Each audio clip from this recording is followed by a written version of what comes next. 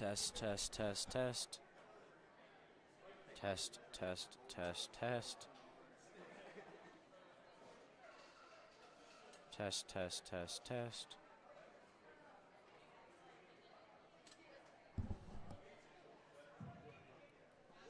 Coaches, there will be a meeting on lanes 1 and 2. Coaches, there will be a meeting on lanes 1 and 2.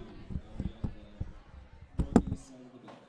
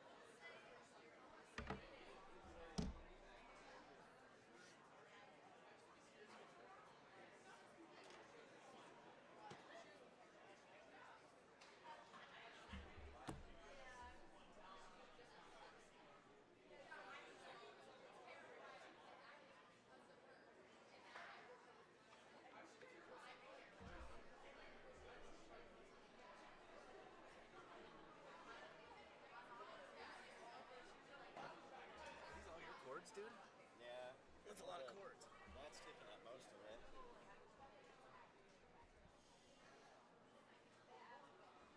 Well, this is gonna stink because our girls are all right at this time. They'll rotate, Chase said. Oh, they do rotate? So, like, he said they'll go 21, 22, then they'll go on this one, and then they'll finish on that. That makes sense. I need to find a... I have it running off the hotspot on my phone, because that's the best one possible. Yeah, apparently. But Do you need a phone charger? I might... No, if I want to be on my computer, I don't want to, like, slow down my hotspot and mess that up. I think I'll be good.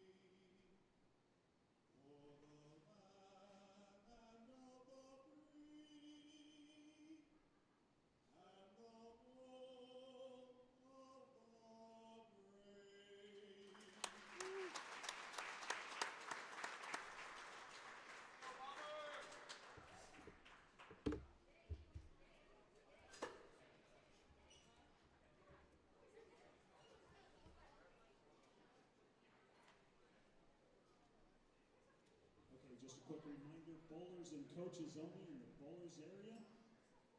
We'll go ahead and turn on your lanes for practice balls. Good luck and good bowling today.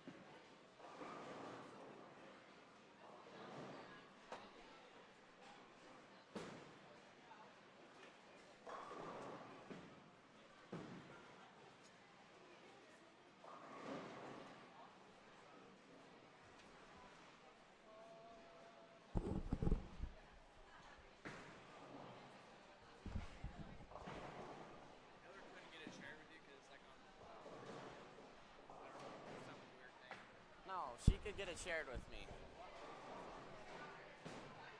the head of security. You gotta know what you're doing.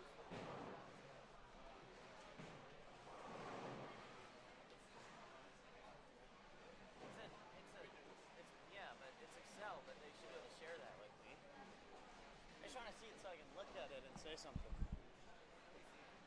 Okay.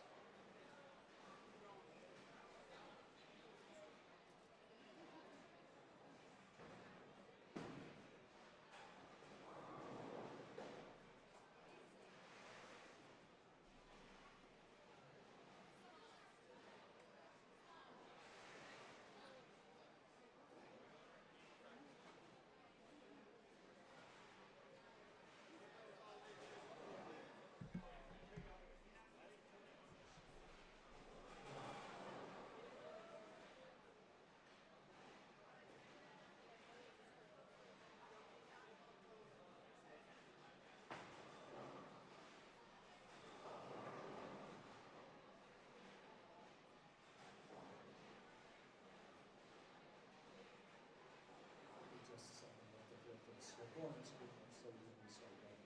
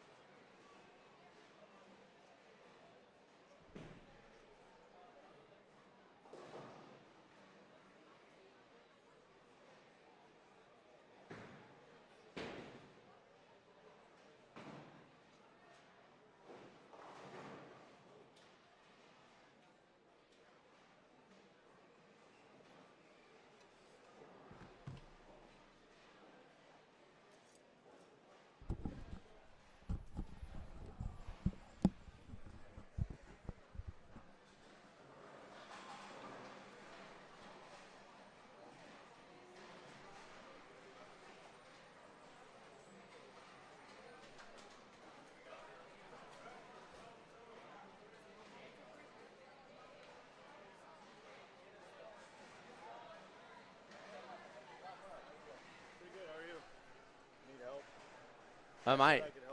Okay, you did. I haven't been checking my phone. Well, welcome into the Tiger broadcast, ladies and gentlemen. We're about to get things started here for the girls varsity sub-state meet hosted by Ballard School District, but I am here representing Gilbert School District on the Tiger broadcast. So we're just about to get things started. Got a little warm-up throws in. Oh, we're screaming already.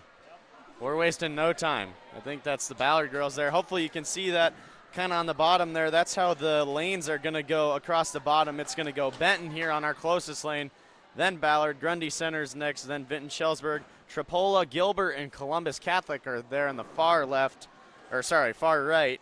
But these teams should rotate around, so you may be able to see a different team closer after a few Bakers games. We're starting with the Bakers games.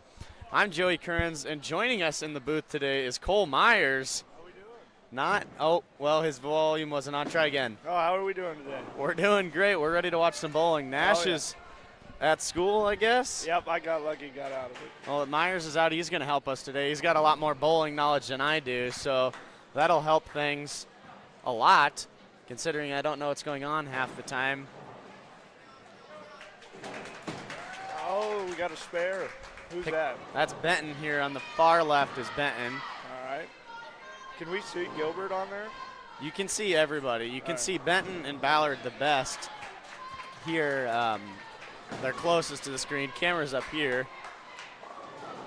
I got shared with the spreadsheet as well. I don't know if that means I can see these games after they're done. We're starting with the Bakers games. Why don't you explain how the state qualifying meet works?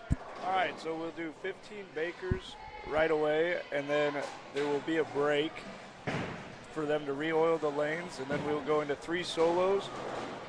One team makes it, and then 4 individuals will go on to state, and state for that is next week, so we'll have a week to prepare from there. But right now we are in Bakers, so we got 15 of them, and then after 5 games on the 2 sets of lanes, they will move down to the next set. Gilbert will be down here on 15 and 16 after the 5 games, and then they just continue to move, and then after the 3 sets, that's it. And then for solos, you will not move. Solos, you'll be on the same pair. Yep, and that's how it goes. All right.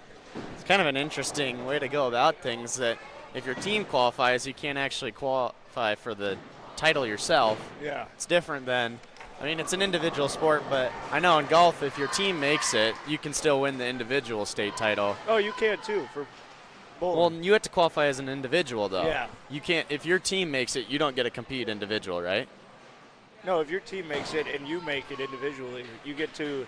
So for state, Tuesday will be a team, and then Wednesday will be solos. So if we were to make it for team, and then say 4 of us went, you would bowl solos, and then the next day you turn around and bowl.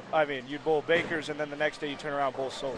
Yeah, but there'd be 2 people on our team maybe that wouldn't be able to bowl solos, right? Yeah, okay, yeah. that's what I was. Oh yeah. So like when golf, if your team makes it, all 6 of your players get to compete. Oh really? And that's the same across the board. There is individual qualifiers, but obviously those people are only competing for themselves. Ballard with a big 4-spot strike there. Coming off a spare, that's huge. Well, Vinton-Shellsburg, I think, would be the betting favorite. Looking at the stats, we're going that off was the a good ball. That was a real Bakers good ball. game average here. For Vinton-Shellsburg, they average a 169. And the next highest behind them at this meet is Gilbert with a 142. Yeah, it's a big gap. That is a big gap, but We'll see who can pull it out. Gilbert and Ballard. Ballard's right behind Gilbert. Ballard. On their home lanes, though. Ballard on Friday, they come back and ended up winning conference. They were down to Gilbert, but they come back and ended up winning. They shot really good.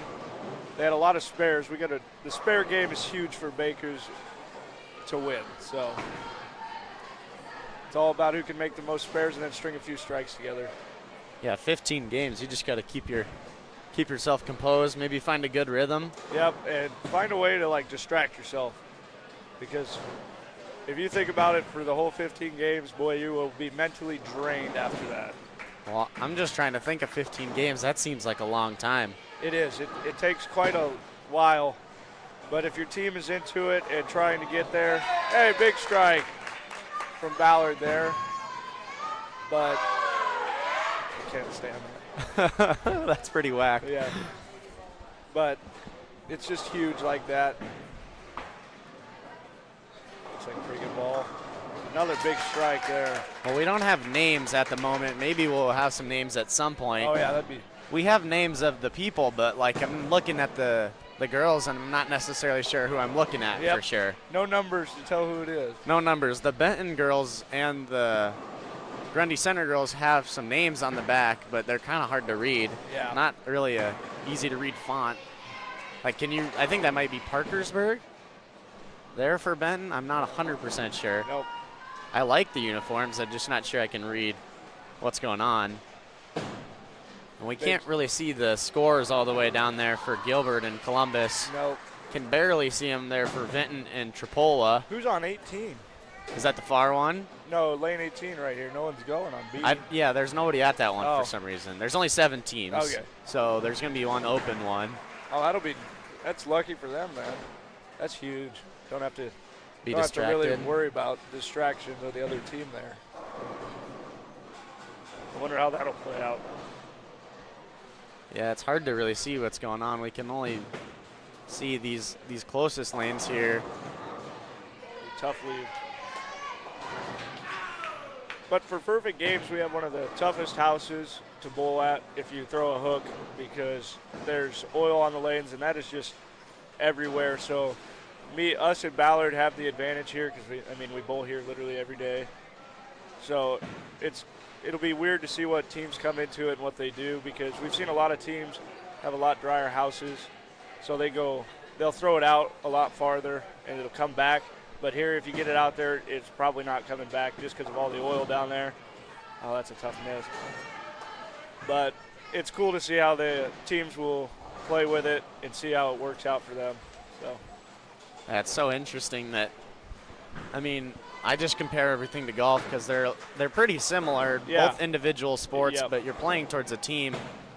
And like every golf course is different, but you wouldn't think every bowling alley is different. But the house oil patterns. Oh, it's crazy how different it is.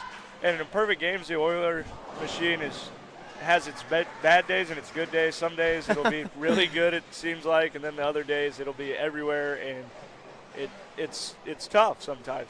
I like to tell the team that we bowled at every house in like a week. Instead of going to their house, we bowl here and we hit every house, because some days it'll be dry, some days it'll be super oily, or it's just everywhere. That's interesting that the oil machine is dictating how it's just that much different day to day. It's crazy. Yeah.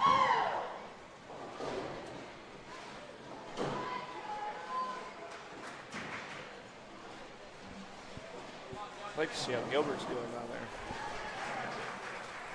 Somebody picked up a strike, one of the Millers. Yep. Those two have put a lot of time and effort into bowling this year. Same with the team, really. They've come full circle, the girls team has.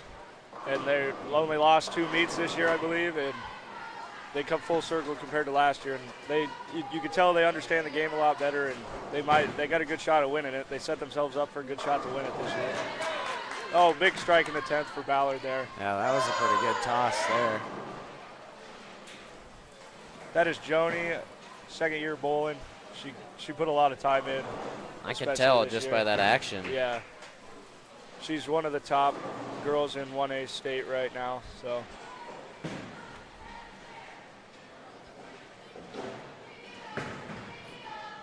Looks a little bit. Oh, light. Not sure how choppy our live stream is. Hopefully it's not too bad. It keeps saying that it comes up bad. There's not great Wi-Fi in here, and we can't hook up to the Ethernet. No. So we're doing the best we can. 1-0. Oh, that's a tough game there. Spares are crucial, as you can tell. A bunch of opens will leave you with a 108. You don't want to start with that. Hopefully they can turn around. Ballard ends with a 138 the first game. It looks like we might have. Looks like Benton over there is working on a 130 as well. Yeah, I think they're in the 10th frame. Depending on if they spare, it looks like. Gilbert also. Big spare here for Benton. She got it. That's Vinton there. Benton. Benton. Sounds the same pretty much. They got a big spare. They strike here. Oh, that was the 9th frame. Yep. It said 10th. Oh, is that the 9th? It looked like the 10th frame from here. Gilbert finished up their first game as well. So Vinton down there, they got a spare in the 10th. They got 1 ball left, it looks like. It looked like she was going to take a strike, seat. looks like they're going to go out with a 139, 149, sorry. And she gets it. Yeah, I don't know the name. They don't have names on the back of theirs as well. See if Ballard can turn it up here.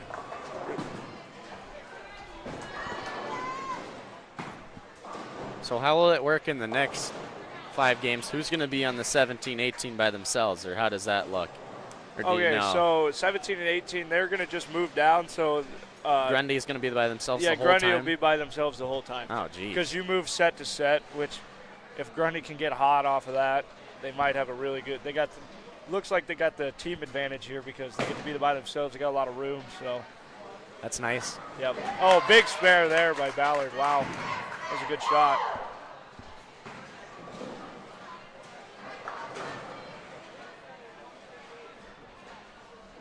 Well, Vinton was with a 149, getting some of the scores updated, and Ballard with a 138. Benton finished right near us with a 108. Gilbert score yet? Here, I can share that with you too, so then you can hopefully see it.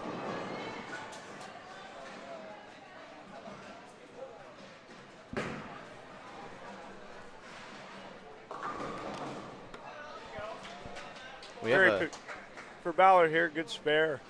This should be a good one if they can get it. Oh, just whiffed.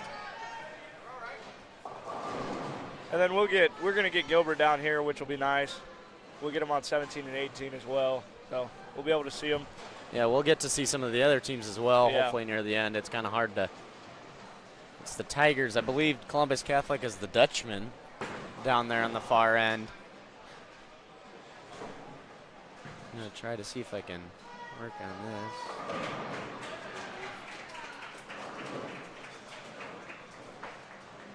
Oh, that looks good. So we're just starting game 2. Ballard is a little bit ahead of everyone else, it seems like, but Gilbert's just getting started down there. And then Vinton's down there getting started. We're just into game 2 now.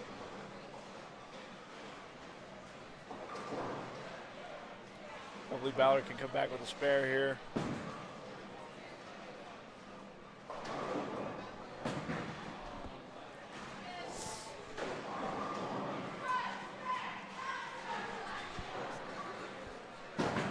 Joni got moved to the 4 spot.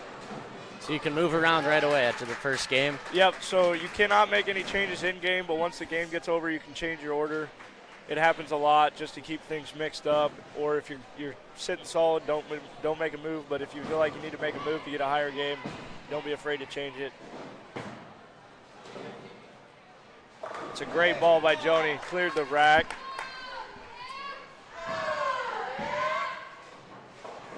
It was Gilbert with a 151. They take the first Baker's game with the high. Wow, that's huge. And Vinton right behind him, 2 pins. So it's going to be, I mean, there's a lot of tough teams here. Oh, didn't get the tap on. Vinton's got the highest average, like we said, but Gilbert and Ballard are going to be tough because they get to bowl here every day, like you said. Yep, and Vinton, you can kind of tell with that lower score there. It wasn't too bad off their average, but you could tell first game they've got to get settled in with the lanes. Yeah, we'll see how they kind of adjust as the day goes on. I mean, that's one game of 15, so everybody's going to have one game way below their average. It's just bound to happen. Ballard gets the big spare there right off the strike. That's huge. Hopefully they can double up now. And that was a great pickup there. McVeigh here for Benton, I believe it says on her jersey. Do you call it a jersey? Yeah, jersey. Jersey sounds good. They got like the ones that you see the pro bowlers wear with all the like. Yeah, I got all the color stuff on going it. on. We Gilbert got those pretty cool jerseys that we have now, and we always did like a jersey competition in our head, like every school we went to, see if we had better jerseys. We won quite a bit, but I'm kind of liking the blue-yellow mixture there. I'm liking that. I like the more crazy, the better. I feel like in bowling. It's always good. Bowling's like like golf. It's a proper sport, they say. So if you can add a mixture of something into it, make it a little more fun. It's always a good thing.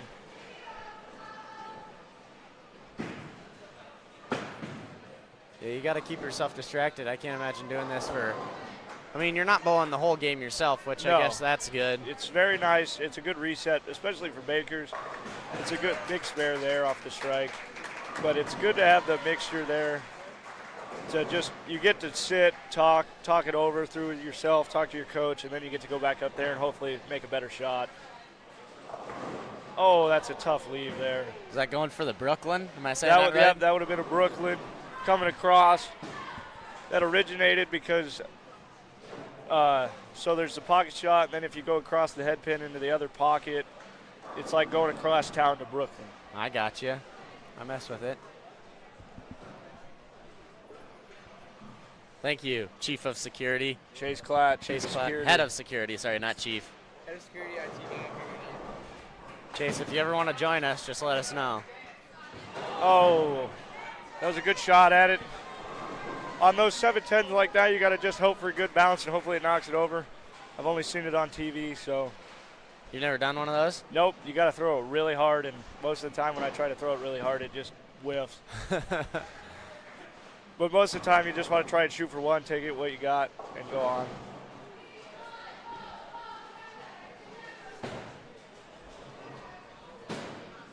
Oh, didn't stay on. Almost looks like Webster City Benton does with the. Yeah, very similar. I think they may be the Bobcats, though, not the Lynx, but yeah, similar cats. Looks good. Oh, my. Tough leave again. Splits all across the board here. Yeah. Grundy had a split as well, and Vinton, the same for them. I believe Vinton's the Vikings, if I'm right. Probably not right, but it's fun to say the mascots, because we got some new ones. For these, you want to go on lane 15, you want to go for the 2. In Baker, spare strikes matter, but you also want to go for as many pins as you can get. Don't really want to cowboy it. Yeah, every pin's going to matter today. Yeah. It might come down to a few pins, but considering we're like within 10 pins of third to second and second to first, everything's going to matter right now. Kind of like last night with the Niners wishing they had made that extra point. Would have won them the game. It could have. Can't give Patrick Mahomes that much time neither. No, it's not even fair. Tippett. Oh. Joni leaves a 5-pin there.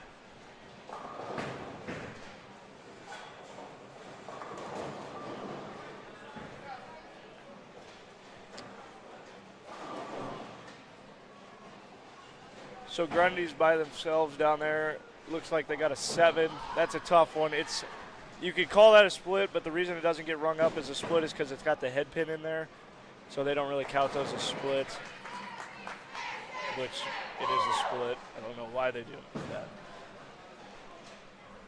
Goodness. Oh, big pickup there. Wow. That was a great conversion there for the foundation frame of the 8th. Ballard's coming off a spare in their foundation frame in the 9th. Oh, and they get the Brooklyn. That's what I'm talking about, the Brooklyn. Chaston got the Brooklyn. In the 10th frame as well.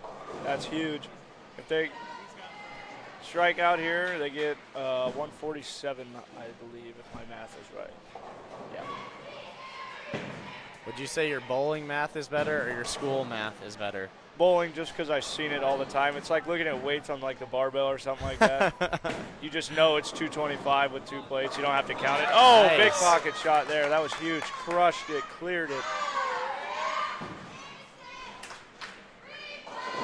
They got the chance dialed in. Oh, yeah. Ballard, their coach Noah, he loves the chance. He gets them hype.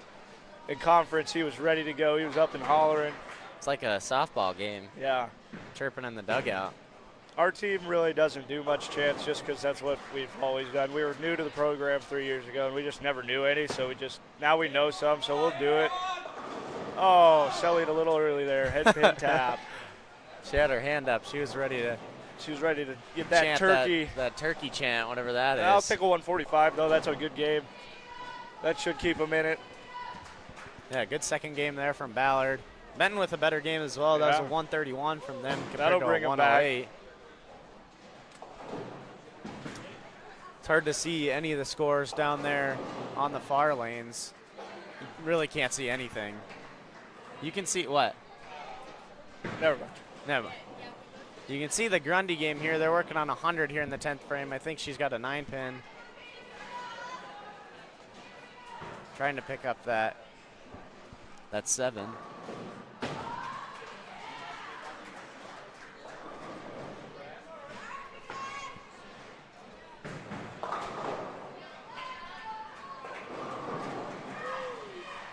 Looks like Gilbert is just about to finish up. They're in the 10th. Looks like I can kind of see an X, I hope. Yeah, it looks like they cleared the rack. It's resetting. Yeah, just a couple of the teams finishing up on the Far right lanes. Grundy finishes their second game, I believe, with 100 even.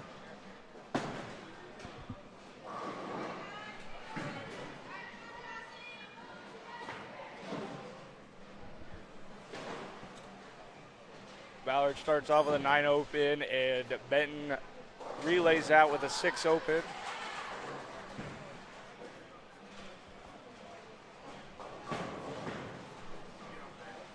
Ballard comes back with a strike. That's huge. Well,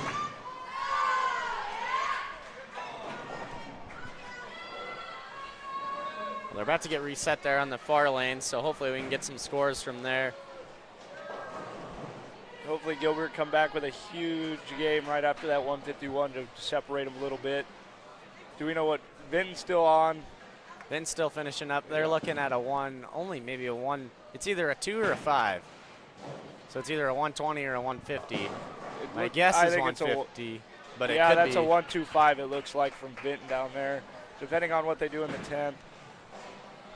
Looks like a better game as well from Tripoli. Oh, they went open in the 10th.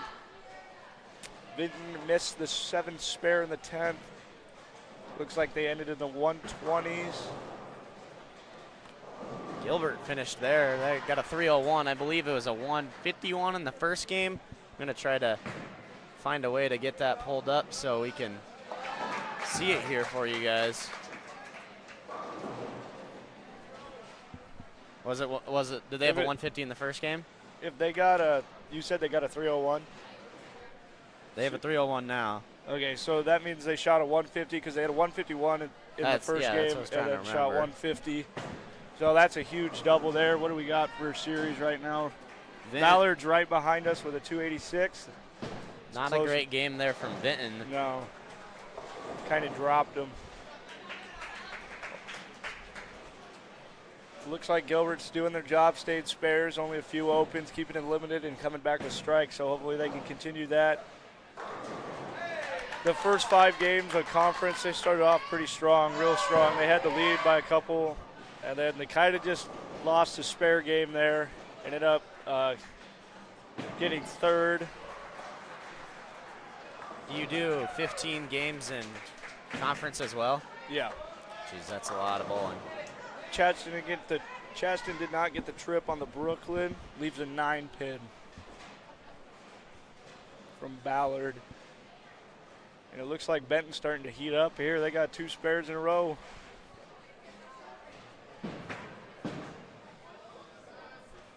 And they come back with a strike, Benton does.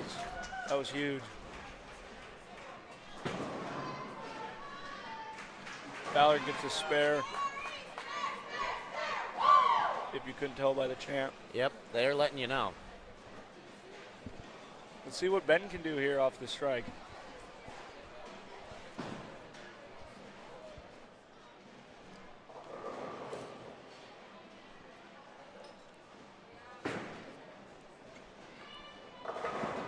Oh, didn't get the trip on the Brooklyn. They leave a 5 pin.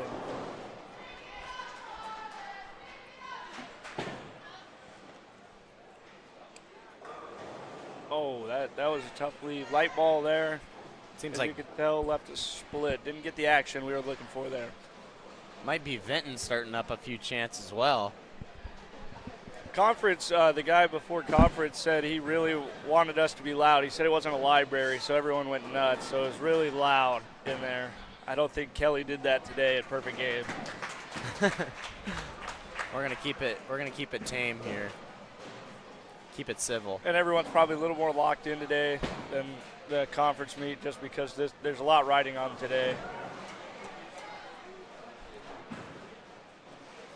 Benton is starting to get after it now. 3 spares and a strike through 5 with a 6 open. Now in the 6th, they got a 7 count.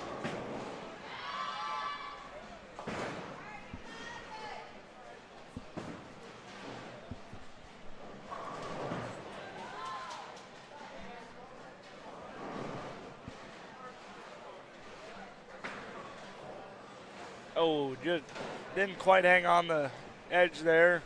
Got a 7 open in the 6 from Benton.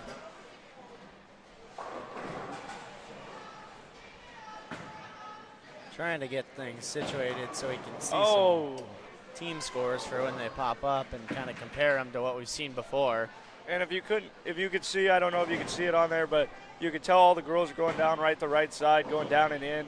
That's just how the lanes play here, is because it's just soaked in the middle, so you're not going to get anything to come back unless you move way right and just go right down the 5 board and stay on the edge. So that's huge. Nice. And you could tell that they figured that out pretty quick. Oh, Ballard with the strike in the 8th. That's huge. Hopefully they can come back in the 9th for the foundation. Vinton had a strike as well over there. And Tripoli with the pickup 2.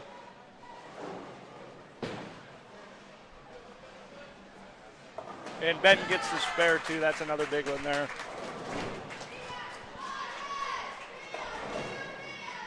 Joni comes in light in the 9th. Hopefully she can pick that up. Only 2 open frames here for Benton going into the 8th.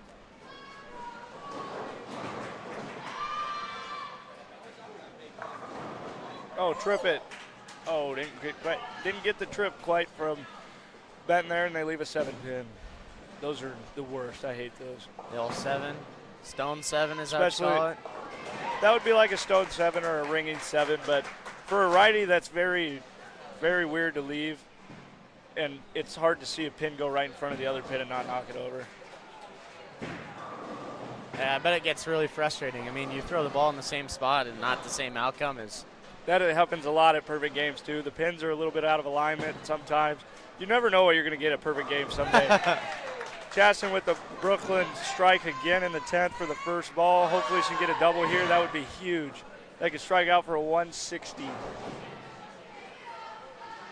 Vinton and Grundy just both missed there on their spare attempts. Oh, gets the Brooklyn strike in the 9th to trip the 10 out of there. Yeah. And she doubles. That one was a lot better shot, right in the pocket. That was flush. Beautiful strike. Yeah, they're fired up. Yeah, Ballard gets after it. Especially when they're playing, when Gilbert's around, that's just the rivalry we've always had. Even like last year when we played Ballard, we were supposed to we should have beat them by a lot more than we did. But it's just that rivalry that it's always close. And she turkeys for the 160. That is a big game from Ballard there. Hopefully Gilbert can come back and match that and keep the lead here. That was a huge 8, 9, and 10 frame for Ballard to keep them in it. Well, Ballard is in the 2nd spot as of now. Both Ballard and Gilbert just bowling a little bit above their average. And Vinton definitely hasn't figured it out quite yet, but we know they're good, so. Don't count them out yet. Plenty of bowling left.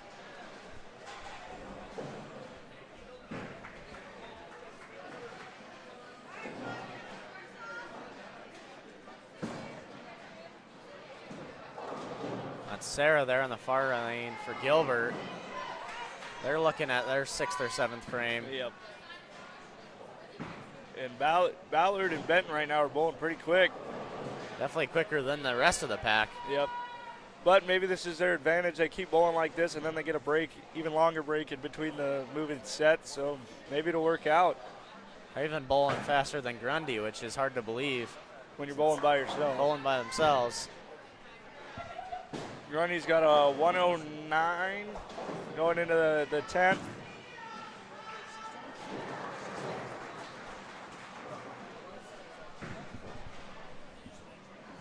Are those scores updating at all? Yeah.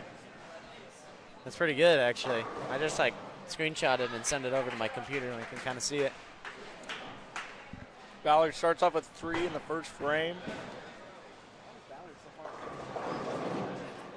And they leave it open they got 2 standing. You would think that the colors of the scores would be the same for which game they're on, but they seem very different. Yep. That seems odd to me. This year we got a new system about it was kind of midway into last year. This team was the favorite. Yeah, Vinton-Shellsburg, yeah. And Ballard comes back with a strike after the 8 open.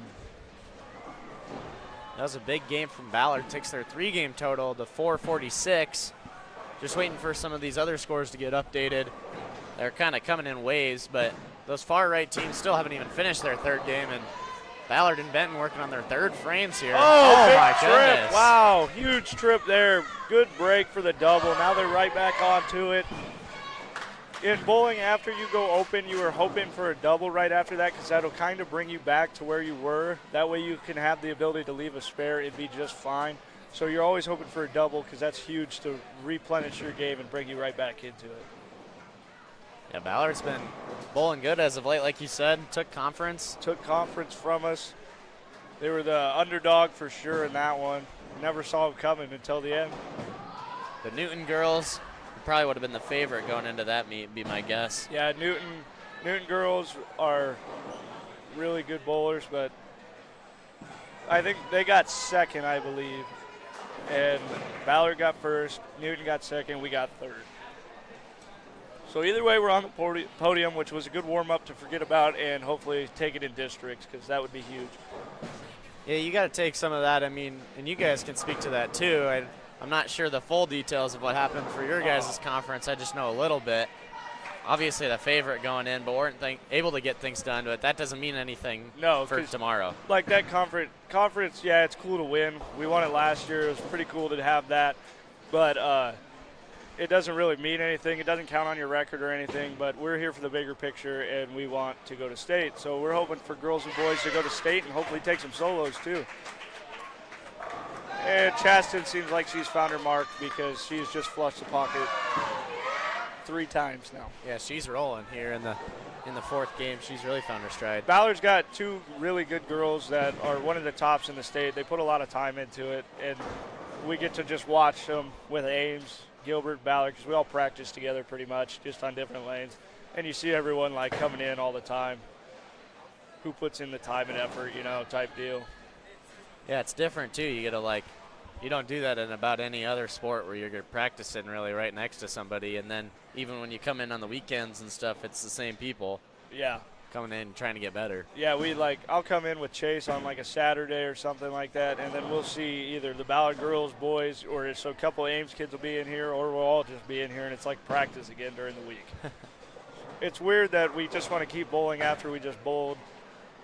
Even yesterday, the girls had a practice, so a couple of the guys came with too because we had an extra set of lanes, and we bowled after bowling the night, literally the day before that, and bowling a whole bunch. So, well, it's just like you're always striving for perfection. You're never going to get it, but yeah, you can always get better. Even after you bowl a 300 in bowling, you still haven't perfected the game even close. You just perfected the one game that you had there, which is really a hard feat to do, but there's still so much you can work on in the game.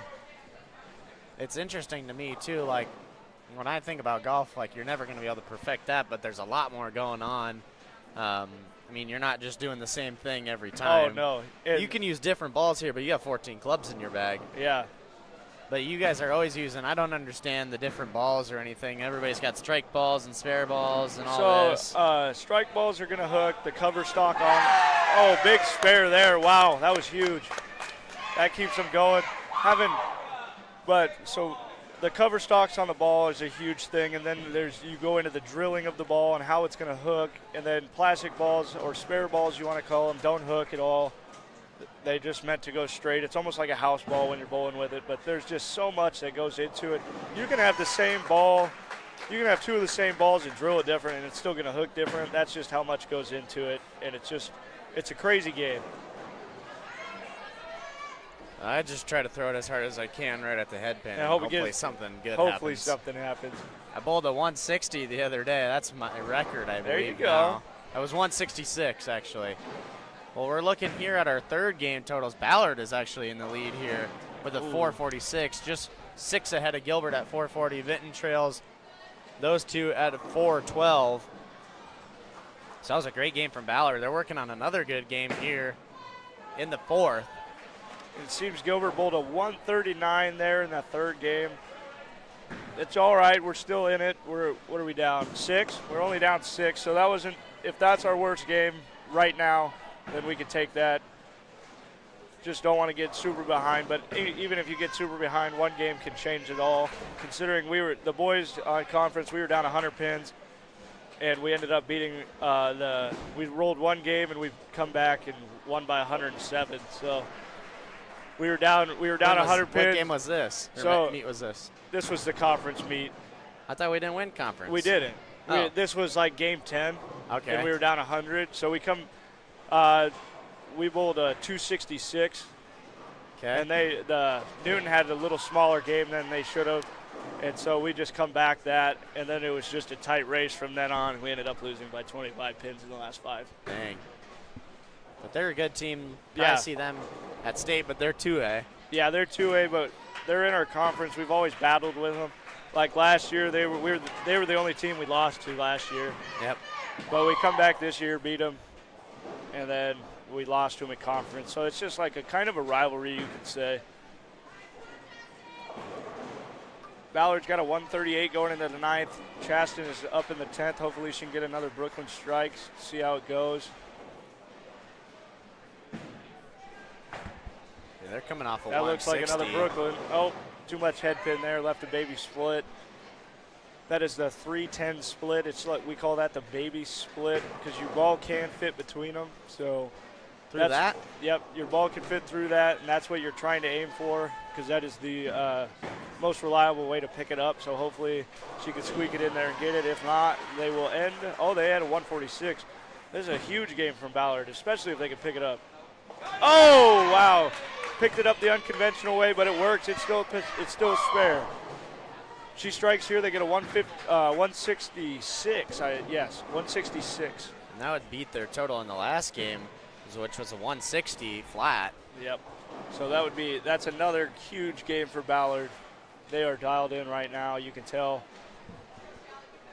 That's just what doubles and strikes will do for you. If you can string a few together, it's huge. Celebrated again too early. But oh well. A 163, they'll take that. That's a good-looking game. Hopefully Gilbert can come battle back off of that and see what they can get at the end of the game. It looks like they might be in the 5th or 6th frame down there. Well, I heard a couple strikes from down there. At least I saw one. That's a good sign. It's going to be hard, too, for Ballard here coming up. They're coming into their 5th game, but they want to keep that momentum after this switch. They're going to have a good amount of time to sit and wait. Yeah, they're going to have time to think about it, which could either be a good thing or a bad thing. But right now, the way they're bowling, hopefully it doesn't affect them too much. But we'll see them on 17 and 18. Well, that's the thing about these sports is these individual sports, they're so much more mental than you'd think. Like in basketball, if you make a mistake, you just get to run down on the floor, play defense. Or football, it's that next play mentality. Yep. But you could sit there for 5 minutes and have to think about it. Oh, yeah, that's the worst, especially when in solos, when you bowl 6 people on a lane, it takes a lot longer for you to get back to bowling again. So if you go open or make a bad shot, you got to sit there and think about it on how you can fix it. But if you can make your mind go blank and just move on, that's a good sign, and you'll be able to bowl hopefully a strike to come back off of that and go on a double. So I know, too, it's the worst when you come off a bad hole in golf and the next hole you get to, people are waiting on the tee box. Oh, yeah. You got to wait and just sit there and think about it. That's the worst thing ever. Me, for bowling, most of the time, if I bowl a bad split, I want to get up on the next lane and go bowl a strike. That way I can be like, all right, we're good. We're on to the next one. Yeah. But so for conference, I got 4th. I had Nice. a 688, but my last game is what cost me the 3rd spot. Okay. 3 games, 688? Yeah, 3 games, 688, and it cost me. My last game cost me the 3rd spot because I left a 210 split, which is a huge split, and I didn't pick it up. But How do you do that? That 210 split seems nuts. Yeah, it was a bad shot. Totally missed the pocket, but. And then I just had to sit there and think about it. But the good thing is I didn't think about it. So I just got up there, struck out the rest, and ended with a 231, which is not a bad game at all, and solidified my spot at 4th, which I'll take a 4th and a 688. So, Yeah, that's but awesome. that's just a part of rebounding in the game, especially this game and in districts like that. Well, I was watching the golf tournament. I'm using a lot of golf terms because I care about that. The tournament that was yesterday was the Waste Management Phoenix Open. That's huge. Big tournament, but there had been some rain on the first few days, so they had to play like a round and a half yesterday, which was unusual. And the leader had it for the whole day longer than he had to finish his third round and his fourth round, and he kind of crumbled under the pressure. Yeah, that's a lot. That's like almost 7 hours, which is maybe how long we're going to be here today. Oh, yeah, this will last crazy. about 7 or 8 hours probably. That 45-minute break is good for the bowlers to reset, relax, but it just makes the day even longer. I didn't really realize I was going to be here for so long. I have a choir concert tonight. Oh, boy. I might have to leave a little early. I might have to get a glass of water. You might need a water. I'm going to have to like order some food or something, maybe some Chipotle or something. I had a whole box of mac and cheese at 10 o'clock this morning before I came in. Oh, gosh. Well, I had lifting, so I ate something good at least, but I'm starting to get hungry now, and it's only 10:59, 11 o'clock. Jeez.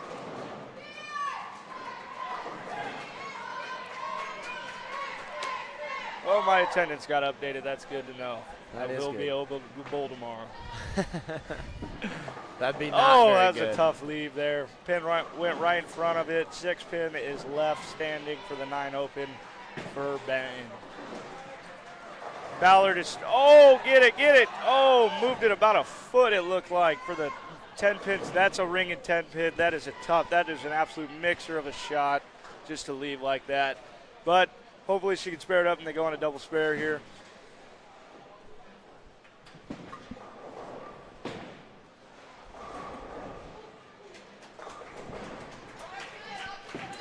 Look at that, head of security. Look at that head of security guy. I'm coming in with my water.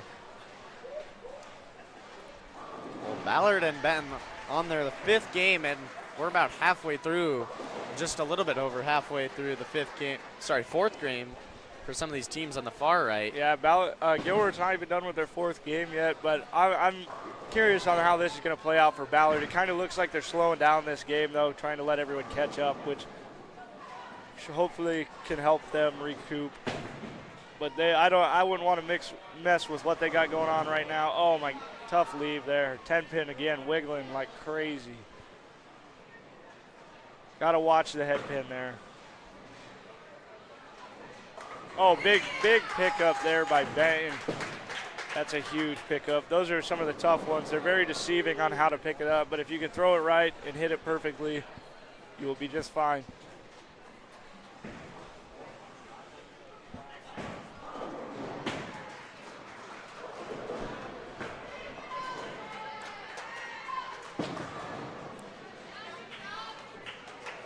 Ballard gets the 2 out of that split, which is all right. That's fine.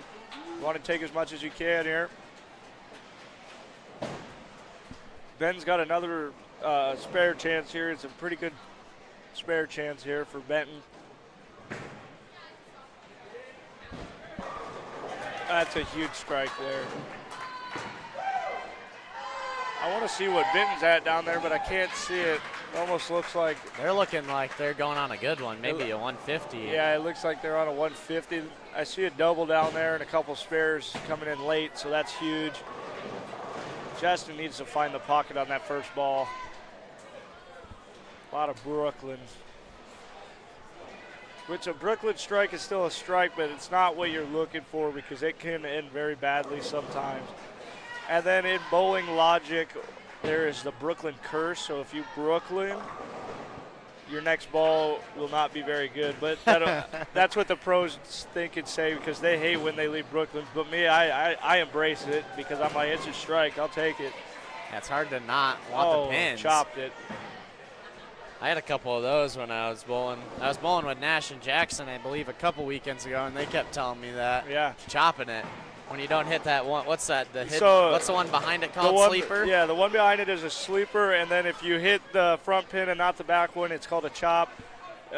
Or you got like a 6-10, you could chop the 6 or the 10 right out from behind it. Oh, good trip on the 10 pin there, coming out of the gutter. That's a huge strike there in the 6. They needed that.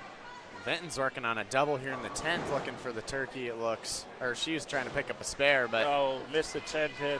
I think that's a 172 is what it hit like. It. Oh, yeah. That's a concussion on the 10 pin there. Huge tip. Well, Gilbert and Columbus Catholic Both just finished up their 4th game. They're just starting the 5th.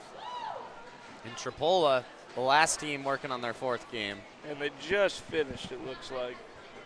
Well, Gilbert retook the lead here. They're at a 6:10 to Ballard's 6:09. Oh, boy, we got a tight one. It's going to be tight. Vinton at 585 there after 4 games.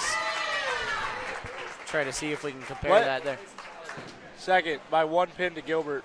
It's a 6:09 to a 6:10. 6:10. Or 6:10, sorry. That's a lot of pins. Yeah, that's a lot of pins. Forget the 0 there. Yeah. Benton is going on a run now. They are going on a tear. They got 3 spares in a row after that open in the first, and then they got a double to back that up. That's huge. Yeah, that was a 173 by Vinton in the 4th Oh, wow, game. that's a big game. I think that's the high that we've seen so Yeah, far. high game so far. Hopefully we see a couple 200s maybe squeak in there. That'll be huge. That'll take a big lead if they can get that. Well, that is just on Vinton's average. They're a 174 average, so They kind of might getting back to their usual there. must be grooving in a line down there, but once you groove in a line after these 5 games, you're going to move and the line's going to be gone because everyone throws it completely different. If you can't groove in that line quick, you're going to have to find a different way to get it in there. Ballard's got a spare in the 8th. That's huge. So it's Gilbert at 6'10", Ballard 6'09", Vinton's right there at 585, then Benton 513, Columbus Catholic 476, Grundy Center 402, and Tripoli 350 after our first 4 games. Oh, get out of there. 5 pin stays solid, blows right by it.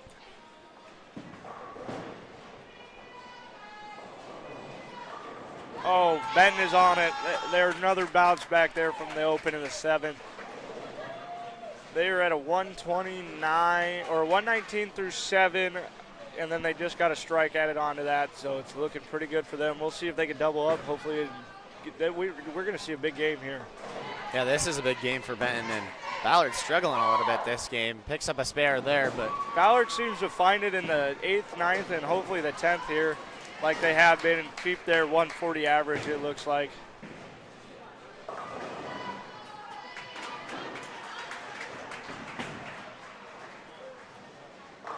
And Chaston finally found the pocket in the first ball in the 10th for a flush pocket shot. They could strike out for a 158. That would be a huge comeback. And that's just crucial. Their game doesn't look too pretty right now because they got a bunch of opens throughout the game and a couple strikes here and there. But 8th, 9th, and 10th are your 3 crucial frames in bowling. And if you could spare out and strike there, you're going to keep that average. Oh, another flush shot with a tap the 10 out, and it is good to see. And they will let you know that they got a double. they hit him with the instant replay right there. That was a good strike. It was a good strike.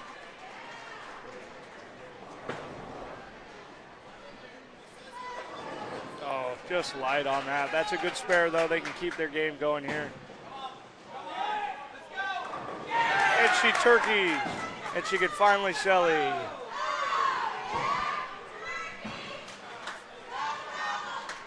And there's your gobble gobble. Oh, goodness. What are you doing if you get 4? What's their little chant? I don't know if they have one, but when we bowled last year, St. Albert's had a golf one, actually. They would stand on the lane and yell 4 and take a golf That's swing. pretty good.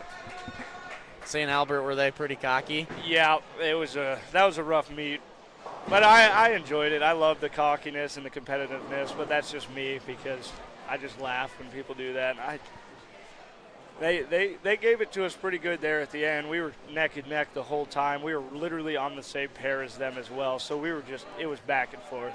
And I'm always down. I would rather lose to a good team to go to state than just mollywop everyone. Just because I like the competition, you know. Well, it's fun to kind of be competitive, and you're with your teammates, so you can be a little bit chirping. But when you're playing golf, you're out there by yourself with 3 guys from a different school. You can't get too crazy. And conference was like the loudest I've seen. Our parents were into it. The team was into it. It was kind of because when I got up there, I was a 5-hole, I get up there and you can just hear everyone behind you, and it's just it just gives you that little adrenaline burst for the 10th frame.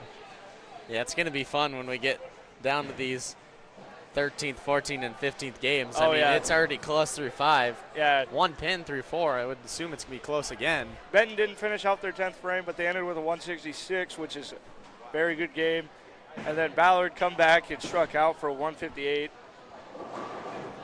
But now we got that break there for Ballard. They did kind of find things there late in this 5th game, but struggled a little bit. It looks You gotta like keep that Grundy's momentum, Center's though. still only on their 3rd game. That's not right. That's their 5th, I think. They're taking their break right now, too, I think. It looks Well, like. they got to finish out their 10th frame, but they're different colors than everyone else. They are different colors. It says 3, but hopefully that is not the case because that would slow a Everything lot down. But you never know because the electronics at Perfect Games are also shaky. Everything around here is pretty shaky. That's what makes it kind of fun. Yeah, you never know what you're going to get. They just hit him with the fee-fi-fo fum. I've heard a lot of crazy chants. I can't remember the one I started giggling about because when we went and watched the girls on Friday, they had a pretty good one. It was like a mixture of a song that they turned into a bowling song. This is some whack stuff. I don't know all the bowling lore, I guess, Yeah, about the chanting. I'm not a big chanter. I just kind of yell. That's fair. I mean, there's not a lot of chanting in boys' sports In in general. general. But no, bowling is completely different. There's a lot of chanting in boys' sports. Well, softball is really the one that you see it a lot for Yeah. the girls. And me doing football and baseball, all you do is yell.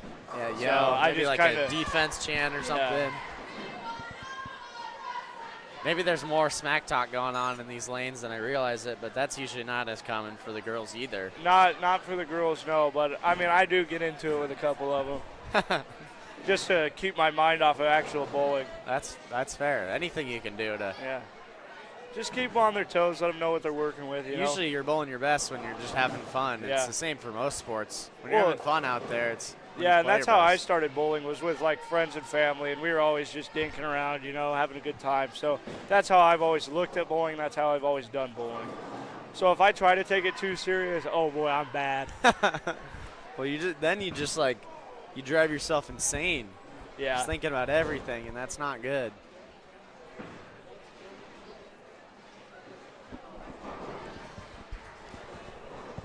So once Gilbert gets done, though, we are going to get them down here, which I am excited about because that's who we're here for pretty much. And then we're here for everyone else, though.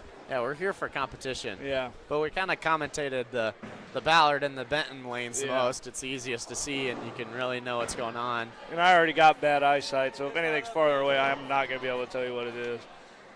But the best part is we're going to get Ballard on 17 and 18, Gilbert on 15 and 16, and those are the top 2 teams right now, so that'll be good to see right next to each other so we can keep an eye on both of them. Yeah, Vinton's going to be there in the far right. Looks like they're bowling a little bit better here. They're In finding this their fifth line. game a little bit. 116 going into the 8th frame, it looks like. Or sorry, maybe the 9th That's frame. the 7th frame there. They got they're in the 100s in the 7th frame, which is big. I can't tell. I always think of for my scores, I want to have 100 in the 5th or 6th frame because then I know I can have a pretty good game and I have some leeway to make a mistake. I had 102 going into my 166, so I really crapped the bed after that. Oh boy, yeah. I was doing the thing we didn't want to do. I was thinking about it too much. I was Yeah. like, oh, I'm gonna bowl a 200. It's gonna be my Everyone best looks game for that ever. 200. And then no, 166. It just magically happens someday. I'm still chasing a 300, and every time I get at least 6 in a row, I'm like, yes, I can do it this time. Because I have a 297 as my highest score. I messed up on the last ball in the 10th. So you just sit there and think about it now that I want it so bad. Yeah, you can have that perfect score. It's pretty crazy. Yeah.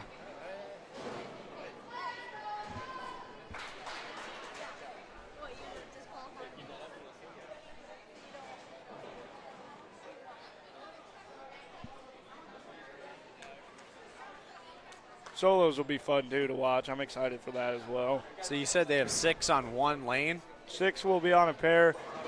On we a could pair? have done it. No, 6 will be on lane 16 and say 15. There'll be so the whole team will be on one lane. Oh, every team has their own? Yeah, every Okay. team has their one lane.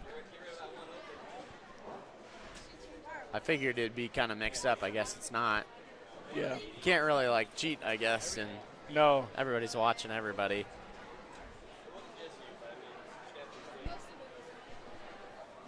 Gilbert just finished, it looks like. We're going to get that score in and see what they get. Tripoli and Vinton also in their 10th frame. Vinton looking to pick up the spare. She does. Single pin spares are the most crucial thing in bowling for sure, even in solos and bakers. You got to have those single pin spares because those are some of the easiest ones to make. The hardest one is by far the 10 pin, and that's just because you got to slide it over there. It comes with a lot of mental things for it. Well, Ballard retakes the lead after the 5th game. Ballard 767 and Gilbert 752. So a 15-pin lead after our first 5 games. We're still in it. That's not a bad lead to have, but it's also not bad to be behind that by that many because, as I said, with plenty of bowling left, and it can literally change in one game. You can win by 300 in a game. So, Well, I might have to take a break. I might have to use the bathroom real quick. If you want to stay on, maybe we'll be back here after a little bit for our next games after we get through a rotation real quick.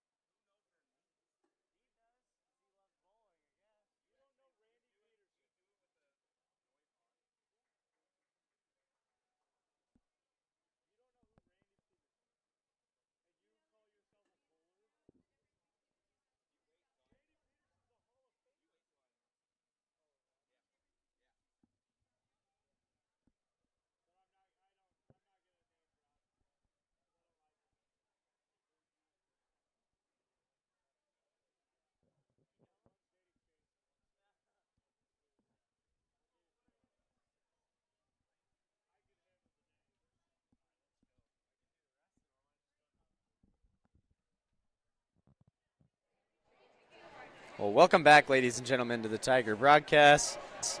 We're about to get started with our second set of Baker's games after the rotation. we got Gilbert down here finally. I'm excited for this one. Hopefully we can get hype and take back the lead and hopefully not give it back because we are coming into crunch time now. These games are going to be crucial. Well, you can see that the lanes have changed. Hopefully that graphic there on the bottom shows you better where everybody's at across the board. But we're going to go through our 5-game totals here. Ballard's in the lead at 767. They have a 15-pin lead on Gilbert, who just had a 1-pin lead going into the 5th game.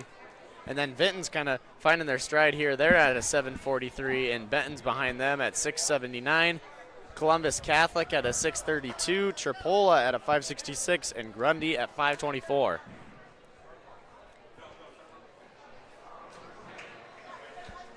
I can't be eating those on here. Why not? Well, Myers is, but you're probably going to hear it on there.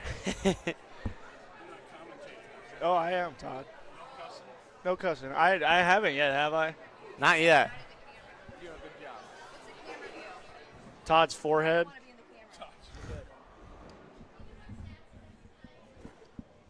Is that a girl on Grundy Center?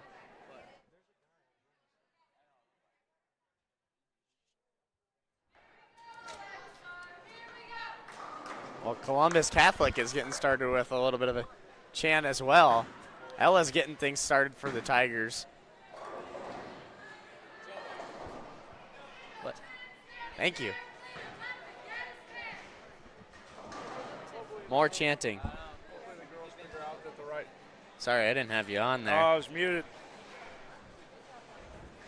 Hopefully the girls figure out that the right side will be dry, so it'll come back and find the pocket for them. Ella's got a big spare there. That's huge. Big spare in the first frame for Ella.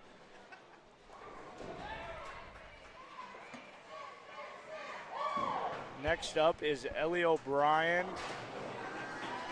Gilbert's got a lot of bowling balls. They got to use like 2 racks to house all their balls. That's the first time we've seen that. Well, for the guys' team, we got a kid named Chase Cladd who puts like 5 balls on the rack, so no one has any room. But that's pretty inconsiderate of him. Yeah, it is very inconsiderate. Ellie with a good shot, and she gets the Brooklyn strike. That's huge coming off that spare in the second frame. Looks like they're going to dial in real nicely, hopefully. Next up is Kira Miller in the third frame. The girl for Columbus Catholic, she's got a whole brace on her arm. What's that about? I don't really know the whole point. I think it's to keep your wrist straight and like help you hold the bowling ball. But I've never worn one and I've never tried to wear one. But you see a lot of female bowlers wearing that. Even like female pro bowlers will wear something like that. Okay. It seems pretty bionic to me. Yeah. Dude, there's some contraptions that they have, like thick ones too. Oh, and she chops it. Kira chopped it in the third frame for an 8-1 open. Let's hopefully Sarah Thatcher can pick her up in the fourth frame.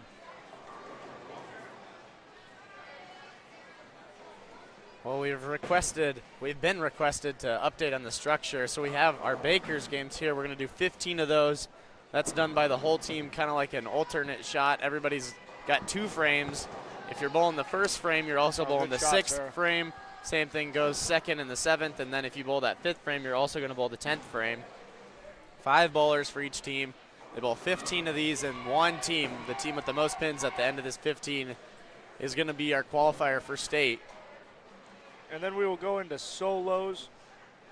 You bowl 3 games, and then you take 4 solo people will make state. So hopefully we can get some good games out of solos here too. Come on, Sarah. Oh, missed it by a board. It looks like they got 2 opens now in the 4th frame. What lane's Ballard? Ballard's on 18. It looks like they went spare, open, strike all the way into the 4th.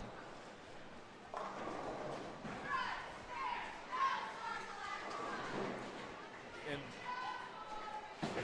here's Kylie Miller with the 5th frame, the anchor spot. Oh my. That is a tough break there, but it did not hit the pocket. That is what happens when you go straight through the nose or the head pin like that. You will more than likely leave a nasty split. That was a double there for the Bombers on the 18th lane. And it looks like Benton is starting to pick it up again, too. They got going for the 4th spare in a row here.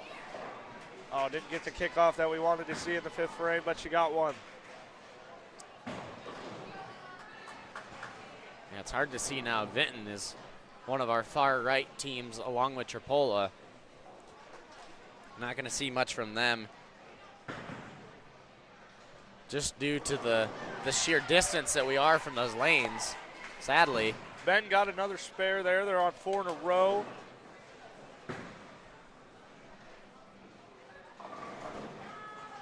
Joey, you know what it's called when you get 3 spares in a row? I don't know, like a hawk or something. A chicken. Oh, that was close. One of those birds. Ella leaves another pick. You can pick that up. Ella's got the 1-3 left. Should be a pretty easy pickup, hopefully. Well, we're having some bad connection. I don't really know what we're supposed to do, though. There's not really anything better to do. I'm just running a hotspot off my phone, but I don't know what we're supposed to do unless there's some secret Wi-Fi that's good here. I don't think there is.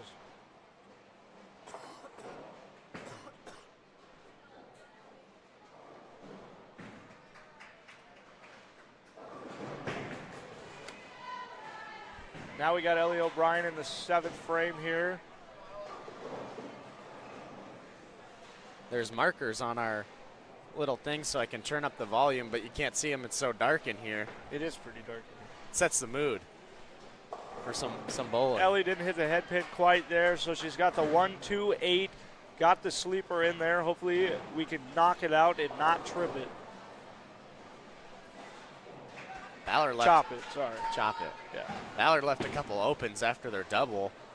Yeah, they did. They're at 88 through 7. We are going to be looking like if we can spare up here, we would be at like 95 if we spare up here.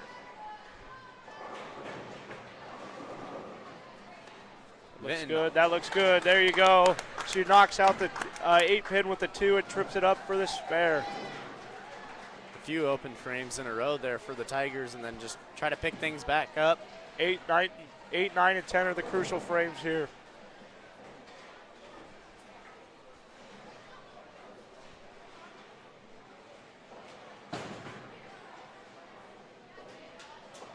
Ballard got the spare, we got the strike. That's big. We're at 95 through 7. If we double up here, I think we should go up to 115. Columbus also with the pickup there on the spare. Benton is still down there looking solid with only 1 open right now through 6. And here comes Ballard with their 8, 9, and 10th frames. They got a spare and a strike now going down to the 10th. This is a good leave here. We could got this one. We got a 2. I don't even know what that is. Looks like a 4, 4-8. I'd say so. Looks close enough to that.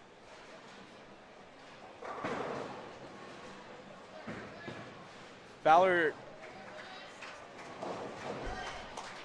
Good pickup there by Sarah Thatcher. What was it? I think it's just, does he say it's 6-8? 6-8. Austin, come on. Ballard's got a bucket in the 10th. They pick it up. They're even chanting for the spares, too. Yeah, not even the they chant strikes. for everything. Everyone chants for everything. They chant for the open frames, too. That's a tough 10th frame, but that should, no, they do not chant for the open. But that is a tough spot there. Missed the head pin, but this should be a pretty simple pickup. If she can hit it right, it will fall. Ballard with their 10th shot here. Leaves a 10 pin. That's going to be A 147. 147 for Ballard in their We first spare up game. here. We can take it by 2 pins. And she gets the trip. Not the conventional way to pick that one up, but it works. Yeah, some late pin action. Yeah. That's what we're talking Bouncing about. off the wall, knocking it over.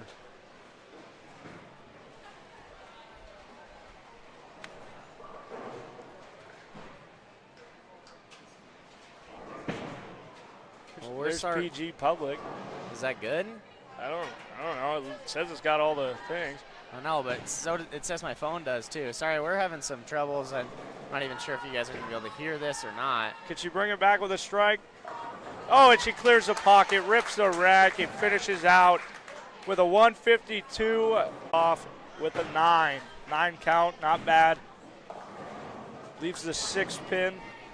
This should be a pretty simple pickup. All you got to do is just get it over there and knock it down. Well, hopefully we got things back up and rolling a little bit better here with our stream. We're not going to be 100% sure. Things are tweaking out a lot of the time. Oh, it's boy. not good. It's kind of like perfect games. Yeah, it's kind of like the pins and the lanes. They're just a mystery. It's just a mystery. Their Wi-Fi is a mystery. The pins are a mystery. Oh, no. Looks like she missed left into the gutter. That's all right. That's the best time to do it is in the first frame because you can always bring it back right after that. Yep.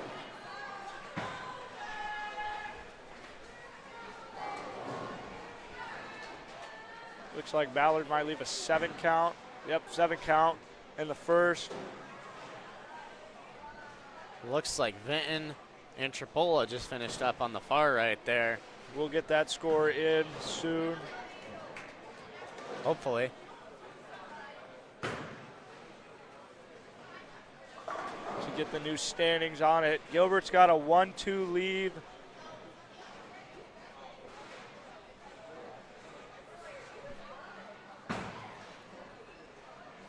In the second, again, hopefully a simple pickup for us. Hey, you just got to pick up some of these Yeah. easy ones, especially not the splits. And I like Ballard most went of that. 7-2 open for a 9. Oh, and she just misses it.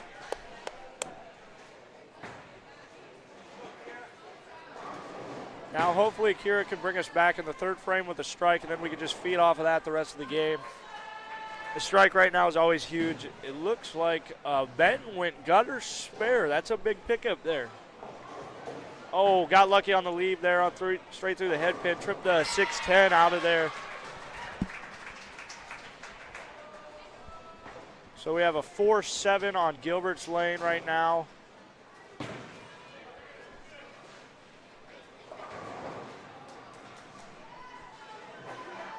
A lot of tripping going on there for the Yeah. Columbus Catholic bowler. You throw this one slow and on the outside and it comes back and it hits the pins for a spare. She did that textbook, absolute textbook. Well, 2 open frames to start for Gilbert and for Ballard.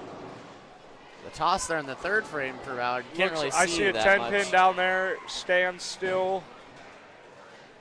Yep, they got a 10 pin in the 3rd. This will be a tough one.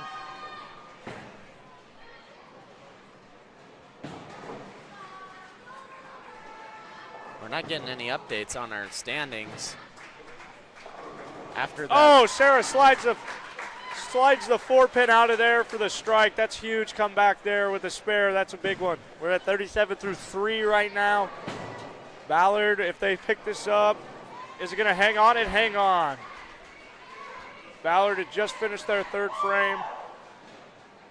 Going into the 4th. yeah, great pickup going into their 2 best bowlers too. Those are 2 really solid girls. A strike there for Kylie Columbus here, as can well. she double off of it? Trip it, and she gets a 7-pin out of there. Huge trip for the double. Now we're back on it. Let's see if Ella can build here. That's an absolute concussion on the 7-pin there. Knocked it out of there. Get out of there. Leaves a stone 7 there for Ballard. I think you can see they had a 9. That looks like, yeah, I can't see there's a rug right in the way. That was a strike as well there for Columbus, and Benton picked up a spare. Columbus right now is on a game here. 3 spares, 1 through 3, and then 2 strikes. Oh, didn't get the trip on that. That was what we needed. Now we're coming into the 6 with a split. But Benton has got a huge game going right now. 4 or 5 strikes, and then they're going to have a 7 in the 6. Hopefully they can pick it up and keep going. Ballard picked up a spare there. Yeah, in the Ballard's 4th. got 2 9 spares here going into the 5th. And Chasten rips the rack there. That's huge for them. And you can hear them down there. They're excited. Yeah, that was a no-doubter for her. She like turned around instantly.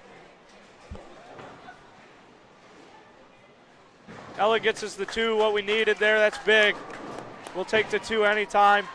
Take what you can get on those and just walk away.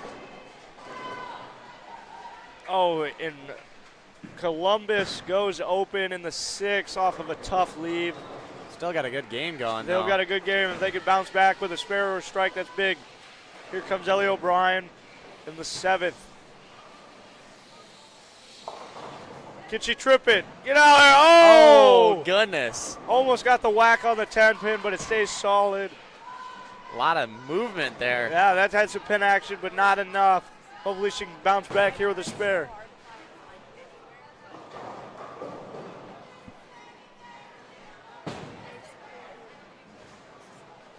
Ballard falls off into the drink and leaves out the 9 open in the 6th. Kind of a pile up here for Columbus. Oh, just missed it. Not by much at all. Just squeaked past it. Get skinny. That would have been a good pickup there for the Tigers coming off an open frame. Columbus has got a pile up here. Let's see if they can bounce back and knock them all over here. Oh, and she comes in light on it. Did not get it. They have 2 opens now. Ballard also 2 opens. We're getting into the crucial frame of the game here, 8th, 9th, and 10th. Let's see what Kira Miller can do. Oh my gosh. That's a tough leave there. That didn't look like that deserved that. Maybe a little too much head pin, but tried to trip out that 10. That 10 is solid today.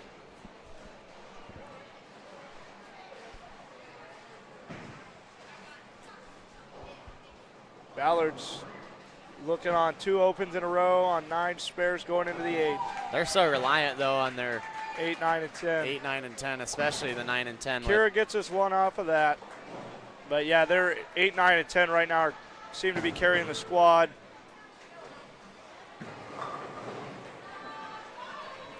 Nice pickup there from Columbus. Yeah. Looks like Ballard leaves another 9 out on the table here. Let's see what they can do with it. Here comes Sarah Thatcher in our 9th. This is the crucial frame. She comes in, Brooklyn. Knock it over. Get over. That's a lot of pin action. I lied. Columbus Catholic is the Sailors, not the Dutchmen. The Sailor. But that's about the same thing, isn't it? We gotten an update yet? We haven't got an update. I must be on the wrong dock or something, but haven't got an update in our standings in a little bit. They haven't put in the 6th game. Not sure what's going on there. Chase, maybe you can figure that out for us. We haven't got an update on our Hopefully Sarah can squeak it in here. The ball can't fit in between them, but you got to hit it perfectly. She did not. Hopefully Kylie can finish out for us. We're at a 119 through 9. We can strike out for a 149 or a 159. No, that's from the fifth. No, 149. Sorry. That's from my the math fifth doesn't game. math very well sometimes. Joni is up, and Ballard went 3-9 opens here on us. They're giving us a chance. Let's see what Joni can do. Joni got the spare on the 9. 9 going into the 10th here. That could be huge. Yeah, that's huge for the 10th frame. God, we got a lot of splits this game. A lot of splits. Those are tough. That's the fourth one. Yeah, 4th one. Third here. in a row. She's going to have to go for it because you're in the 10th. In the 10th frame, you want to go for it to hopefully get that second ball. And it looks like Chaston has found the mark. I'm excited to watch her go for the individuals. I mean, it's a strike in the 10th a lot of the time for her. Yeah. Sometimes in the individuals, though, it's completely different because you're fighting for yourself at that point, not with the team, and it's kind of just overwhelming sometimes. So we'll just see how it plays out. Gilbert ends with a 127. Yeah, some of the Chaston splits. missed the pocket pretty bad there. She went far left. She left a split. They're at 140 right now, depending on what they do. Columbus with the 154 right now in the 10th. Let's see what they can do on their last ball. Can finish out for a 164. And they finish out with a 161. Yeah, that's a good game from Columbus. That's a good they're hot right now. That's 2 back-to-back 160 games, isn't it? Yeah, that's the highest I think we're seeing here in the I would like to see what Vinton's doing down there, but you can't see. A good game from Benton as well, a 137 when Ballard finishes with a 142. Yep.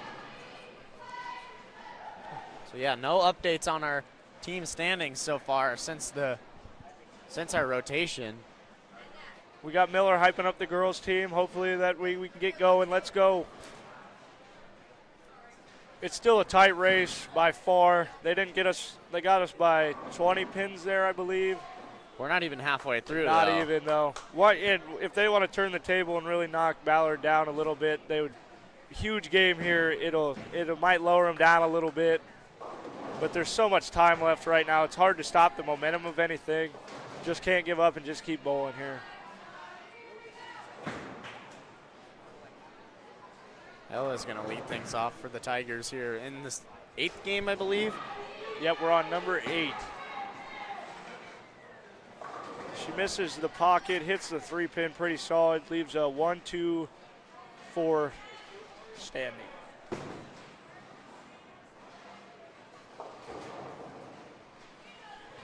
Is there a name for that? No? The line.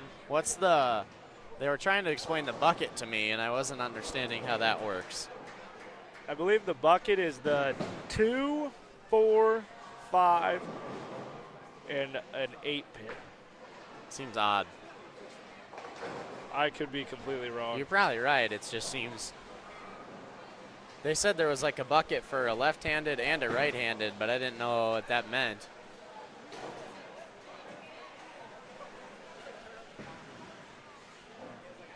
Well, we haven't got an update on our scores. We're trying to get you guys updated after our 7th game, but our spreadsheet we're looking at hasn't been updated, and we don't have a running total ourselves. So hopefully that can get fixed here soon, and we'll update you guys on our standings.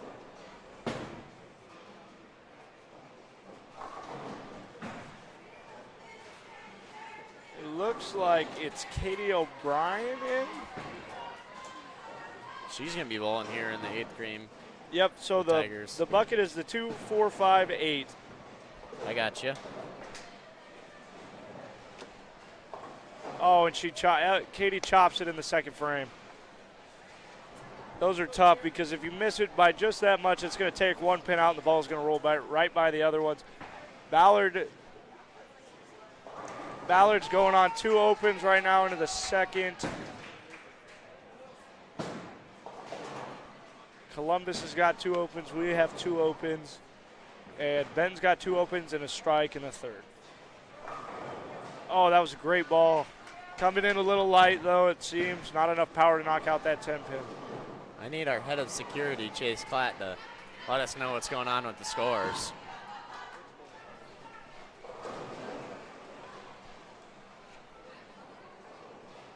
Who is it? There's that spare ball. Nice pickup there for the Tigers.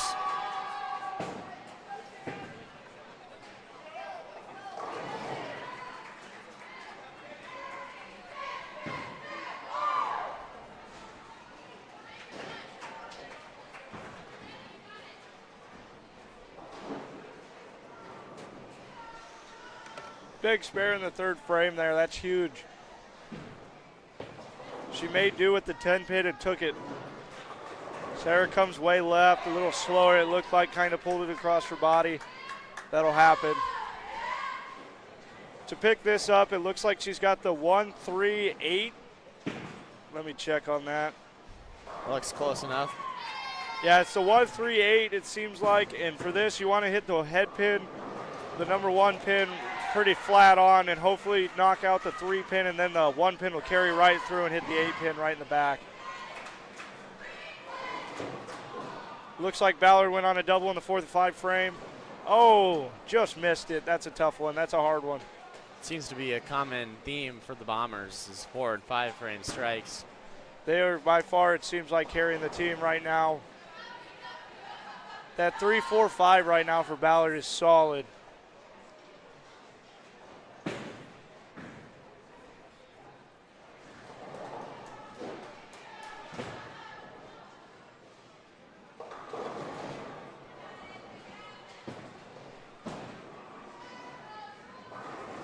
A little too much head pin there, and she leaves a 4-pin.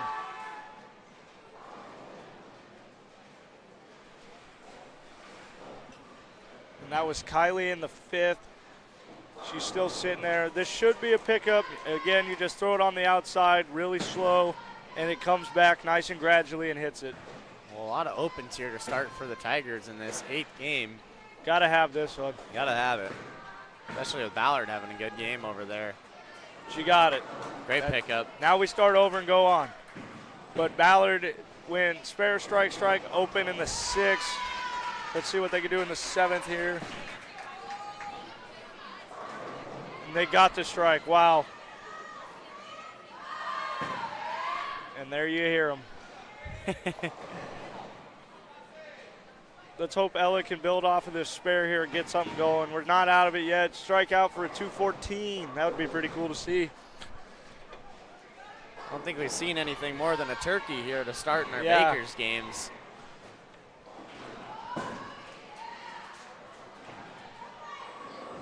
Looks like Ella pulled it a little bit, but got a good break off of it, knocked down 7. She's got a 1-3-5. This one's pretty simple pickup. You just throw your strike ball, safe strike ball, trying to hit that pocket, clear it out, and it'll trip up. Well, that was a double for the Bombers in the 7th and 8th frames, going into their 2 best bowlers. boy. This is going to be a big game for the Bombers. Oh, and she goes in way light, leaves a nasty split. 1-2, 4-10. That's a tough one. Ella, good pickup there, doubled on the 6. There we go. We got 2 spares going. Now we're starting over here. Build.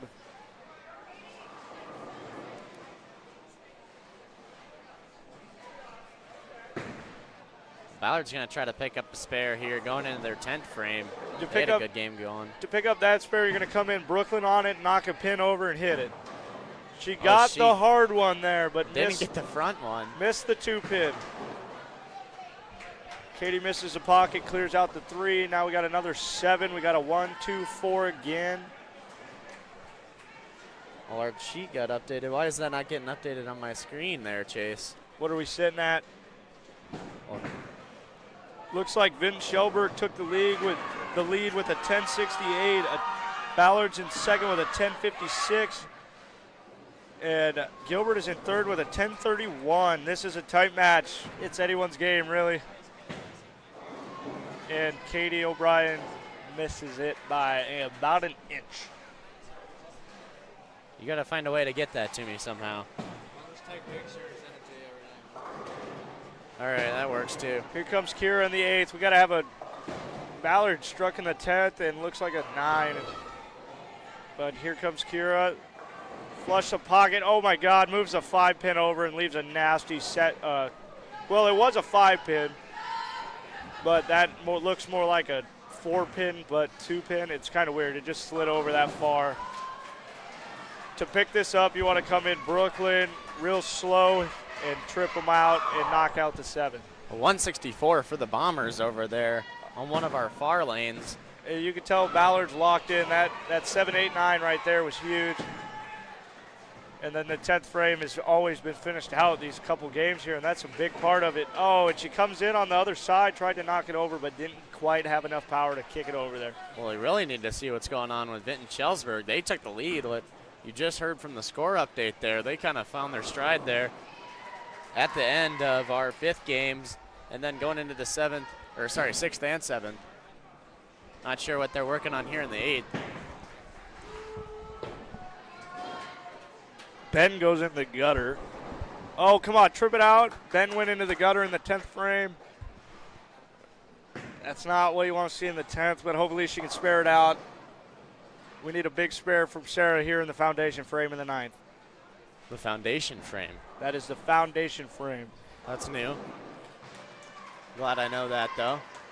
That's a tough break there.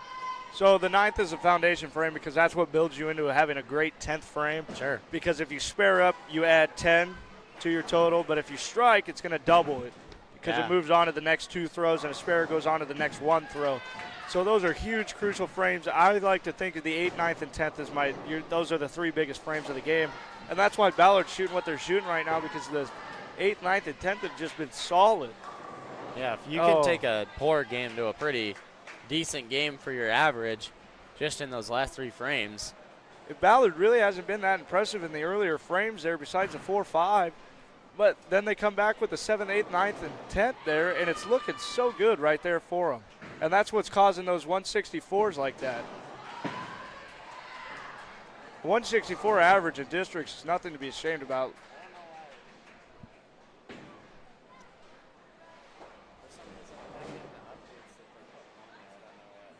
Hopefully Kylie could pick up this 10 pin in the frame and get us 20 pins here. That would be big.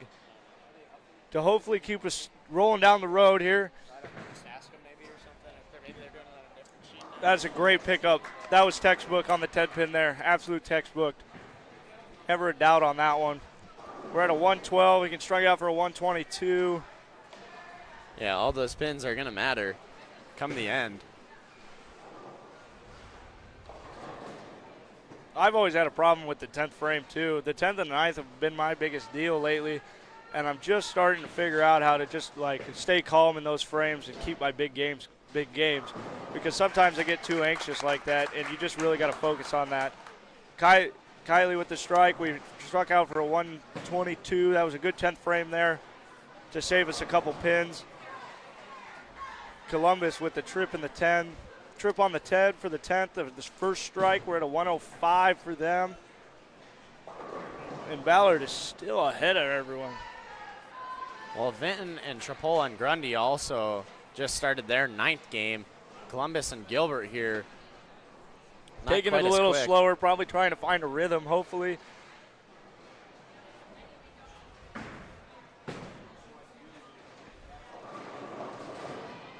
No, that's a tough leave.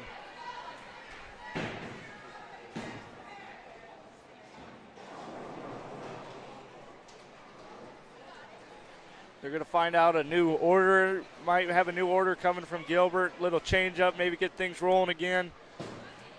Yeah, just need a spark. Yeah, just a little spark, something to go off of. There's still plenty of bowling left by far. Just 3 huge games here, and they could be right back into it. Just need a spark for these last 2 games here, the 9 and 10, and then that rotation. Got to have the momentum going into the last set of games. Ballard's definitely seemed to have found it, and we're pretty sure Vinton has as well. You can't see or hear as much from them.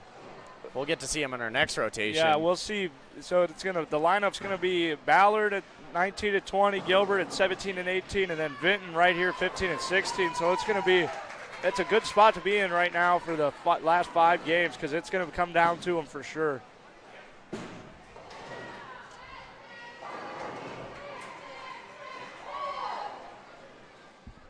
Need a little Pete Weber fire up here. It'd be huge. Come on.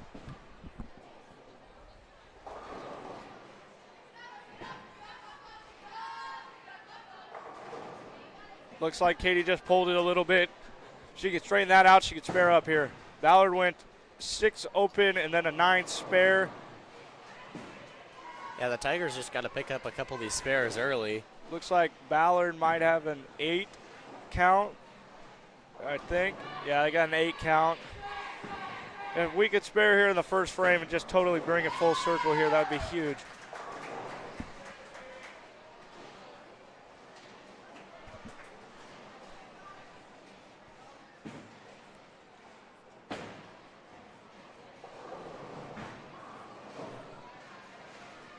By the sound of it, it didn't seem like she picked it up.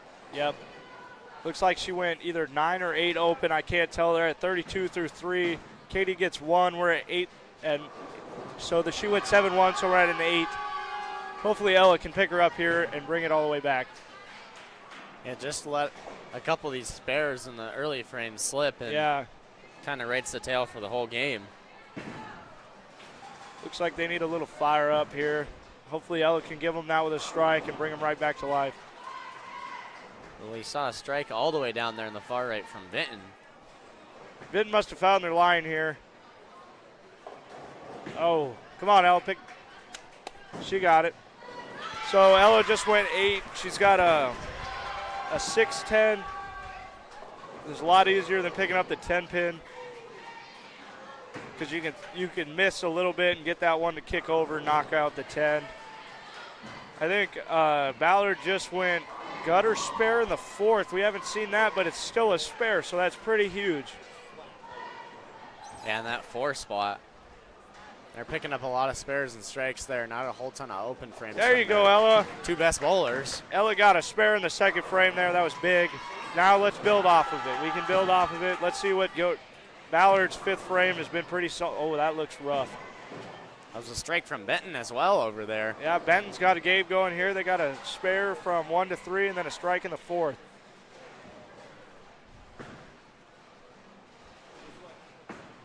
Kira does not get the 7-pin out of there. That was a great shot. 7-pin just didn't have that kick off of it.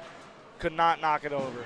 Benton's really got a game going over there. That's a double coming off of 3 spares. Hopefully they can keep it going. We might see a 200 today. And it looks like Chassa got the 8 spare again. The 4-5 are not missing right now. Yeah, they've just been extremely consistent. Oh, she blows by right by the 7-pin. Kira did in the 3rd frame. Just can't have those single pin misses like that. But there's always, you can turn around in the game. If the boys are struggling 1 through 5, we always just think of we're starting over. Yep. And then we start over in the 6th frame and we just build off of that, and we can, most of the time we strike out for 200. Yeah.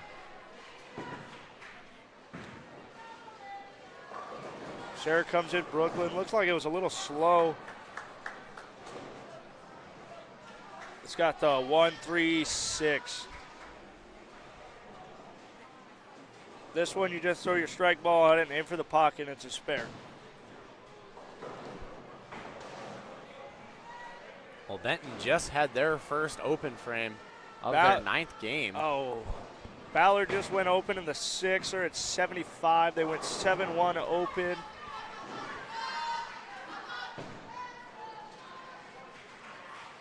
And Sarah got it perfect. That was another textbook spare there. Hit the pocket on that and just killed it.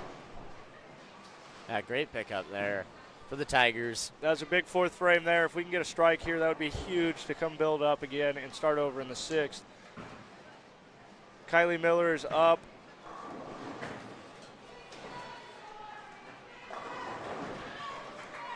Nice strike there from Columbus. 4-5 double there. They kind of picked things up the past few games. They're Yeah. liking these close Oh, lanes. no.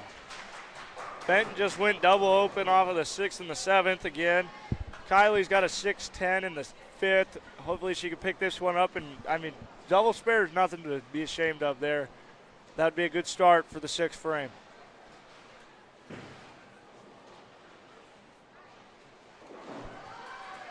Yeah, anything you can do to set yourself up, set up one of your teammates for the next toss. Yep, that's Just all that. you try to do at Baker's. You just set the next person up every time. That's a turkey She's there been- for Columbus. Columbus has got a turkey.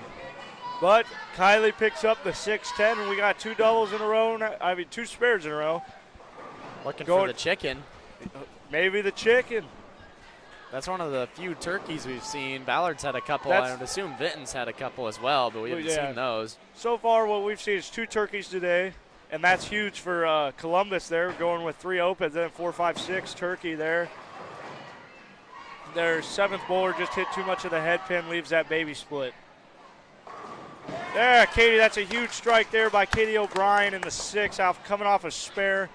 We bring it back up to 74 in the 5th. Yeah, that was a huge toss there. Ballard is on one now in the 7th and the 8th. They got 2 spares. They're at 93 in the 7th. Looks like their 9 bowler just come in a little light there. Let's see if Ella can go off this and get a double for us. Double spare, that's what we're looking for. That was a great spare there from Columbus as well, coming off a split. Yeah, that's huge for their turkey.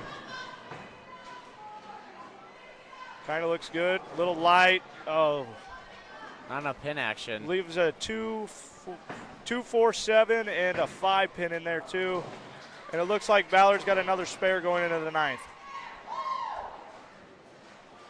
Going into the 10th, sorry. They got a spare in the 9th, and now they're going to the 10th. It looks like they're at a 121 right now.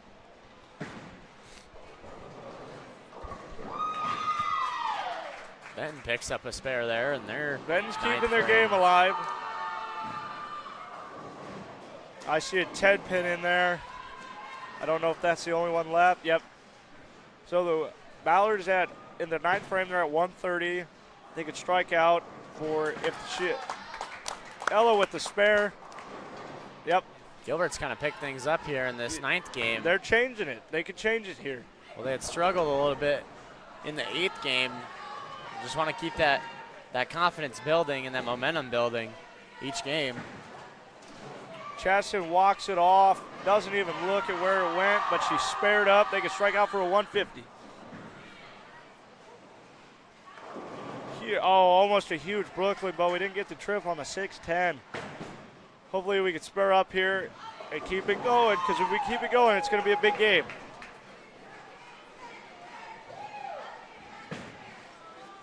Some crazy trips there for Columbus. Ballard struck out for a 150.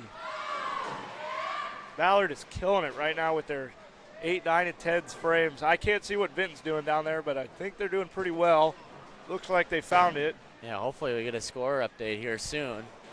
Columbus misses the 10-pin by another board and just missed it by a board there. Oh, Benton gets a huge, Benton beats Ballard in the game anyway. They got a 155. Benton must be coming back. They got some good games here. It looks like they might be turning around. We missed the 6-10 in the 9th for, wait, no. Yeah, well, we missed the 6-10 in the 8th. Sorry, I was looking at the wrong game. And it looks like we got a 4-7 going into the 9th now. Right now we're at a 120 in the 8th frame. If she picks it up, we could be at a 130. Yeah. But she blows right by it. Just missed her that's mark. tough. Just missed it. We're at a 128 going into the 10th. Could strike out for a 158, which would be a huge strikeout. Columbus picked up a spare there. She's going to have one more toss at it. And if she strikes here, they get a 155.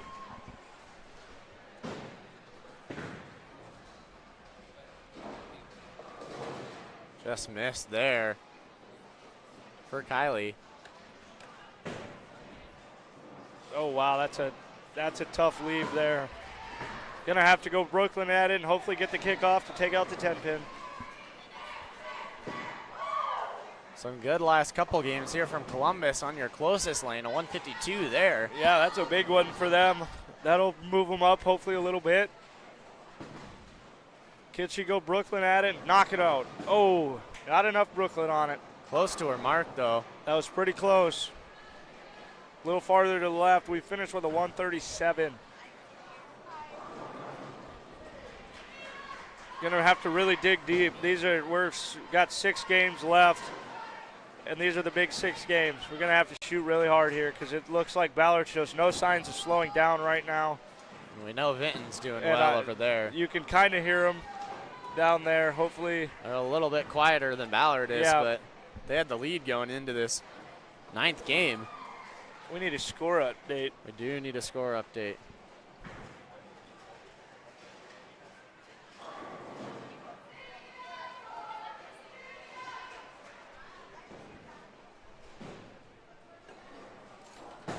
Hopefully we can get one here once these final games get updated. Benton and Ballard starting on their 10th game here, just the last one before the rotation. That's what I brought it for. I said that's what I brought it for.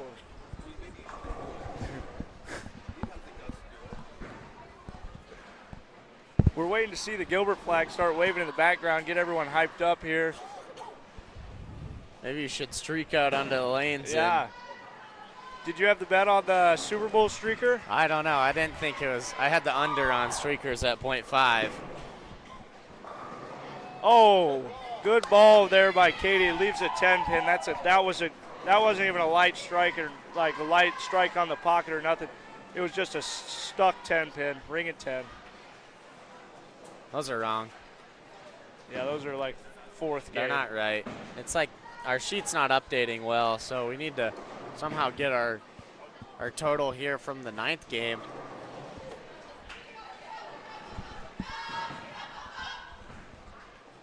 Can she pick up the 10-pin?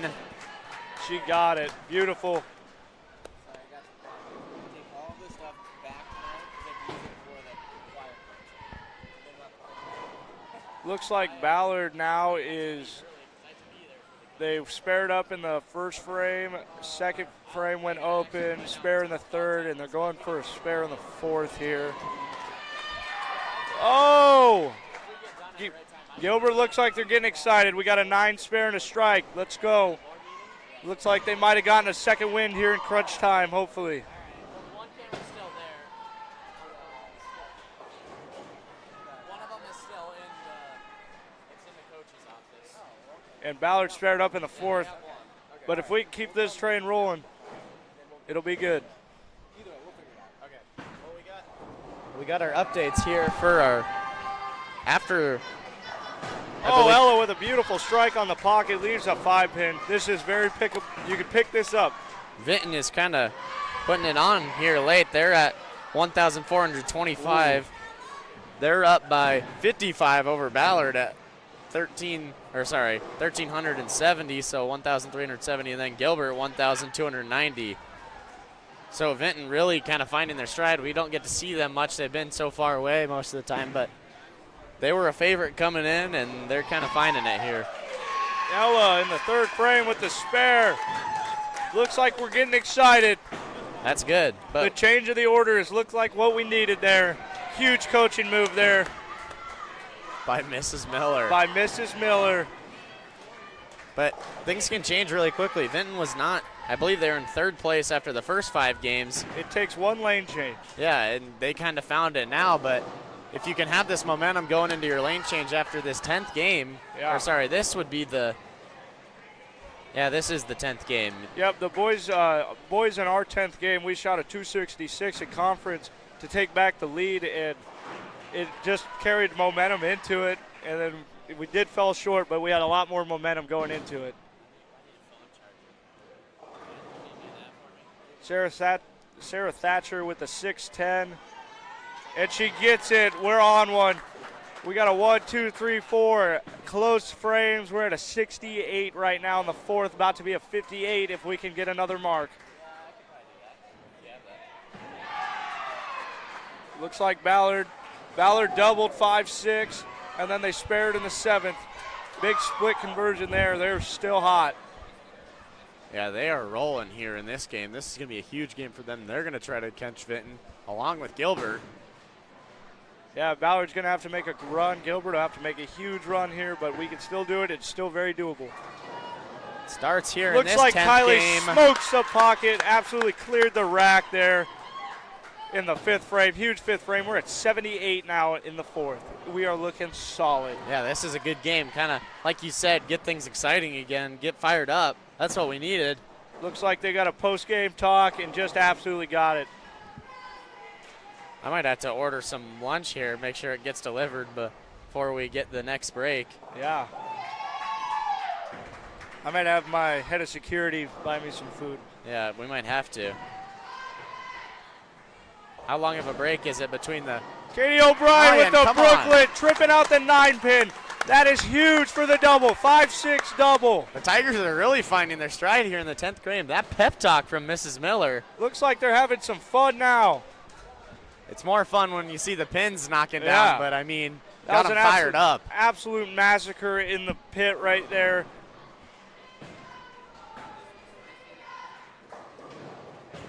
And she ripped over on a turkey, gobble, gobble.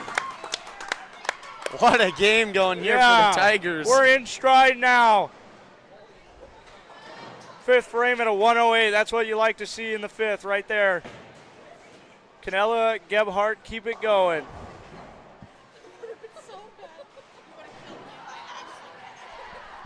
Oh, yeah, don't do that. That'd be bad. You're good. Just trip up all our cords. We'd have to reset the stream. That would be a mess. That would be a mess.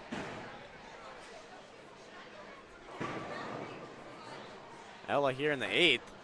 That looks solid. Stay tight. Oh! My, dang. Did not get the trip on it with the Brooklyn. Puts her hands on her head. We got a 6-pin standing, but that is very doable. We can pick that up. Well, it seems like the girls are having a lot more fun. They're giggling and laughing over Hopefully there. this could translate into the last 5 games. We get something rolling here with a huge comeback.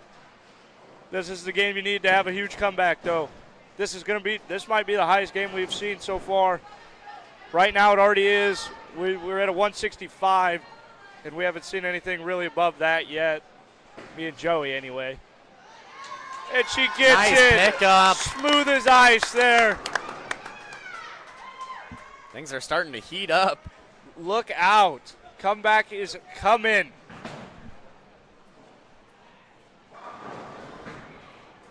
Sarah Thatcher now lining up her shot in the 9th frame. Stay tight. A little too much head pin. We got a baby split. Still doable. Still doable. We need a huge spare here. We're at 175 in the 8th. So far, we could still get a 200 no matter what, if she picks it up or not. Well, that was a 176 from Ballard there in their 10th wow, game. that's a huge game. But right now, we already have them beat in the 8th, so we're looking pretty good. Uh-oh. Oh! That's huge! A 185. She picks up the baby split. What a pickup there. That was really tough, and she's able to do it. I kind of thought, like you said, that ball can fit right in between there, right but gets in there. both of them. That was textbook. We're getting hungry up here in the booth. We could, but I didn't want you to leave. I'd just DoorDash it here. Oh, trip it. Oh. Look at that. We're at a 203 right now. How much time do we have? She picks this up. We can strike out for a No, we can talk about it 214. here in a Let's little bit. go. I'm getting distracted. I'm talking about food. You're really invested in the bowling. I am too. I'm just starving. It was that box of mac and cheese I had. How's that not wore off by now? It's at least 3 hours. You got to be hungry by now. It's been 3 hours. I don't know. What time did you get here? 10. All right. 2. So 2.5, maybe 2. That looks good. Get over there. Nice Yes, pickup. that's huge.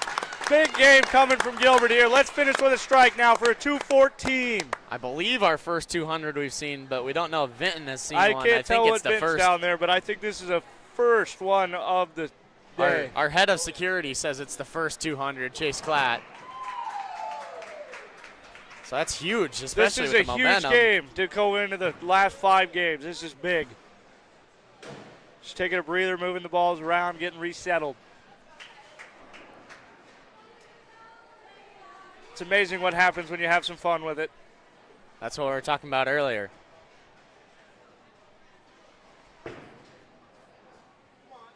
Brooklyn, Yay! oh! Brooklyn strike there. What a way to finish Way it. to finish it. Now we're going to the break with a 214. Let's go. That's huge. Rips the rack on that Brooklyn. Mrs. Miller with the Miss motivational Miller is speech. fired up. Got to keep this momentum going into the last 5 games. We're going to get a rotation here and a quick breather. We'll be back with our last set of games here shortly.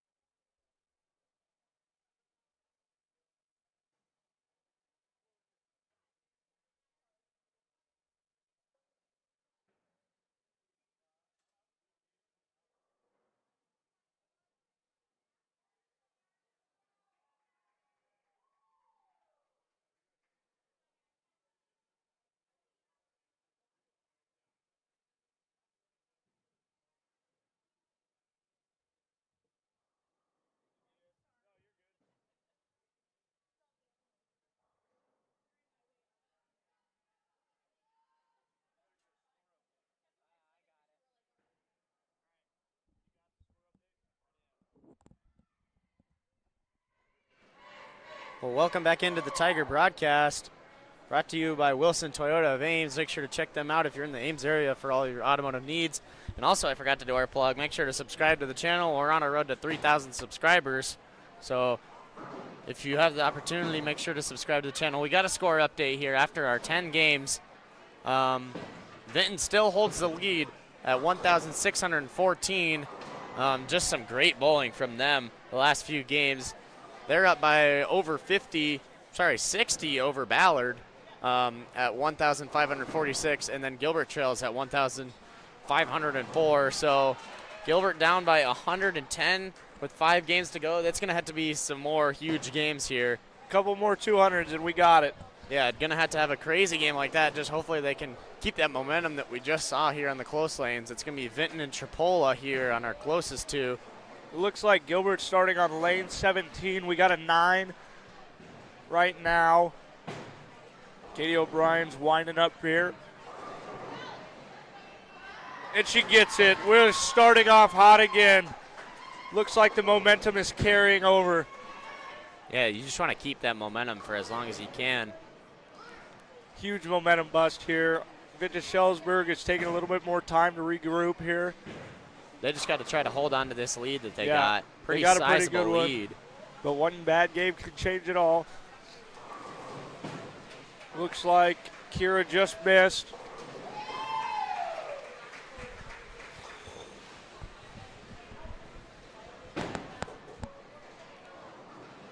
Hopefully the graphics change there on the bottom then. You can see how the lanes are shaking up here in our last 5 games.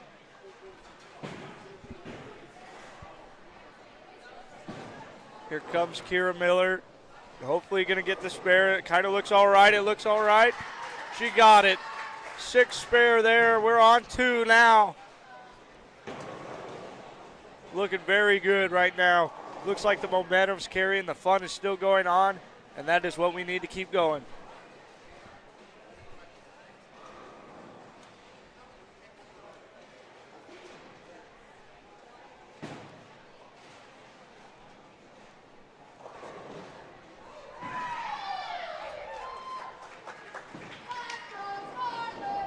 Oh, here we go.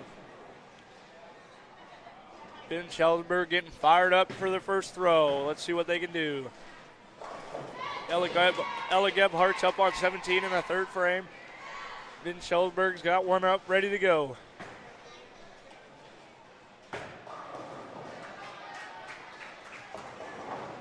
Vinton-Shellsburg leaves a 6-10 in the 1st frame. Let's see what they can do with that. Ella looks like a 9 or an 8 in the 3rd frame.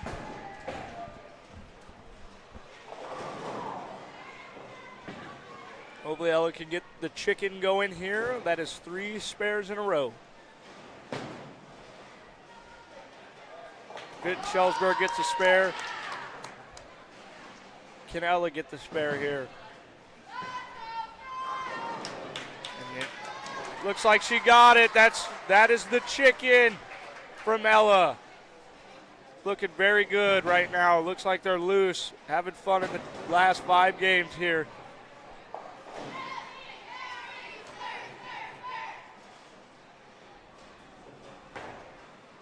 Wow. Vinton-Shellsburg is looking good. Looks like they throw some pretty good balls. They got some girls that throw some really good balls here. If you guys want to order food, I'm going to tell Kelly just to put it on the tab, and then I'll pay for it. Okay. Sounds good. Thank you. Gilbert gets a strike in the 4th frame. Yeah, just getting started here. Gilbert's having another good game. 3 spares and a strike. But Vinton as well. Kylie's got an 8. Vinton-Shellsburg's got a 3. It's almost the bucket, but it is missing the 8 pin. Missing the 8 pin.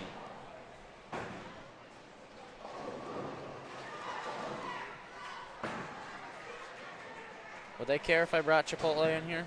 Or would they get mad? I don't think they'd care. I'm really craving it. Just blame it on Chase. I'm blaming it on Chase. I need to get the calories. Can Vinton-Shellsburg spare up here? It looks like Gilbert went 8-1 open in the 5th. That's all right. We had a good start to it, so that doesn't really affect us too much. We just got to turn it back on now.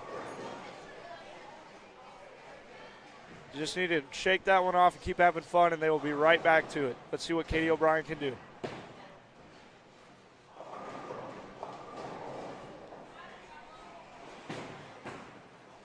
Looks like they got a backup. Oh, wow. Vinton-Shellsburg's got a fourth frame strike. Oh, what's Gilbert got down there? I can't. Might be a 9. Or I can't see what it is.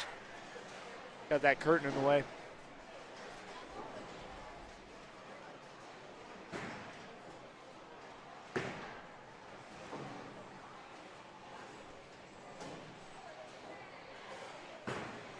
Wow. They're out of a lot of things at Chipotle. Wow. Vinton-Shellsburg got a double. They are throwing really good balls right now. Gilbert went double open here in the 6th and the 5th. Hopefully they could, come on. Yeah, they could turn it right back around here, though. Vinton's showing why they're the favorite. Yeah. They all got SpongeBob and Patrick socks on. I don't know if Interesting you've seen tactic that. there. Maybe there are some lucky socks for the whole team, but I mean, they are throwing really good balls right now, and they get to Brooklyn in the 6th. Wow. They are on down here. Yeah, this is a huge game going here. They might have a 200 cooking as well. Gilbert just needs to find it again here with another strike.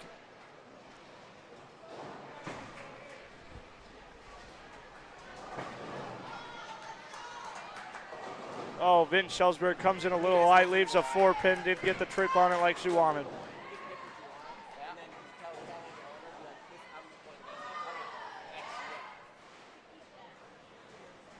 I don't know what they have to eat here. What do they have? Got anything good? Or is it all bad for me? I like the Caesar wrap. Is it good? Yeah, it's real good. I might have to try it then. That's probably what I'm going to end up getting All right. during the break. Man, Shellsburg just can't miss right now. They are on it. Yeah. It's quite impressive to watch. This is one of the better girls teams I've seen. Yeah, we had said it at the top. I mean, they had struggled early, but once they kind of figured out the pattern. Yeah. They were behind Gilbert and Ballard there, but that's the way it is. Some teams come in here and they got to figure it out, and then once they figure it out, they might just find it right then and there. They really figured it out. Gilbert is in 3 opens in a row going into the 8th. Hopefully they can get the spare here. We need it. We need a big spare here because Vinton-Shellsburg does not show any signs of stopping. With another strike in the 8th, they're at 159 through 7 here. Wow. Got to have a double here to get the solidified 200. She throwing a backup ball? Oh my gosh. Backup ball? Yeah, it looks like she's throwing it with her right hand, but twisting it the other way. That's what it looked like. Yeah, it looks like she's throwing it back up, but man, that looked good for a backup ball. Yeah, it did. It was humming. But when people do that, there's no other lefties out here like that, so no one's going to be in their path. So they just got it made right now. Gilbert finally got the spare they were looking for in the 8th. Hopefully they can get it in the 9th here. Sarah Thatcher's up. Yep, she's throwing a backup ball. And she just drills the 10-pin. They are firing away here in their 11th game. Strike here, that means striker or spare, they got the 200 in the bag. Sarah's got an 8 split in the 9th.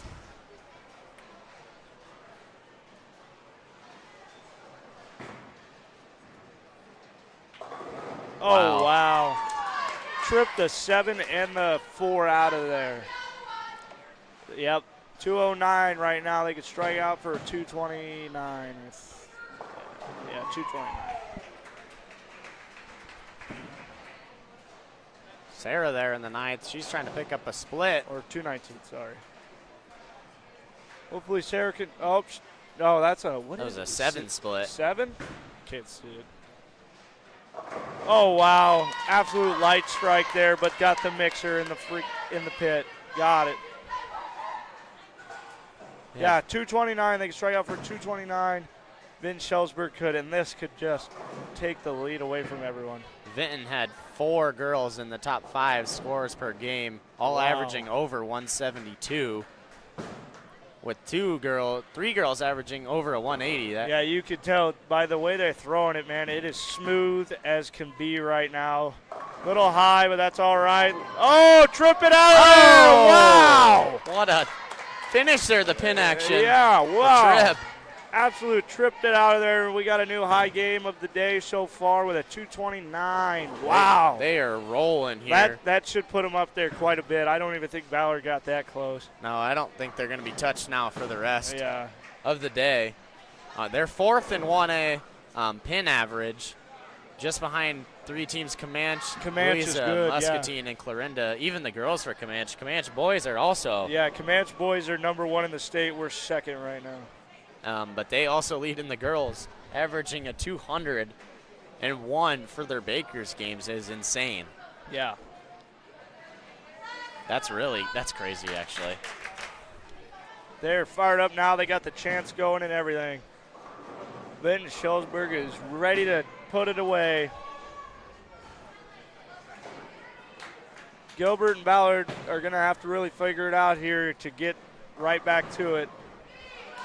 Look at the Comanche team has all 6 bowlers in the top 8. Yeah, that's better than our boys team. That's crazy. That is actually crazy. Yeah. And the Vinton girls, 3 in the top 15. So it depends on what the lanes are like when you get to state, but. Well, Waterloo, I feel like, is a pretty high-scoring house that they have, because I went and watched Chase last year. I remember hearing a lot of high scores.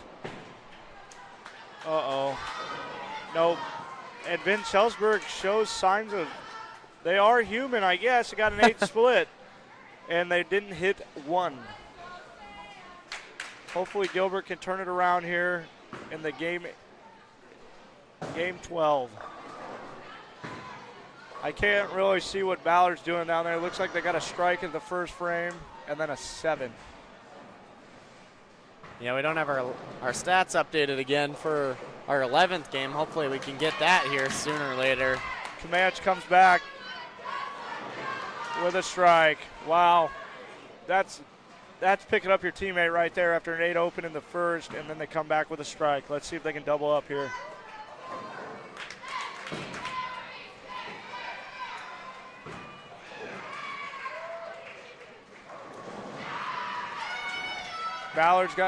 Gilbert's got a 9 spare in the first frame. That's big.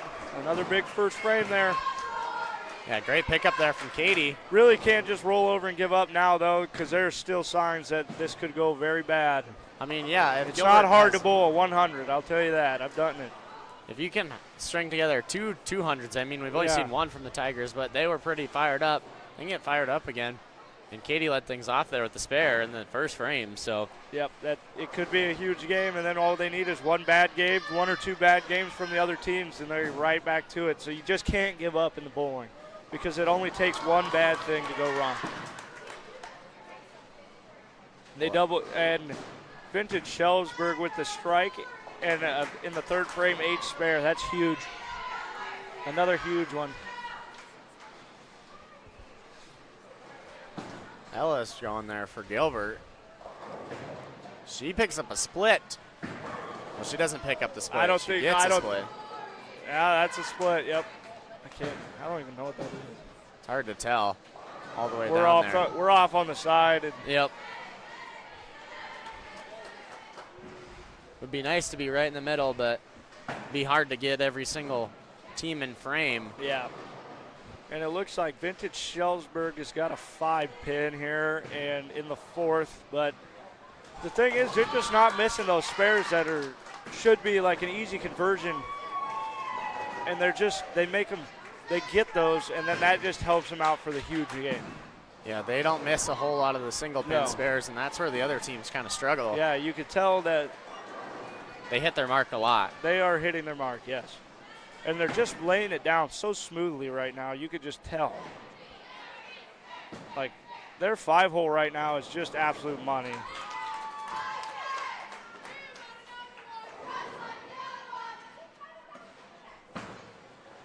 Yeah, they are pretty unstoppable right now. Yeah. That's what we thought we were going to see all day, but it was surprising there at the beginning. Obviously just figuring things out, and they have. Vinton-Shellsburg could have a little bit of a drier house. I've never been there. It's a long ways away from here, yeah, which is odd that they're even bowling here. But it seems like they're enjoying it, so let's see what they can do in the 6th frame. Oh, my, that's the same split she left in the 1st frame. Hopefully she could at least knock it over and get the spare here. And Gilbert, after the spare in the 1st, went split open and then an 8 open in the 3rd, it looks like. I cannot see what Ballard is doing down there. Looks like Kylie leaves.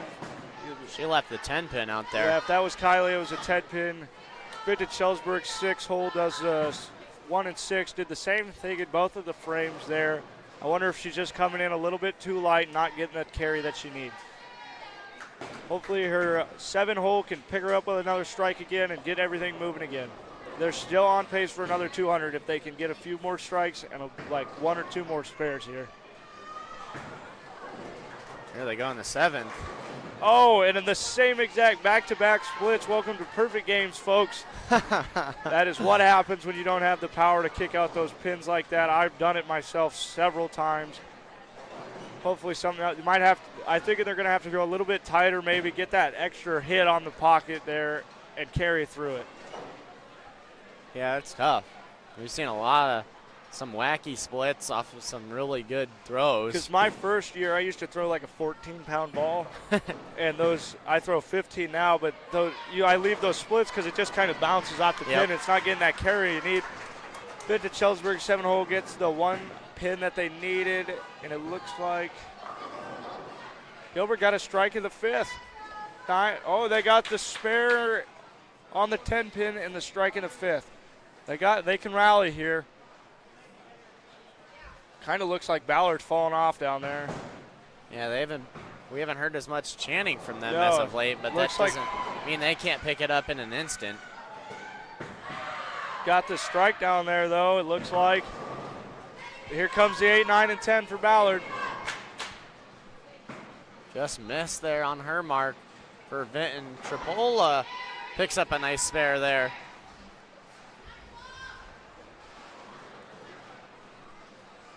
Another 5-pin for Vinton-Shellsburg. That should be a pretty easy conversion. Sometimes you can miss it, though. Let's see what Gilbert can do here. In the 6th frame. Chopped it again. Katie can't just be chopped. missed. Those chops are hard to do because you think you got it and the ball will kick over, but it just doesn't. It just carries right through those pins like that.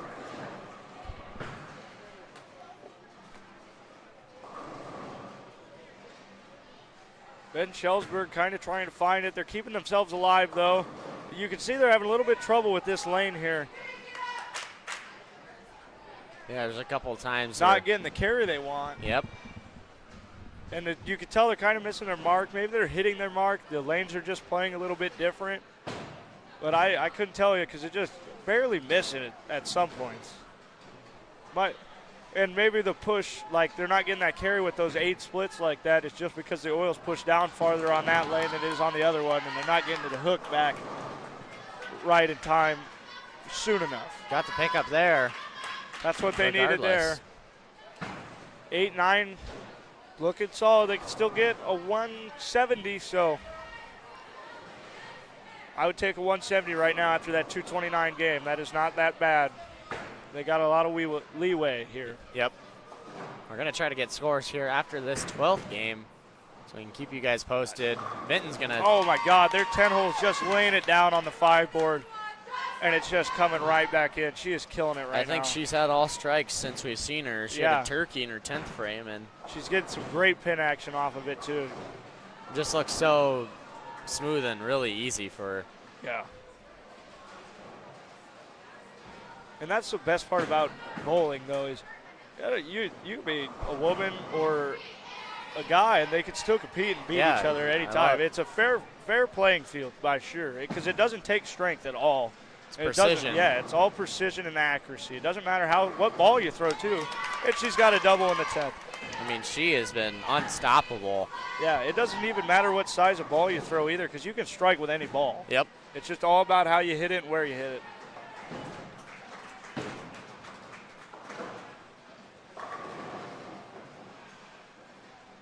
Can she get to 171 here?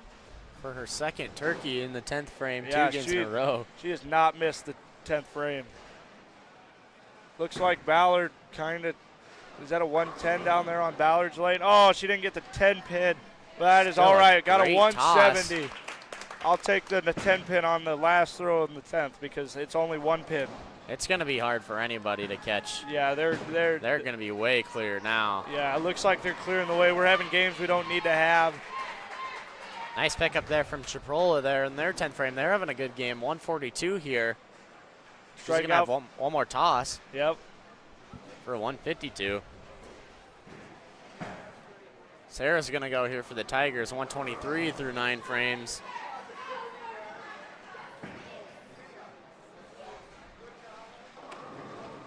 Looking for some trip action. Not going to get it all. I think that's 9 there. What are we getting? I think we're just finishing up our last throws. Yep. 3 more games left after this. Gonna have to have huge games and open prayer that the other teams ahead of us do not bowl very well.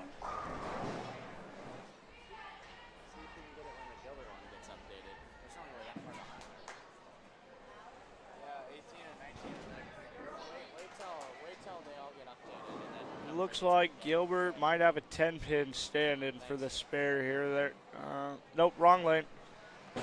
It's hard to tell. We ended with a 141, if I believe correctly and see it right. Yeah, those aren't going to be the big enough numbers to combat against this Vinton-Shellsburg team. We're going to have to hope that Vinton-Shellsburg sits around the 120s here, and we sit around for the last 3 games, I would say 110 to 120s for Vinton-Shellsburg, and we're going to have to shoot two 200s probably and a 180.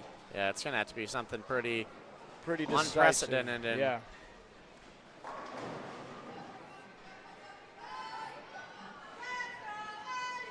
Vinton-Shellsburg's getting ready to go. They do that chant before every start. I believe so.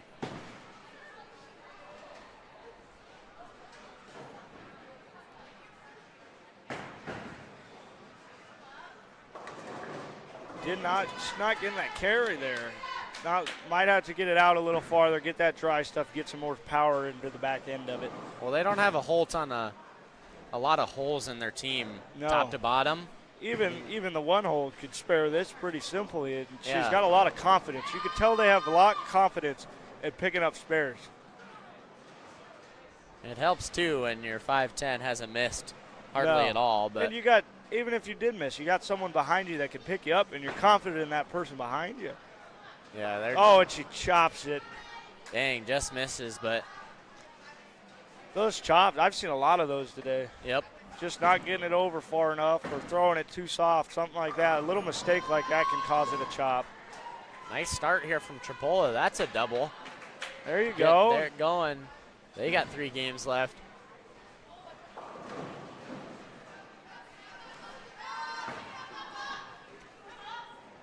There it is. Trips the 7 pin right out of there. She got moved back to the second hole, and she changes it, figures it out, and gets the carry that she needed there.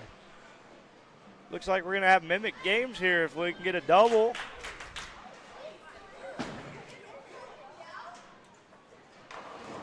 Oh, and they missed the turkey on 16 with a 5-pin stand solid. Oh, and she just rips a rack for the double in the 3rd frame. Never a doubt on that one. She felt that one out of the hand. Yep, just Katie like you misses said, the way left confidence. there. Yeah, the confidence, you could just tell.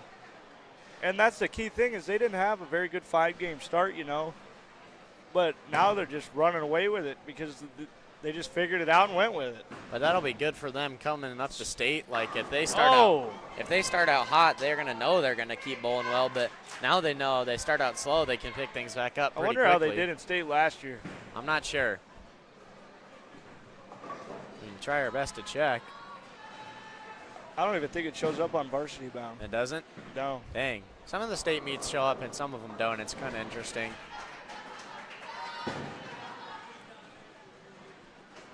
Vinton-Shellsburg right now. Not great at boys boys basketball or girls basketball. Textbook 7-pin there from Vinton-Shellsburg. And so the way the 4-bowler right now is bowling, she's throwing that backup ball, right?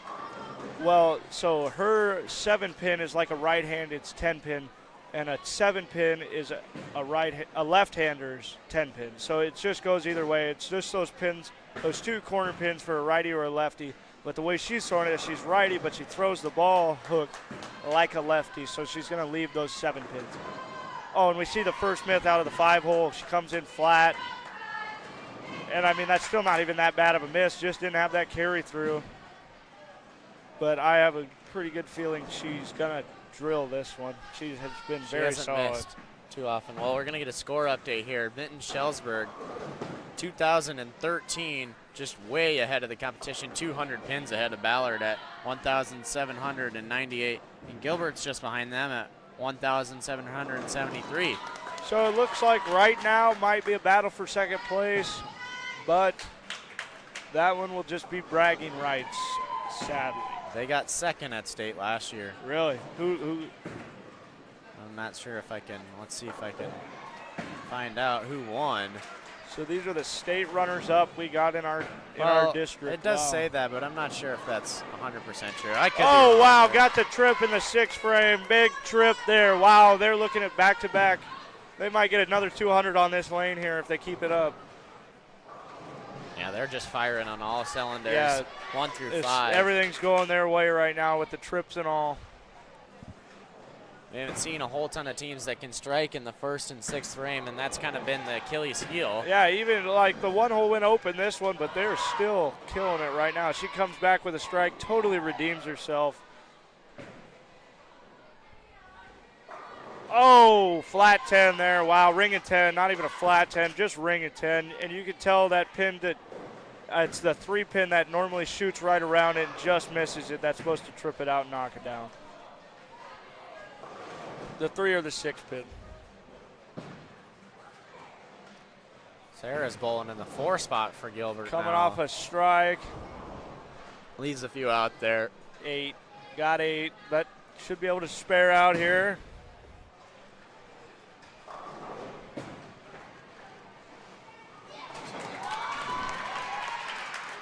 She gets the spare there in the 7th for Vinton-Shellsburg. They're at 116 through 6. That looks solid.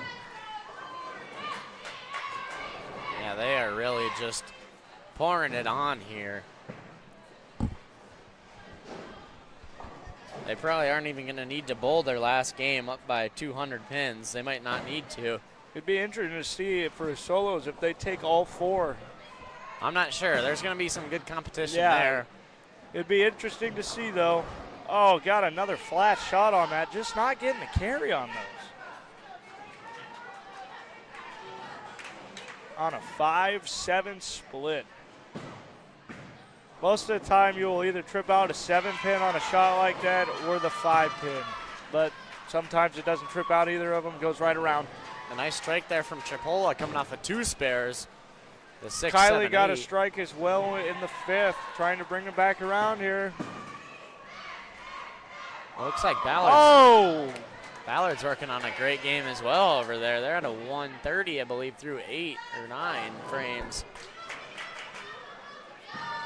Vinton-Shellsburg just missed a crazy pickup by about an inch. Wiggled the 7-pin a little bit, it looked like, in the 8th. They're at 143. If they strike here, they got a chance to go for a 203. God, didn't get to Brooklyn on that. That's Looks crazy. like she's about It's to still throw it right-handed, but then it surprises you. It's an interesting way to do it, but it works. It looks like it's been working. Little baby split for a left-hander here. Katie picks up a spare. There you go. Coming off a strike and then a spare there from Katie.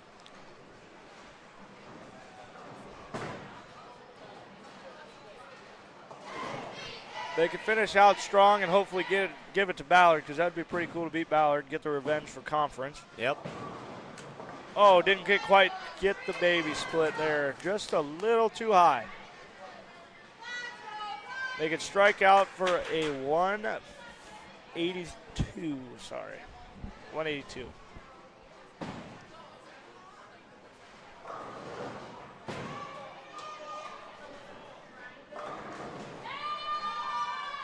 Another strike there from Tripoli in the 10th frame.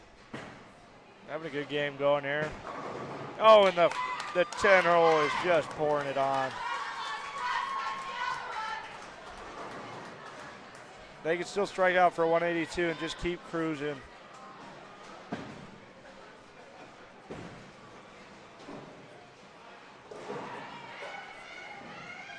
It's fun to watch this. It's like a masterpiece every time. Yeah, she is better than most of the guys I've seen so far, even in conference. She's got such a smooth stride, and the way she lays the ball down is just, it's pretty amazing to watch. And you could put that on repeat and not know the difference. Yeah, it looks like she's throwing the same exact line. Every time. Every time. And she brings it back the same spot every time, too. Like, when she brings her arm back, it's right there. Yep. Well, they're just running away with it. Going to be a 172 or 171 here in our third to last game. Just two more after this. Can't see the number for Ballard, but time's starting to run out, though. Can't imagine it's a 170. Even if it is a 170, they got 200 pins to come back from. Yeah, it's not going to happen. Still fighting for second, though. They can win. Either Ballard or Gilbert can come out with the dignity of second place. And if Vinton-Shellsburg really did get second at state last year for girls, that's not a bad one to take second place to, because at least the fourth best team in the state currently in the standings. That's a tough one to beat.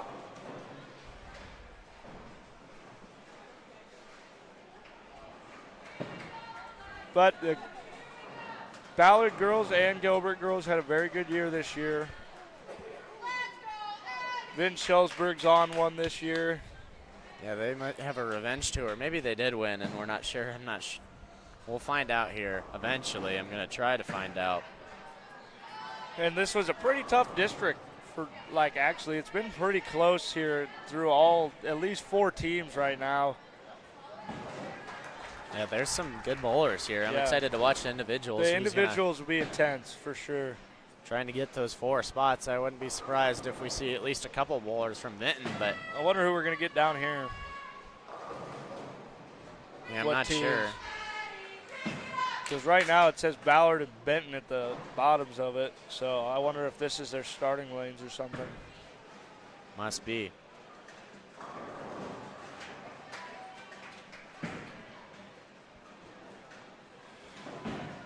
Going into 14th game now, only 2 left. Benton's got a 5-pin, or not Benton, sorry. Vinton-Shellsburg has got a 5-pin standing. Should be a pretty easy conversion here. And she drills it.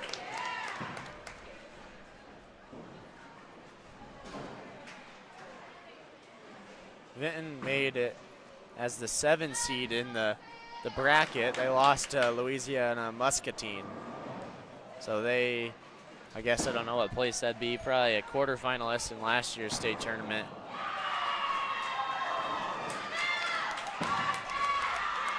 A spare and a strike to start things out again here for Vinton. Gilbert and Columbus just finishing up. Gilbert with a, looks like a 150 there. It's not a bad game there. In their 13th game, no, not a bad game. I wonder what Ballard finished with. I think they had a pretty good one going there for a while.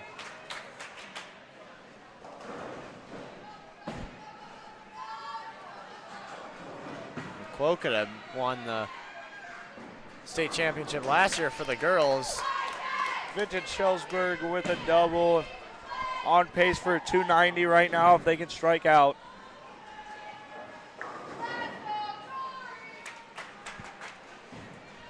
Well, last year, they bowled a 2,598 in their 15 games. I wonder if we're definitely gonna see some more than that. It looks like it's on the way to be higher if they keep up what they're doing. They're shooting high.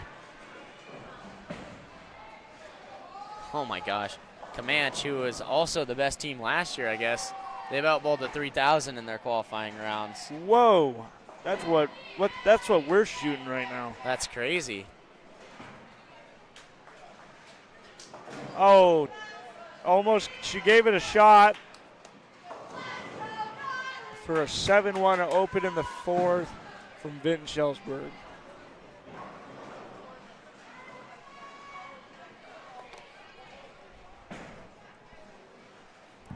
So 2 more games here before we really crown who's going to be heading to state, but it's pretty solidified here. Vinton-Shellsburg is going to be the team that's going to head to state from our district. Man, she is not missing right now. Nope.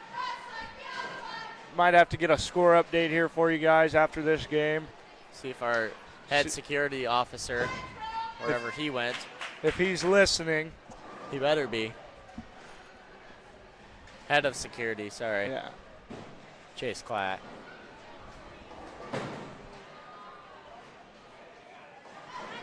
We maybe should order some food now before, so we can get it in the break. The break's like 45 minutes. Okay, that works too. Yeah, I guess it shouldn't take that long unless the kitchen's backed up. I don't know who's back there working. It might be. Who knows? Maybe we can get our head security guy, Chase. Yeah. More like do whatever we want guy. Yeah, he'll come back. Nash is supposed to be coming at some point. Probably will forget about it and not show up, but never know. Never know with Nash.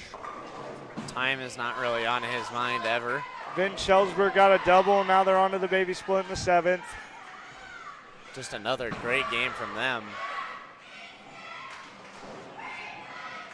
Ballard still down there hooting and hollering, away. trying to get something going here.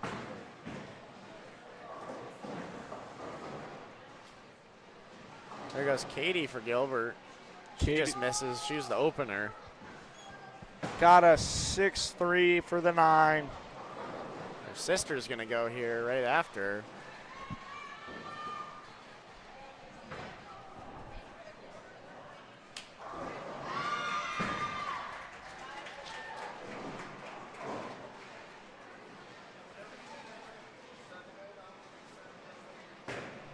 She's trying to find out how she's going to pick up this tough split in the 7th frame. Looks like Ellie went 9 with the 4-pin standing. Got the baby split. Might be overthinking it a little bit here. Let's find out.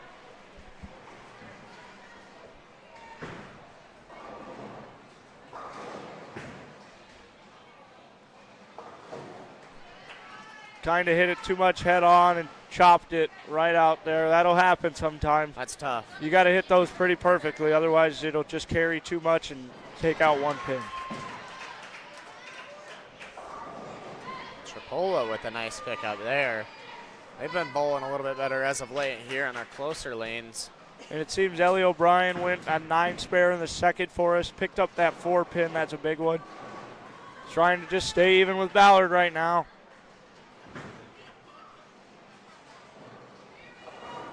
Oh my, Vinton-Shellsburg just not getting the carry they want on this lane. It's the 16th lane that's giving them trouble, but yeah, 15th lane they've had success with. Got another split here, and it looks like they're just lined up. You could split the difference, though, get it right between it, and pick it up. I think. Should be close. Well, I can't tell if they're like this or like this. I gotcha. I think they're straight parallel with each other. Oh, get between them. Great pickup. Absolutely hit it right in the middle, picked it up. That's big. Keeping the game alive.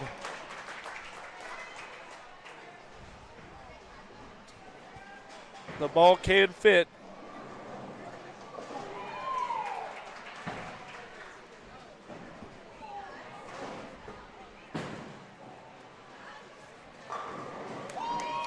Huge 9th frame strike there for Benton. and let them hear it, Vinton. They've been cheering the whole time. We haven't been hearing it quite as much because they've been further away, but Yeah. They have been doing it the whole time. Ballard's awfully quiet down there right they're now. drowning them out now. Yep. Ballard, Gilbert right now has got 2 spares. Looking at another easy conversion here. Hopefully Sarah can slide it in there. Didn't get the trip. The Vinton. Didn't get the trip on the, it's either a 4, look, might be an 8. You should know what you're talking about. You do this every day. It's hard to tell.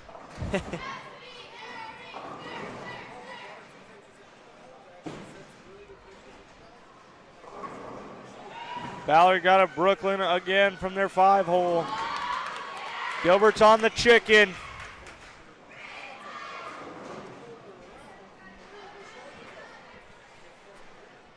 Should be another simple spare conversion here for Gilbert. Kylie left a 4-7. Just slide it right on in there, nice and easy. Yeah, they're trying to catch back up to Ballard, hopefully.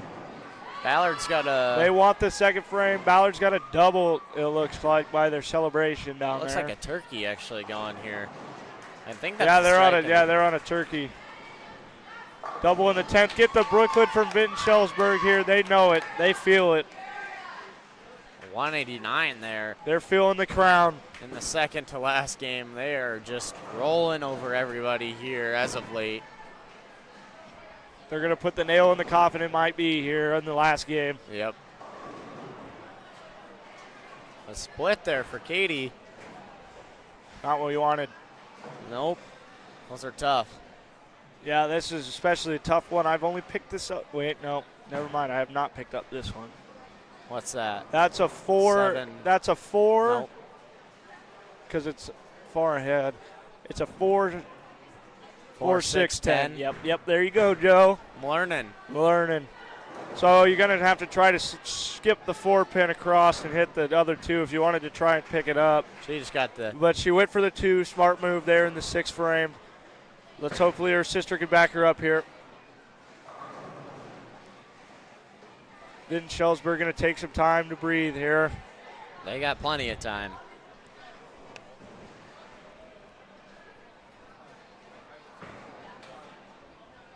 Got plenty of time. Wow, yeah, they're way ahead of everyone. Gilbert still in their 7th frame.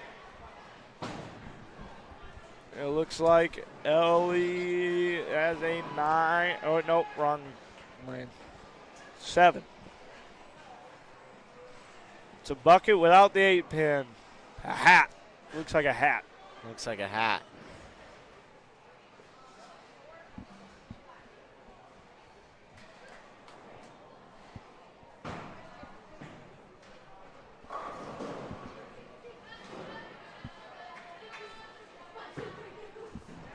Ellie just missed there.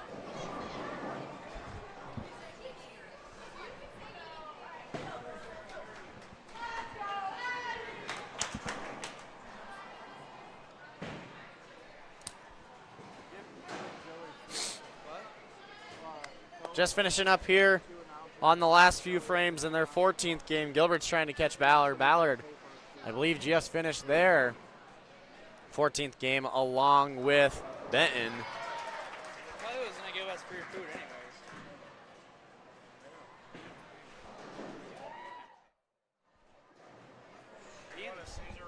Sure. Yeah, and ranch. Ian's gone.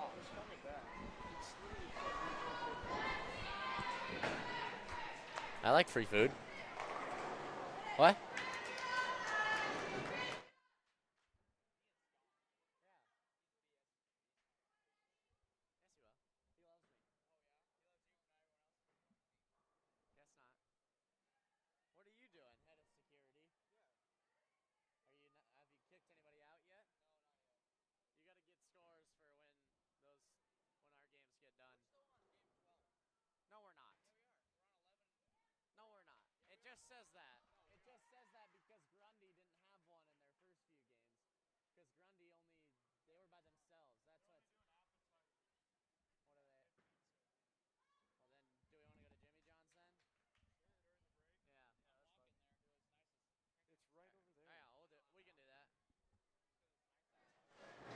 All right, well, just finishing up here. Last few frames, we're trying to get things situated. How we're going to get some calories here. We need the calories. Vinton-Shellsburg has left the 3-pin there. Wow, that scared me. My voice scared me there. It was a little loud. It was. Kylie's going to try and finish out the 10th frame here. Got the spare. Nice pickup there. We could strike out for a 144. We need a score update. We do need a score update. I did tell Chase to get us one once this game gets updated. So I would like to know the separation between Ballard and Gilbert right now. Well, once the Gilbert score gets updated, this gentleman actually has the scores.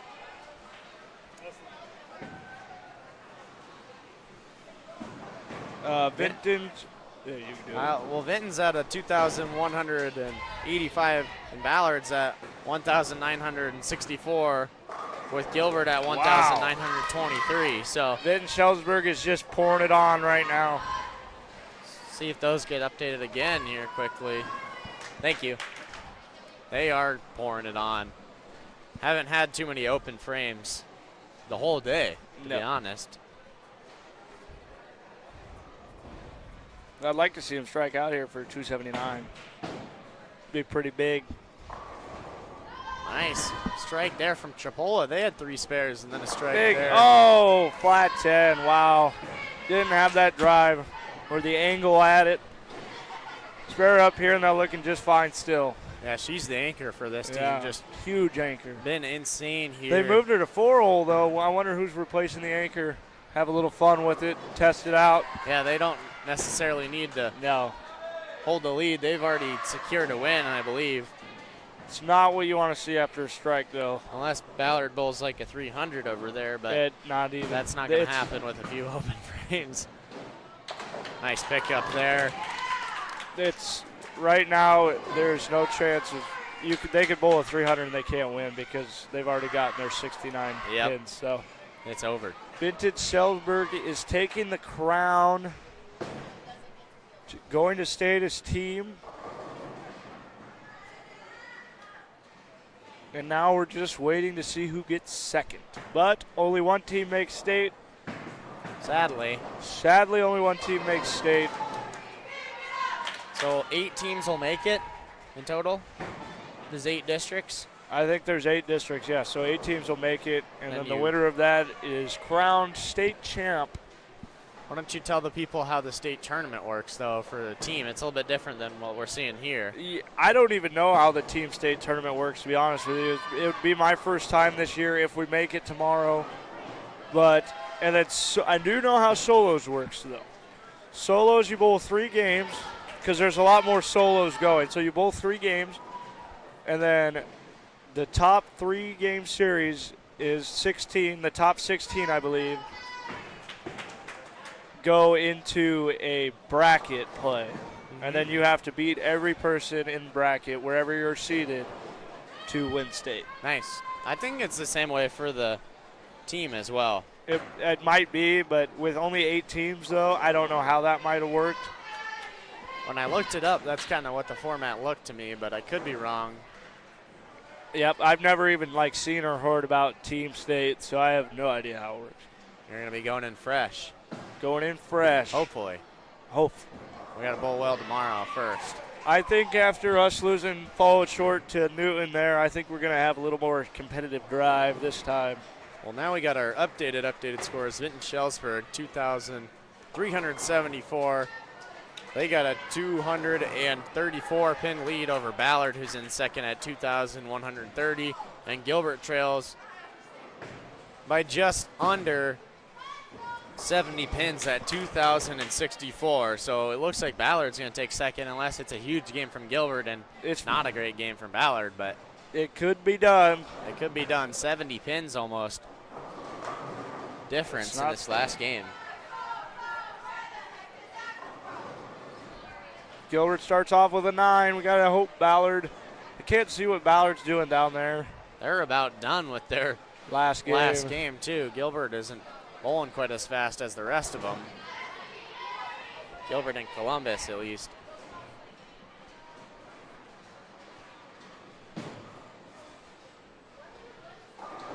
Vinton-Shellsburg's not looking too hot right now, but It's not going to matter. it does not matter, but I would like to see him finish strong here. Trying to pick up this tough split. This is just them getting ready for solos, but even then it's still not going to matter because they're going to re-oil, so lanes will be completely different. How tired is your arm at this point? Not too bad. Yesterday, or on Saturday, we did solos first, Oh, that seems worse. which was way better. Oh, better. Because for solos, I got to like be fully fresh, you know. Sure. But then once you get into Baker's, we got an hour break, so I got a good rest there. That's But good. then by the 15th game of Baker's, my shoulder was tight. Bowling injuries. Yeah, better watch yourself. I bounced my bowling ball off my ankle one time, flipped. That's not good. It did not feel good.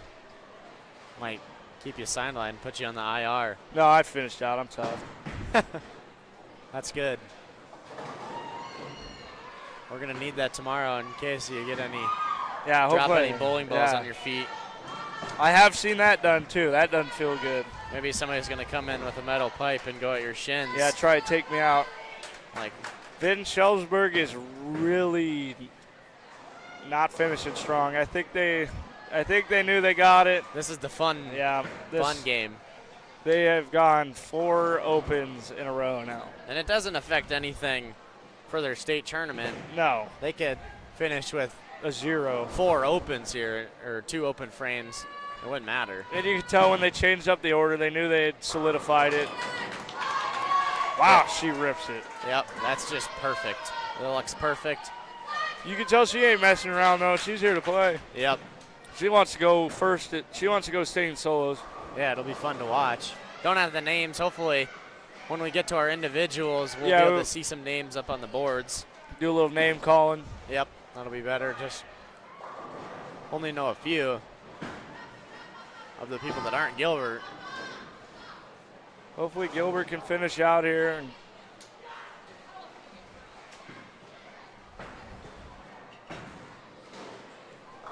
Sarah just misses there. She was in that 3 spot. flat 10 right there for Vinton-Shellsburg in the 4th. It's one of the lower games I've seen them bowl. Yep, that's the lowest one we've seen. Yeah. But, man, they sure came in hot, ready to take it home. They have punched their ticket into the state tournament, sorry. Yeah, state championship. Same Not- difference. Not yet. Not state champions yet, but Yeah. They got a shot. they do have a shot. I mean, if they bowl like this, I we- mean, we saw them get really hot there in that 200, that 220. I think it was 223 or 233 maybe. That was a crazy high game. I mean, just from top to bottom, they are yeah. loaded. Right now, top 5, they got 4 people in the top 5. 1, 2, 3, and then Ballard's got one in 4 spot, and they got the last one in the 5. And Kylie Miller out of Gilbert is 6th. Ballard's got another one at 8th. Chaston Gearing right now, who's pretty hot in the 10th frame. Kylie's been pretty solid today. Yeah, Chaston's been really hot today. It's going to be interesting to watch her go try to qualify for individuals. But right now, solos is anyone's game. Vinton-Shellsburg finished their game with a 153 and punch their ticket as a team to go to state. Congratulations. Yeah, they just bowled out. I'm not going to say they bowled out of their minds. To me, they bowled out of their minds, but this is pretty typical bowling for them. I would say this was probably right below their average for Bakers. Yeah, I feel like one of the lower ones that they've had so far. But Which they is did crazy.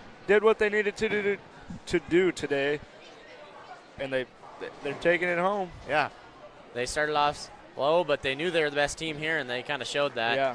Got things going, and For the long ride home, they're gonna have it'll be a decent one. yeah, at least they're knowing they're going as a team, just trying to get qualified here. A few individuals, but some other teams with some great bowlers as well. So it'll be fun to watch after we get done with the break. Gilbert and Columbus Catholic still finishing things up here in their last few frames. That's a strike there from Ellie O'Brien.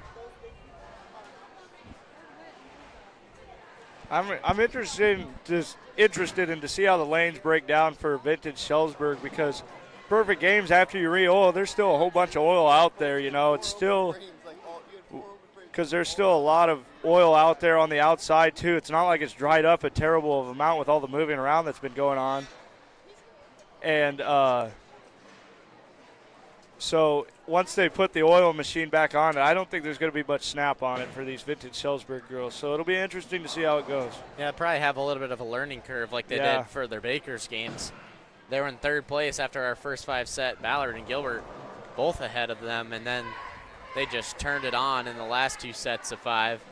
So maybe a little bit of a learning curve. That'll be an advantage for the Ballard and the Gilbert bowlers. Yeah, because I've seen how these lanes play out when you re-oil them after something like this, because the oil's now just pushed all the way down towards the pins. Yep. And it's going to be a soupy mess out there. It's one thing I've got to have to come over tomorrow, and all of us are going to have to overcome, is what it's going to do after something like this. Yeah, with so much bowling happening, it's going to be. Yeah. Balls will be soaked in oil. The lane will be soaked in oil. We'll all be soaked in oil. That's the same for golf as well. The more you bowl, more people play, the more damage the course gets. The greens kind of get tapped down a little bit. They start to slow up. Yep. And then some of them dry out too because the sun hits them all day. Yeah. Not as wet in the morning. Yeah, not as wet in the morning. So you kind of want to be early and play early. As of late, things can change a lot more. The weather kind of picks up. Wind can start to pick up. And I think after this game, I'm pretty sure Ballard has solidified their second place. Yeah, good job to them, but only one qualifier. So only one qualifier. But still top 3 of the podium, I think, is going to be Ballard. So first Vintage, or Vinton, sorry, I kind of stick saying that. But then Ballard and then Gilbert, which top 3 podium, not bad for a districts meet at all. Yeah, it was a tough one. And then I believe Benton's going to round it out at the 4th spot. We're going to try to get our totals before we go on to break here. Yeah. If we can get our boy head of security, Chase Klatt, to take a picture for us. Congratulations to all these girls on their seasons, though. Very good bowling. It was a pretty good show today. Yeah, it was awesome. I wasn't expecting what I saw, especially some of the bowlers for Vinton-Shellsburg, but I've only done the one bowling meet this year for the boys and the girls. This is just a whole different atmosphere. Districts is. It's a lot more fun, and everyone brings it too because they all want it. And most of the time, you might go into a meet knowing who you're going to beat and how much you're going to beat them by. But here, you really don't know. Yeah. We especially thought early things may have changed, been a little different than we originally thought. But yeah, because we were saying Vinton-Shellsburg is the favorite by far, and then we were like, oh no, they're falling off. Yep. But nope, they turned it around, got it. Ballard was not disappointing today, I would say, but probably a little bit below their average as well. I'm not sure the whole totals and the averages. Yeah. Gilbert's average actually is just above Ballard's, but Gilbert, Ballard, and Benton are very close to each other. Kylie finishes out strong with a spare and a strike, and they end with a 129. I'm pretty sure that solidified their 3rd spot. They did what they needed to do to keep it at 3rd. Hopefully we can get those scores real quick before we get a little grub. Get a little grub and come back for solos and get hype. Yeah, we're going to get hype. It's going to be fun to watch some of these bowlers. There's going to be a lot. I mean, there's 15 girls here that could go to state. Oh, yeah. And I'm really excited to watch how these lanes play out because I feel like there's going to be a lot of struggle, and then once they figure it out, it's going to be dimes. Yep. It's going to be who can kind of get over that learning curve, like we said, quickest. And they're going to be the 4. Looks like everyone's done. Columbus Catholic finishes out. They're done. That's just the. Yeah, I think so. Oh, yeah. Everyone's done. We should go throw a few balls or something, get warmed up for tomorrow. Yep. Actually, I'm not allowed to. You're not? It's illegal the day before. Oh, yeah. To go to the meet and bowl. Okay. Oh, no, it's not because we're going to practice tonight. I forgot. Never mind. It's legal because we are allowing other teams to come here too. Oh, okay. So if we don't makes let any other teams come here, then we can't do it either. But if you let teams come here and do it, then it's okay for us to do it as well. Gotcha. All right, here's our final scores. Vinton-Shellsburg, they're qualifying for state. Congratulations to the Vikings. Gonna try to get a little revenge. Last year, made the quarterfinals in the team bracket. Looking for the title this year. They finished with 2,527. Great bowling by them. Ballard gets second place with 2,277. Definitely some good bowling there we've seen, especially from that 4-5 spot. And Gilbert's in third place with 2,193. Great bowling by all the bowlers today, but Gilbert and Ballard started out hot and kind of couldn't find it in the end, and Vinton just showed why they were the best team. But we'll round out the rest of the standings as well. For Tripoli, 1,982. Right behind them was Benton, actually. Tripoli came back a little bit with some great games at the end, took Benton at the 4th spot, and Benton in 5th at 1,941. Then Columbus Catholic at 1,802, and Grundy Center 1,546. Rounds out our 7 teams. So great bowling by all the bowlers, the girls here today in our Bakers games. 15 of them we just saw. We're going to take a little break here, come back for our solos. We're good to go. We'll see you at solos. Yep.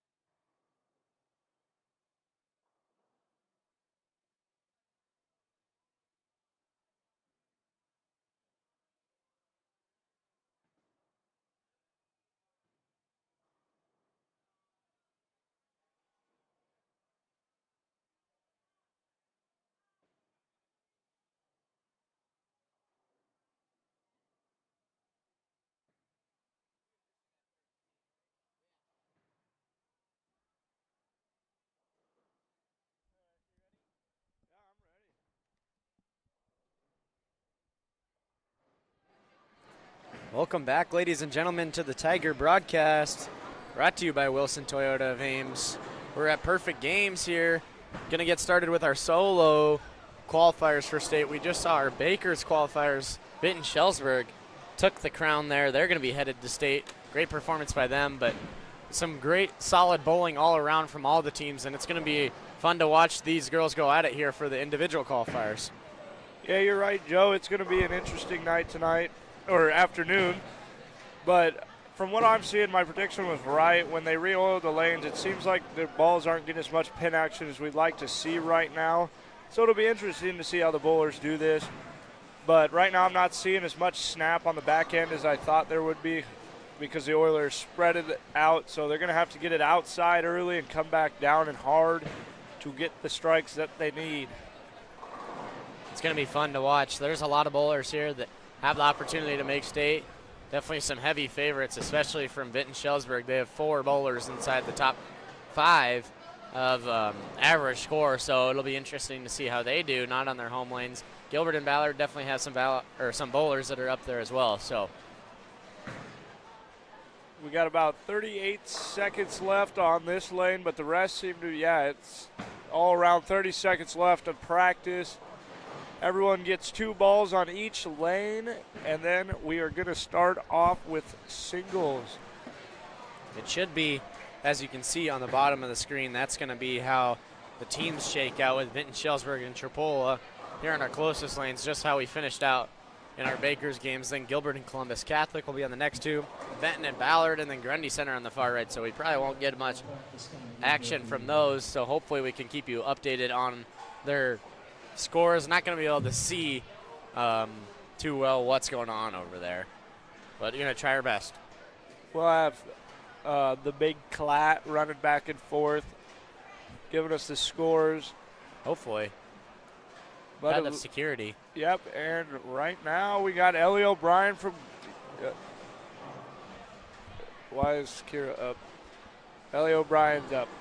That's what it says. On the other, and they're on the wrong lane. What's going on? Oh, it's because they weren't done with practice yet. Oh, not done with practice. Not done with practice yet. Still a few bowlers to go. Looks like we're going to restart here. Yep, everyone's still on practice. Everyone has to get their 2 balls in. And why wouldn't you want to get your 2 balls in? Yeah, exactly. They had a 45-minute break, as did we. We got a little food. That's good. Looks like Kira with a good practice shot might have found the outside pretty early. That outside will dry up quick, though. We want to mention, too, about the Tiger Bowlers. They finished the season 8-3. Got 3rd at conference, what we talked about a little bit. Kylie Miller placed 6th individually. She was first team all-conference, and then Kira, her sister, and Sarah Thatcher were honorable mention all-conference. Congratulations to them. We're not sure on the other teams about all the individuals and how they did in conference. Definitely some talent here, so I'd assume there's some all-conference bowlers and some conference winners that we've seen. We know Ballard, they took home the conference titles for the girls. I don't even know who actually won conference. I thought you said Ballard did. Well, so we won conference. We won our conference, but we didn't win the conference meet. Oh, that makes sense. So I think Newton girls actually won our 2 Rivers conference. And then when we go to the conference meet, you can win that and get a plaque. Those are different. Yeah. Same thing for like college basketball. There's teams that win the conference, but then they don't win the tournament. They're just different things. Yep. I didn't realize that, I guess. Like, I think last year we might have won our conference, but I really wasn't paying attention. But I know we won the conference meet as well. Okay. So. But, yeah, it should be an interesting way to play out. We got 3 games, and then we'll take the top 4 bowlers out of the 3-game series, and they're going on to state to punch the ticket and hopefully win state. Hopefully. It'd be nice if we could figure out, the individuals so we can keep those updated as they go along. We're going to be able to update you pretty regularly on the Tripoli, Vinton, and Gilbert Columbus scores, but it's going to be hard to see that Benton and Ballard scoreboard Well, all the way there. and they far got right. they got 6 to a lane right now, so the names are looking even smaller on the screen, so it's going to be even harder to see That's true. on what's going on, but we'll do our best. I'm thinking first place will be like a 640 series. Second place will probably be around a 620. Third place I'm betting will be a 590, and then fourth place will be a 580. That is my rough estimate on what I think it could be, but who knows? There could be higher, it could be lower, but I'm not even going to give an estimate, so I don't know what to say. But what I'm seeing from practice, I think that would be a good solid estimate. Then that's my guess as well. Whatever you just said, that's what I think.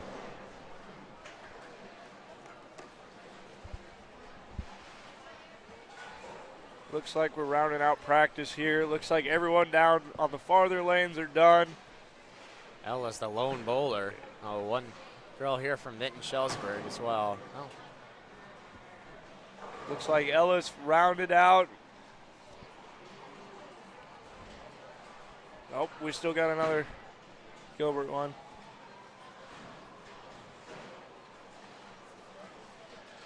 so some of the girls have names on the back, for Gilbert at least, but some of them don't.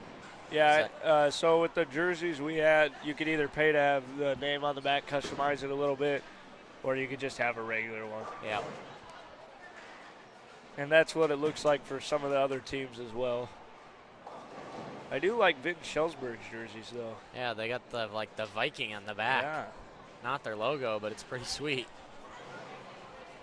It looks like he's like playing baseball or playing golf or something though. Not playing bowling. No. Got to put a bowling ball in his hand. That'd be sweet. Like Thor. It looks like a Thor with a bowling ball. Yeah, they're the Vikings, so it does look like Thor. He's a Viking, isn't he? Yeah. It's close enough. Oh, he's a god. He's a god. Nordic. Those are usually Vikings. And she threw it with the lights off. That should be interesting. All the lights are going off. Kelly ain't putting no more time on. She said, nah, let's go. We're ready to open this place up for some business, I guess. Let's get firing. Soon you will hear everyone yell really loud, and then that's when you know we've started. Called it. And we're off.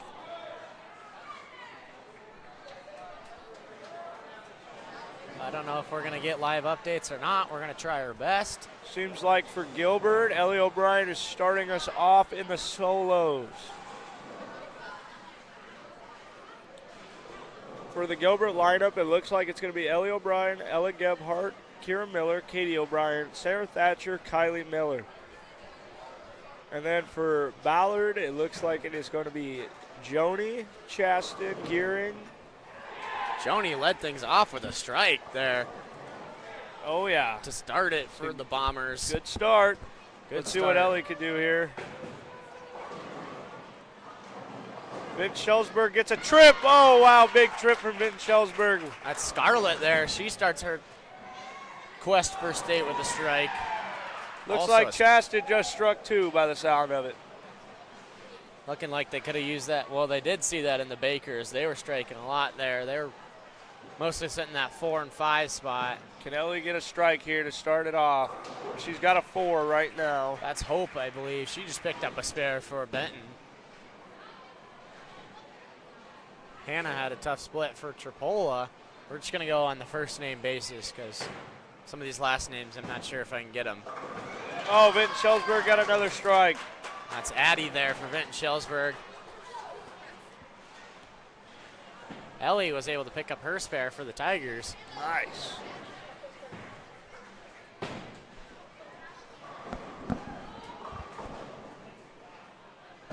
And I believe that was Laurel over there for Columbus Catholic in her first frame. She picked up a spare as Oh, well. that looks good. So a lot of these bowlers are going down and in right now. They're going off of the outside, like I said, and then they're going to come down, and it's going to be a lot tighter line than throwing it out wide and coming back and creating that huge angle. with the lanes we have right now, you cannot create that huge angle like that. Otherwise, you're going to just leave a huge mess, and you're not going to get the sweep through it. So all these down and in right now is looking pretty good. It'll dry up. They'll have to move left a little bit, but otherwise I don't see them moving very much. Nice pickup there from Alea for Tripoli on our close lane. Ella's also going for the Tigers over there. Yep, Ella's got a spare. It looks like a bucket. There you go. There's a spare. Sammy there for Vinton-Shellsburg. Ella's taking her time. Looks like she's going to step off, reset a little bit.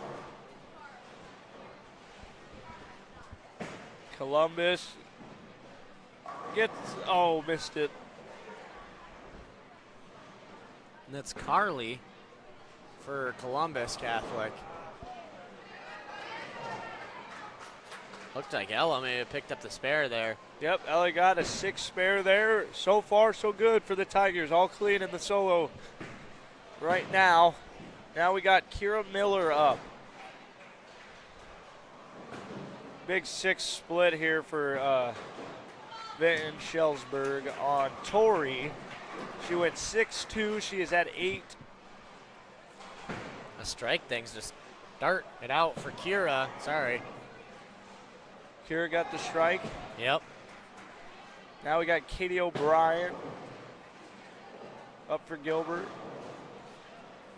Tori. Stone 10 there for Liza for Tripoli. Yeah. Tori for Vinton-Shellsburg. Couple Tories. Looked right like back that might be a little flat. Oh, didn't even get to the pocket. Back-to-back Tories. Blows right through that pocket there and leaves a huge mess that she's going to have to try to clean up. It's doable. Sarah Thatcher's up. Katie O'Brien must have struck. I believe she spared. Or somebody right after. Was it Katie right after? Yeah. Oh, it was Katie. Katie spared. Katie struck. Ellie spared. Yeah. It looks like Sarah might have a 10 pin. Yep, 10 pin. 10 pin only. Classic. Oh, that was a good shot at that for Tori. You're going to see a lot more 10 pins in this round just because of them coming in so flat. Yep. Oh, yeah. That was a strike over there for Alexa for Benton in her first throw. Kylie from Vinton-Shellsburg. Oh, wow. Beautiful ball. Good pin action. Absolutely ripped the rack right She's there. actually using a different ball. Different ball. It's got a different cover stock on it. It looks sanded down to get more bite off of the edge of it. And it looks like she's going to take that. She'll probably be able to use that the rest of the game. And she's going to be able to get more hook out of it. Yeah, just keeping that confidence that she had from the Bakers. She was in that anchor spot, like you said, at the 10 frame. Kylie Miller's got a 7 split, it looks like. That was Alexa going there for Columbus. The big thing for these bowlers is when they get into a situation like this, they're going to have to play the waiting game and just stay calm and be able to do it.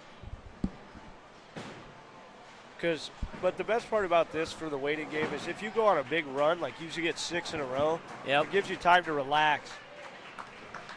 And then you don't have to go on, then you don't have to jump to it and be shaking through the whole thing. You can take your deep breath, relax. So if you see a couple runs, they're going to probably be extended just because of the time period to relax.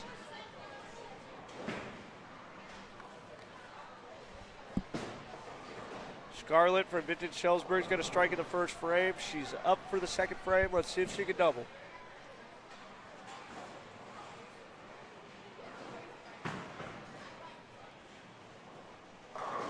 And she does. That is a huge rip the rack right there. Pocket flush. That was beautiful. Now Addie's got from Vinton-Shellsburg's also got a strike in the first frame. Can she double up? Gilbert's not up right now. They are waiting for Columbus to finish their first frame. Addie did not quite get the trip on that tap on the 6 pin like she wanted it, so she went 9. Should be an easy conversion. It's hard to see some of those far lanes there for Grundy especially. Looks like Chaston might have got one. Yep, Chaston doubled up. I didn't get to see what Joni did, but Joni missed, I believe, on her first throw. She may have picked up a spare. Chaston looks pretty calm, quiet, and collected. Good spare there from Addie. Her and Joni had good bakers there.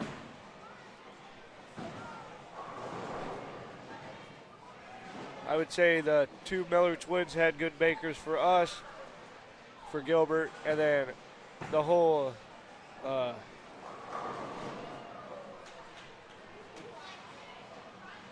vintage team, Vinton team, they all had good games, so you don't know what to expect from them. It looks like Sammy's got an 8 spare, then an 8 split. It is doable. If she comes in on Brooklyn on the 4 pitch, she could send it across and pick it up. It's going to be tough. Ellie O'Brien, is back up. She's got a huge mass split there. She went for 1. Oh, almost got it. Sammy only went for 1 there. It looks like her coach and her talked it over, and they only wanted 1. Yeah, that 1's going to be crucial. I mean, every pin here is going to count. There's going to be some high scores. We can already tell. Can Tori come back off of the 6 split open here with a strike? Oh, rips the pocket there. Beautiful ball. Great job by Tori. Sounds like Ballard had a strike down there. Ella Gebhardt's up for Gilbert. That's Mo over there on the far right for Grundy. Ellie coming off a spare in the first frame. Tori's going to try and pick up her 6-1 open in the first here from Vinton-Shellsburg. Oh, misses the 7 pin. Shoots right across it. Oh, it was a strike there for Katie for Ballard. Also a strike there for Kayla from Tripoli. Double there. Good job from Kayla. Ella Gebhardt's got a 7. Pretty easy conversion here. Can she double up with a spare? It would help her move on along the game.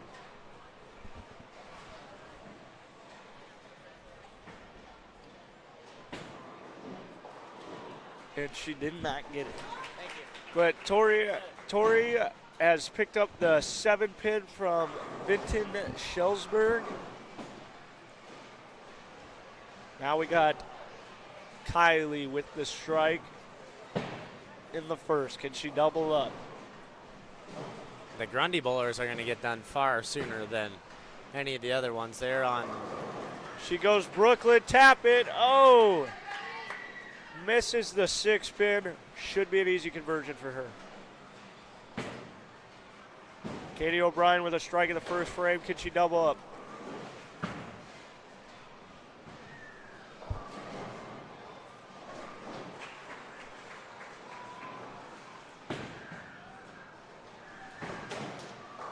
She misses to the left. Just a little bit to the left there. Pretty bad to the left there.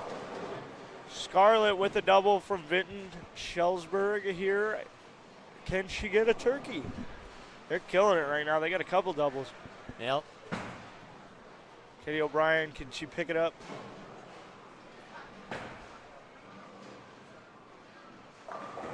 Oh, misses the turkey. Just with the 5 pin. Katie misses the spare. But she can pick it up and spare out here and still be sitting very well. Couple bowlers going over there for Benton. Picked up a spare nicely there. I believe that is. I'm not even sure. I can see. I think that's Hope though for Benton. She had a strike in the first frame. Scarlett's got the spare. Now Sarah there for Gilbert on her her second throw. Can Addie turn it around after that 9 spare? She's got a strike 9 spare here. Can she get another one? Looks a little high. Looks as flush. It was a good shot. That was Olivia also there for Columbus. She had a strike. Sarah picked up a spare. There's a lot to watch. There's a lot to watch. Trying to give everyone a good call out here. I know, they're not going to rotate, so Yeah. you'd want to kind of say everybody. I'm surprised they don't rotate, but shows you what I know. Sammy comes in a little light, leaves a 4-pin. Just slid the head pin right across it, just missed. And it looks like Kylie just struck. Yeah, good toss by Kylie. That's a good bounce Coming off back the- after that open. Yep.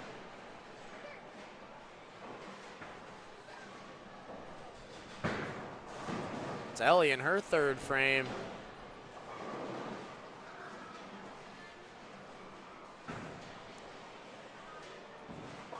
Here comes Sammy for the spare. Oh, get barely. skinny. Blow it over. Just a nice little love tap on that one. Didn't want to hit it too hard. Nope. Nice and gentle.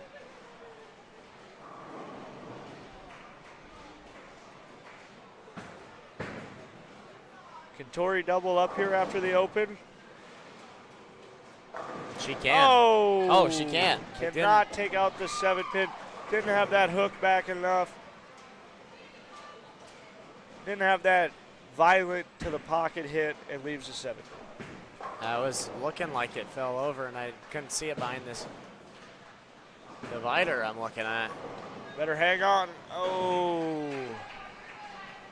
Ella's about to go here for the Tigers, along with Carrie. Sorry, Carly. There's an invisible L there for Columbus.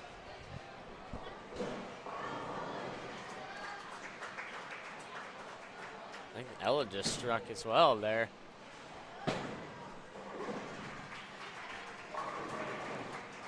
Kira Miller's on a double. Can she get the triple? Tori's coming in really flat there for Vinton-Shellsburg. I think she's going to have to take a few steps to the right and keep that same mark, and it'll come back just enough. And Kira Miller goes 7 split after the double. That was a strike over there for Paige from Benton.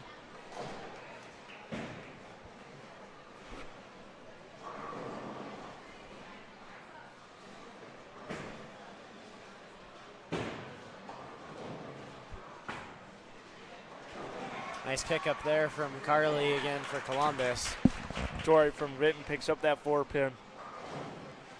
Now we got Kayla with a double here. Can she get that turkey? For Tripoli. We're waiting for the turkey here. Oh, Nice yeah. throw. Rips it for the turkey here. Kylie went open in her first frame, and then, her second frame, and then she strikes. She has 2 strikes and an open here, all the way up to the 3rd frame. She really gets the pins shattering. Oh, yeah, she does. That ball hits the pocket really hard. Yep.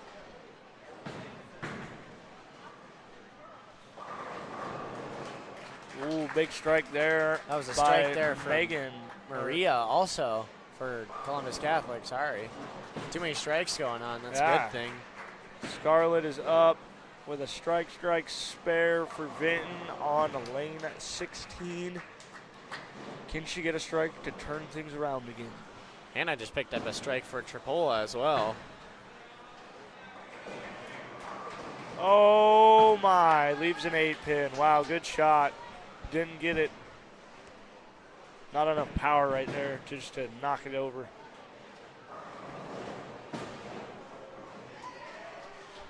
See, Sarah Thatcher just got a strike there from Gilbert.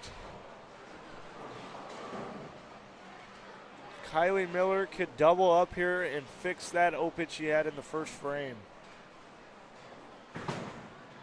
It's the best frame to leave open. Yep, she doubles up here. It's like nothing ever happened. Yep. Great pickup there by Scarlett. That's 2 9-pin spares.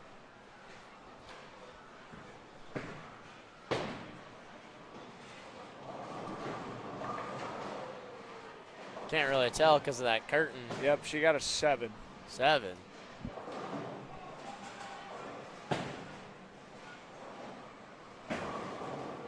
Nice strike there from Addie for Vinton. She went strike, spare, strike, strike, so double up there There's for her. another double. We got a chance at another turkey here. So far, I've only seen one turkey.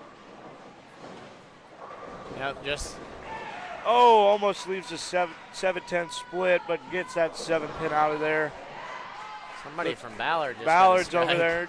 They're chirping away. You'll hear them. You will hear them.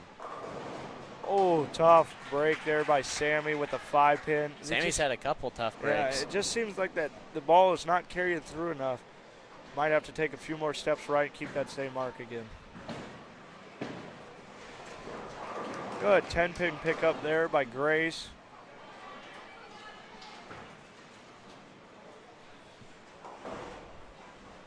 That's Jenna, or sorry. I can't even read that name. Can't read that name, sadly. Oh, Sammy misses the 5-pin from Vinton.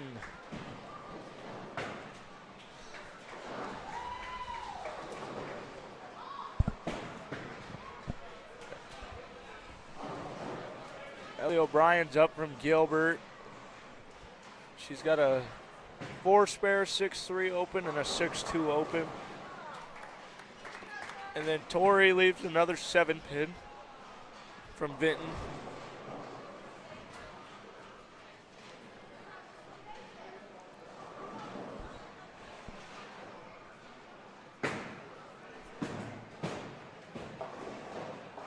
She chops it there. Chop that one pretty good. Tori gets the 7-pin. She redeems her last shot.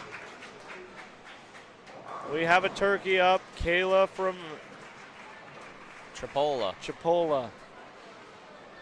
Can she get the 4-banger?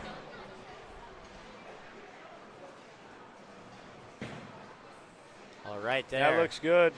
Oh, kind of blew past it. Just a little bit, not enough turn there at the Probably last gonna- second. If she's probably gonna have to move inside with that throt. Got a little outside, it looked like, not where she wanted it. Yep. But it is a very easy conversion, so hopefully she can slide that in there and continue her game. It looks like, oh wow, she's not getting any carry. Tori. That's Jenna over there. She just picked up a spare for Ballard. Along with Ella is about to go for the Tigers. Can she double up? No. Nice pickup there from Kayla.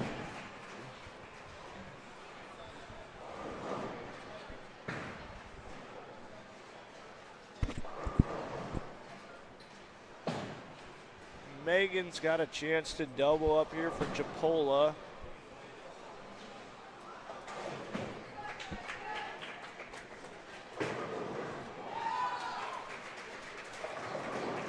Looking for Oh, just some late pin action. doesn't have that drive. Got a 4-pin standing there. Here comes Kylie from Vinton. Love to see a big double here. Ooh, Pulls right by it. Too much speed. Just missed her pocket there. She hit the pocket just a little light. Yeah. Seemed like a little too deep. Man, they're all playing that tight down and in line there. And Megan goes open on the 4-pin. Looks like we got a strike from Kira. Or Kira left yeah, that Kira's got a strike. third frame open. but Yep, comes all back with another strike. all So strikes besides that. it looks like Katie went strike, open, strike. Let's see if she can get another double here. Love to see it.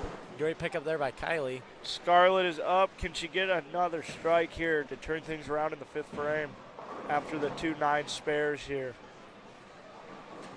Strike here would be big. She got it out soon enough. It looks like, oh, 10-pin stands. Just leaving that 10 pin. Notice that's a lot more common for you guys, for the boys, I feel like, than the girls. That's a lot of 10 pins. Yeah, we leave a lot of 10s just because, like, I feel like with the amount of speed and force that can be put on the ball, and Yep. then it also depends on how, and if you get too much of an angle, it's going to all just scatter around it type deal. So it all really depends on how you throw it. But yes, we do. Our team does leave a lot of 10 pins. And then sometimes we can't pick them up. Yeah. You think it'd be pretty easy. Yeah, it's not. But here comes Andy with a double. Can she get the turkey? Come on.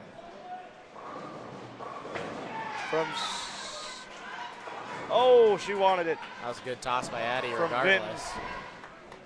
Sarah over there for Gilbert. Didn't get it. Ringington. Teetering quite a bit. Man.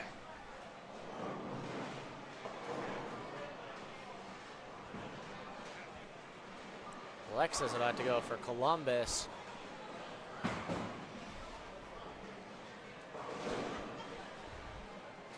Can Sarah get the 10 pin? No. Spares are big here. Also, it can make or break a game depending. Now that we're getting into the back 5 here, it's going to really depend on who can spare out and who can strike. Let her eat. Let her eat. Welcome. What's up, lads? How's it been? Welcome, Nash. Welcome, Nash. You want to join in? Has Coleman turned it up? No, I don't want to join it. Joe, chill. I don't need to join in. All right. Oh, What? Sammy leaves a ring at 7. We can move over. You can sit in. Cole, you doing good or what? Oh, yeah. Yes, sir. He's carrying the broadcast because I don't know what I'm talking about. 10 viewers. Let's get it. 10 viewers.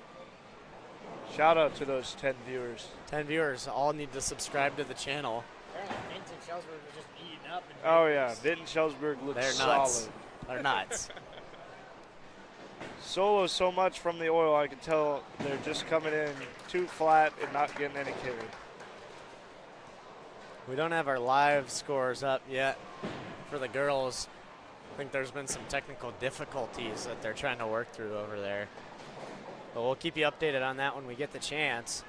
Only through 4 frames here on our close lanes. Almost getting through 5 here. This definitely takes longer than the Bakers, or Yeah. at least it feels like it. Tori comes back with a strike from Vinton in the 5th frame.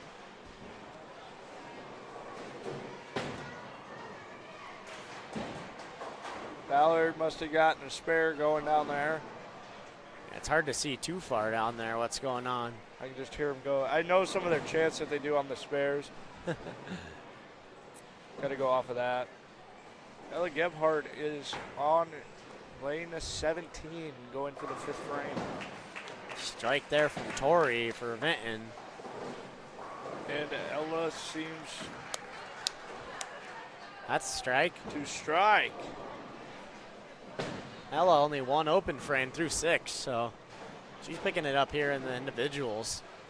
Looking pretty good right now. Looks real good. Now Kira Miller is up. Can she keep her good games going here? She needs a double in the 5th. That was Paige going over there for Benton, Oh, get out of there, 10 pin. along with Katie. Seems like she Ballard. stone 10'd it. Man, Kylie seems to be pulling a few shots here. Yeah, she was going for the Brooklyn. She missed too far right on the last one. Yep. But missed too far left. Doesn't really know where to move right now. You can kind of see in her shots over too much movement at once. Yep. And Kira misses the 10 pin in the 5th frame. Kylie gets the 10 pin. That looked pretty easy. Yeah, she's done that before. Yep. Probably hundreds of times. Maybe even thousands. Never know. Here comes Kayla with a 10 pin. And she gets it. She is Kayla's- still clean. She's got a good game so far. Yep. From Katie went 7. From Gilbert, Katie O'Brien goes 7.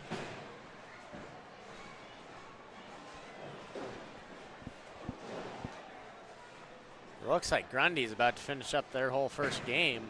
Yeah, they're flying. They are flying. We can't necessarily see. This is where Grundy's going to take over because they don't have 12 people on the lane, so they're going to probably shoot pretty big because really not many people are going to be messing with their line at all. That's Bria over there. She was the last one to go for Grundy. Only 5 bowlers, I believe, on the Grundy team.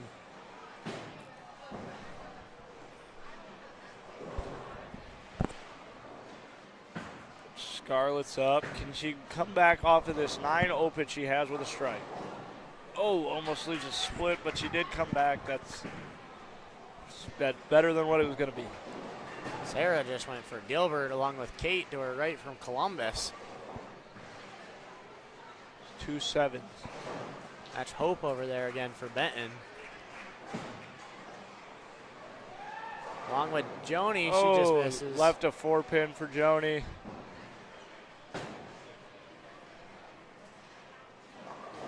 Scarlett picks up the spare. Scarlett's got a good game going. She's looking very solid. Needs to string 2 strikes together and she'd have a really good game going. It's Alaya here for Tripoli. Hopefully Addie can figure it out from Vinton here to get back off of that open. Yeah, she had a really great game going. Still does. Oh, that's a tough split. Joni got a spare, and then Addie, she didn't like it right off her hand. You could tell she slapped her leg. She knew she missed. And now she's got to hopefully get a 3 here. Chasten's up for Ballard. She seems to be having a pretty decent game going here. I see a double. Can she get the triple? And she got it. She got the turkey. Seems like she's having a pretty good game down there. They're having fun. Kylie leaves a 9. Looks like a 7-pin considering I can't see it.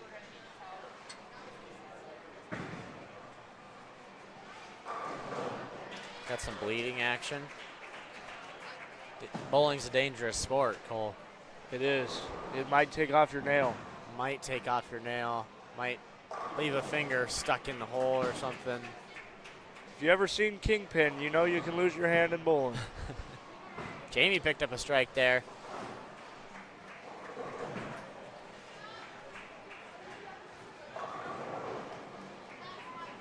And Grace with a nice spare as well.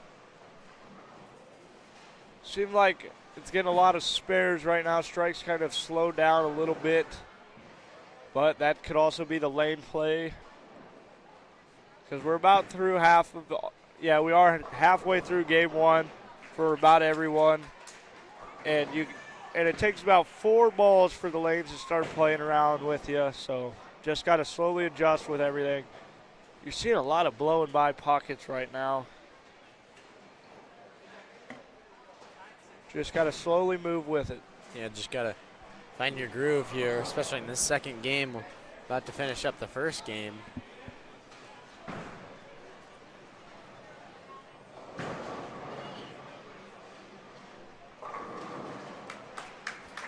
She gets a double. Tori does. From Vinton. Tori's kind of picking things up at the yeah, later it half looks like of this she's first starting game. to find it. Yep. Hopefully Kylie can get back on it here from Vinton. She needs a couple strikes here to do her pretty well. And here comes Kayla from, what's that school? Tripoli. Kylie leaves a flat 7-pin from Vinton. Here comes Kayla from Tripoli. Oh, get out of there. Oh, leaves a 10. That close. So close. She's got a really good game going, though. Through 5, she's at 116. That's Carly over there for Columbus Catholic. Kylie seems to be having a little trouble with her footing from Benton, it seems like, considering she was sliding on the lane trying to figure it out here. Oh, Kayla blows right by the 10-pin. Wow. It's not what you wanted to see there. She finishes with a 6-frame, 125. Yep, just missing your mark barely. Yeah, it's costly around here because it's so oily, it just blows right by it. Yep. And you can see that Grundy is waiting for everyone else. Yeah, they're going to have a lot of time on their hands. They still got 2 more to go. It's going to happen again. Do we got the scores for Grundy? Not yet, I don't believe. Jossie's about to go for Ballard. That was Janessa over there for Humboldt. Yeah, we can't see too far down there, you know, what's going on, but trying our best here with the close lanes. Looks like Joni's on a strike spare from what I can see. And I see like 2 opens, I think. Can Joni come back with a strike? That was a strike. Another 4-pin. That was a strike for Jossie for Ballard, or from Ballard, sorry. Joni leaves a 4-pin.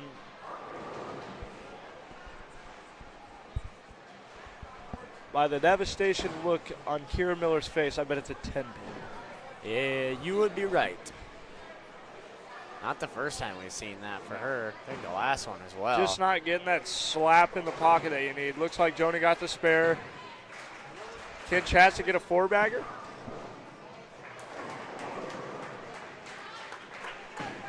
Scarlett just needs to keep sparing up these single pins here, and she'll be just fine, sitting just fine. This is when spares have to account for it.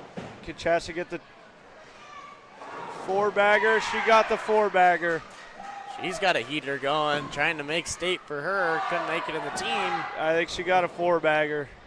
That helps a good amount. But you also got to remember there's 2 games left. Yep. Can't get too excited now. Great pickup there by Scarlett. She's got a really good game going as well. Yeah, Scarlett's just battling through all these spares that she's got from Vinton. But that's what you're going to have to do. Single pin spares are crucial. That's Kate over there for Columbus. Hopefully Andy Addie, oh wow, Addie from Vinton. I think you said Andy before one time. I think too. I did too. It kind of looks like an Andy from here. Yeah. The letters just blend together. But it's obviously Addie. Hopefully Addie can get a spare here. Sounds like there was another strike down there for Ballard. Hopefully Sarah Thatcher can get things rolling again. She's coming off the spare though, so I want to take advantage of that. Yep.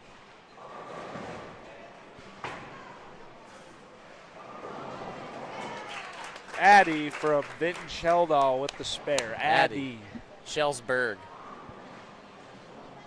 Same difference. Too much speaking today. Yeah, this is a lot of talking, and I have to do it tomorrow. Oh boy. It's going to be rowdy in here. Who's a special guest tomorrow? I don't know. It's TBD. Maybe I'll get Jason Belmonte to come on here with me. Oh boy. He'll spread some knowledge. Yeah, he will. If I can somehow get him to come to America. He probably lives in Australia or something. I think he is in America for the PBA tourneys right now. Is there like a season, or they just do them all year long? Winter's a big season for it. Okay. I think they just started, though, the summer thing. I think. I don't know. I don't really follow it. They're just too good. Oh, yeah. Great job by Kylie. Kylie. She's got a good game going as There well. she goes. She's turning around there after the 2 opens. Sammy with the spare. Is that Jossie down there for Ballard? I believe you'd be correct. Can she get a double? No, she's already got a double, I think. Nope. I think now is looking for the double. Yeah, that one was looking for the double. It's hard to see which score you're looking at, too. Yeah. Kind of off in the corner here. Wow, a lot of flats, 7s and 10s. Wow. That was Laurel going for Columbus Catholic. Along with Callie from Benton. I about said Humboldt there. Jossie from Ballard with the chop. Looks like Joni's going to be back up. Tori's working on a good game. She just keeps going here. She's got to keep chugging along. Nice pickup there from Laurel for the Sailors. Ellie O'Brien's up for the spare. And she chops the 10. Hate chopping it. It's terrible. It's no fun. Because you get so close and you think you got it, and then you turn around and it's still standing. Yep, still there. Looks like we're waiting on the Bobcats down there. Benton to finish up so Ballard can start going again. Yep. Tori got a split 7-10 from Vinton. Oh no. Off of a double too, that is not good. Maybe she'll pick it up somehow. Let's see. Throw it really hard. Come on, Tori.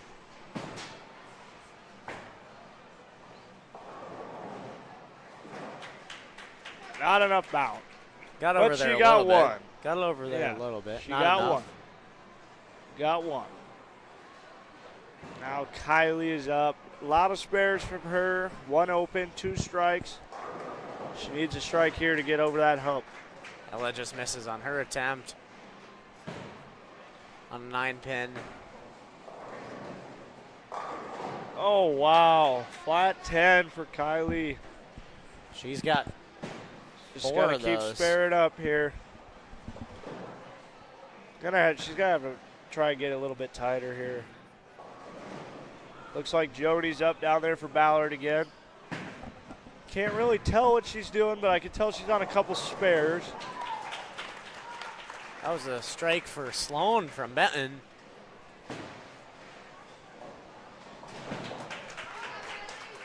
Kylie doesn't miss a whole ton on her pickups, Nope. even if This she's not is getting a Kira. strike. Kira got it. Joni split, I believe. Great job from Kira. We got a couple Kylies and a couple Tories Yep. from different schools, though. Tories, I believe, are from the same school. And Addie went 5-pin from Vinton. Katie strikes in the 7th. Katie's got a good game going for Gilbert. Chaston is up with The 4-bagger. the 4-bagger. Looking for the I can't tell. Yeah, that's a 4-bagger. Can she get the 5?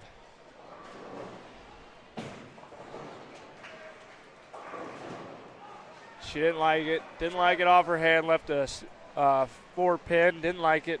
just But missed. that is doable. You can pick that up. I wonder what she's at down there. I can't even see it. Yeah, it's hard to tell. Hopefully we can get our live scores going here after the first game. Feels weird because Right now, I think, though, Chaston from Ballard's going to be in the lead from what I can tell, just because she's got the longest run right now. She just spared. it's going to be her, Scarlett from Yeah. Benton.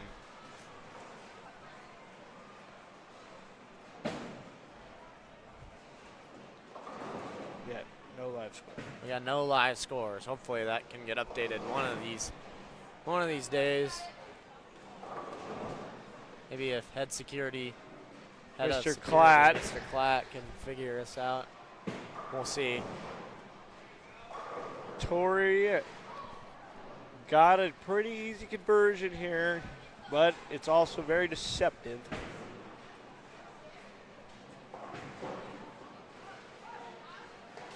Oh, and there's the deceptive part. Blew right by it. Didn't see the oil. Well, here's And the new- Kylie picks up her 10-pin to keep her decent game going. Just double up here in the 8th and the 9th, and she's got a pretty good game. Well, that doesn't seem right. What? That's boys. I don't know what I'm looking at. This is JV boys and girls. This is what she just shared with me. These are not the right teams. Yeah, this is JV boys and girls. Oh, Because that's got Luke Jorgensen, Ash and Ava Dodds. Klatz on there. Well, that's not right either. To tell Katie Hansen, she's running the scores, I think. We'll figure it out eventually. Yeah, we'll get you guys the live score here when we can. Big 10-pin pickup by Tori from Vinton. Why is it with the strike from Tripoli? She needed that one. Yep. She needed that one. Now Kylie is up. She needs an 8th and a 9th strike. She needs a big double here. to throw a really good game. So far, she's clean all but the second, but she could use a double here to keep her to get that big number. No, it's some JV meet. Oh, get out of there. 9 pin. Look Ah. at 9 pin for Kylie from Vinton. That's class. it's definitely class. But she's still clean, got a great game going. She's just going to have to find that strike spot. She picks up the spare. She's picked Solid. up a lot of 9-pin Chasten's up again here in the 10th. Ellie picked up a spare for the Tigers. She just went open in the 10th. Open in the 10th is not what you want. Nope, open in the 9th. Sorry. Oh, that's better Sorry. than the 10th. It's hard to see down there. It is hard to see. Looks like Ella's got a few more throws for the Tigers.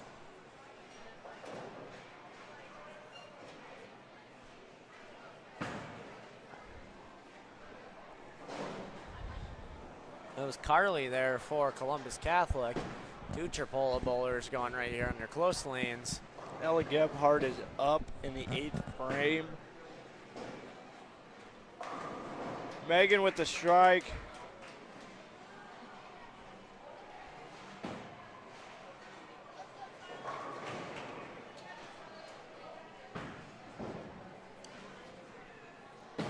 Scarlett from Vinton is up. She's still got a really good game on. Could use this 9th frame strike for the double to carry over into the 10th. Right now, if she strikes, she could strike out for a 225. Oh, too much head pin. Too much head Leaves the 6. Grundy Center is still down there waiting for everyone else. They're going to have to find a way to slow down. I don't think I could wait this long. Yeah, it's a long time to sit there. Anya picked up Yeah. a spare for Ballard. And Jossie just went as well.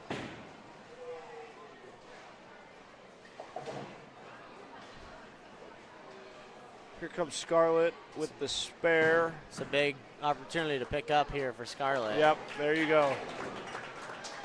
Now, if she strikes in the first of the 10th, she will get bumped up to a 175. That was And a strike Jossie up. must have got a strike.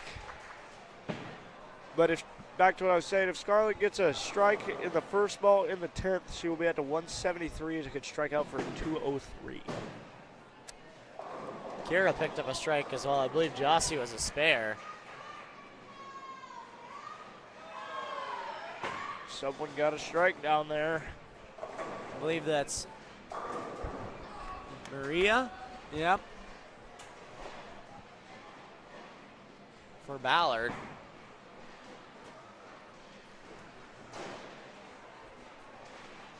Yeah, Grundy's gonna have to. That's odd. They're done way before. Maybe they'll try to slow themselves up a little bit to not be so far ahead, but that's gonna be hard. Addie's up for Vinton. With a split. It's the one that you got to throw it right down the middle and hopefully get in there. Alexa just went for Columbus as well.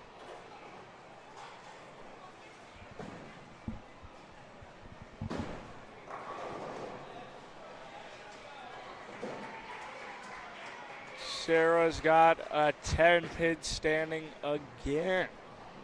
The lanes are brutal today. Not much break to them today at all.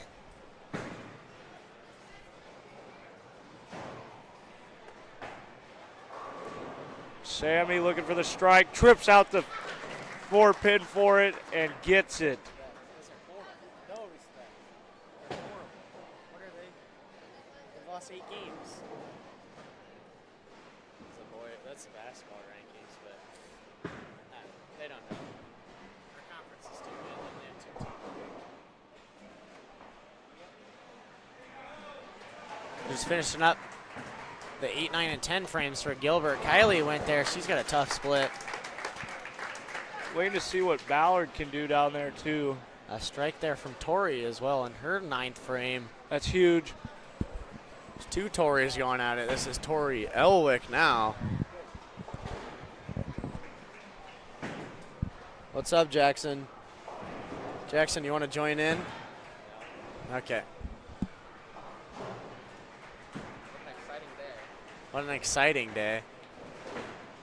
It's a long sound day. like Kylie got much out of that, and she goes into the ninth frame, or she eighth framed it with a 7 split open.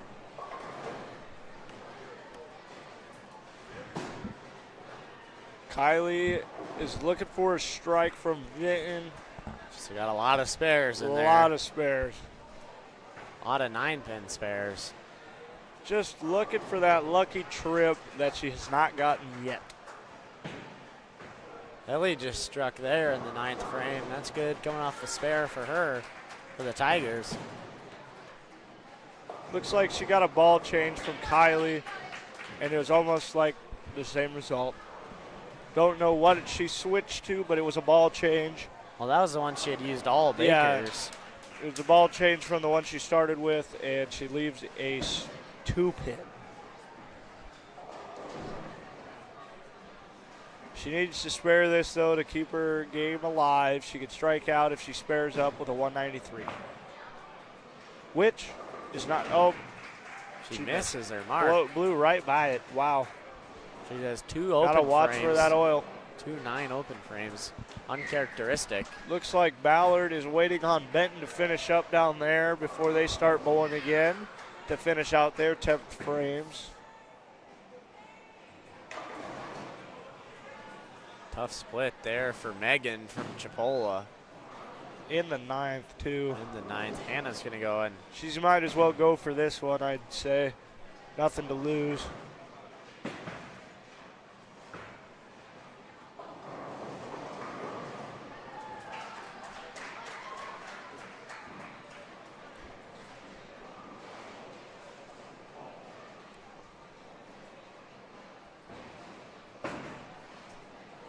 Looks like she's taking a shot at it. Oh, blew right to the left of it. Looks like she tried to pull it way too much.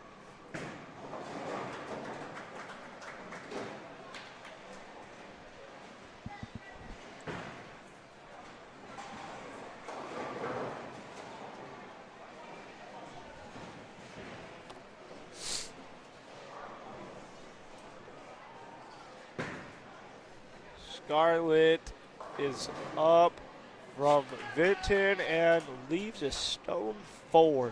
A lot of spares that we had seen be strikes in the Bakers games for Vinton. If Scarlett picks this up and strikes, she could strike out for a 193, which would be a big game. That would keep her in it.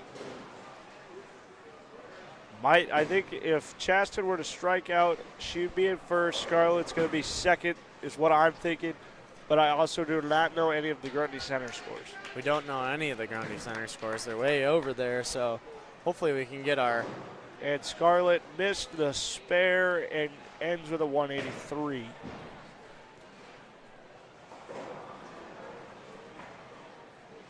But we also have Kylie and Kira from Gilbert, who are still not that far behind, I do not think. Oh, there's some good games all around. Yeah. It's going to be interesting to see how things... Right now is pretty close. I wish, this is my dream of what would happen, is they would take the highest scores and put them on the lanes right where we're closest to. That's kind of like a regrouping, but be fun to watch. Do we have any of the scores yet? Don't have any of the scores. That's from a JV meet. I don't even know how I got that. Yeah. But that's not necessarily what we need to be seeing. Looks like Addie from Vinton strikes in the 10th. She could finish with a 177. It's not bad for her first game. That's good. Plenty of room there. Definitely room to improve. Looks like Ballard's back at it. Joni is going to finish out the 10th. Looks like she 9 spared the first ball.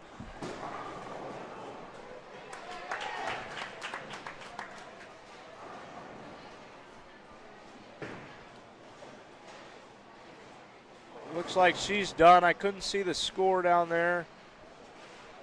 I think Chaston is at a 2:01 in the ninth with the open, so she can strike out for a 2:31. That's a good game. Hopefully That's a huge game. get a couple extra throws here in the 10th frame. Oh, get out of there. 10. She leaves a flat 10. Nice job there by Addie. She finishes with a 167 in her first game. Great start by her. Wow. Really good game here. Chaston, I believe, is at a 210 right now. She picks this up.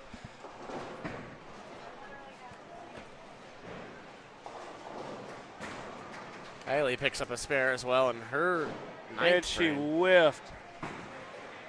Chaston ends with a 210, but I still think that might be her current leader here. It probably is going to be, unless we see a score from Benton or Grundy that we don't know too much about. Nothing to be ashamed with 210, but it could have been a lot better. Those are the spares you got to hit in the crunch time like that.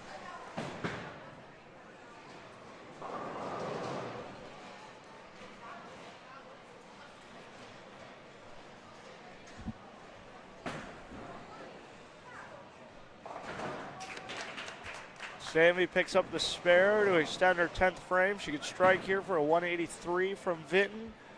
Who we get moved down here? We are getting Grundy. We are moving. Grundy is coming down here. I don't know why they wouldn't be before. Maybe they'll. Is everyone moving? I'm not sure. Or it's just Blaine broke down down there?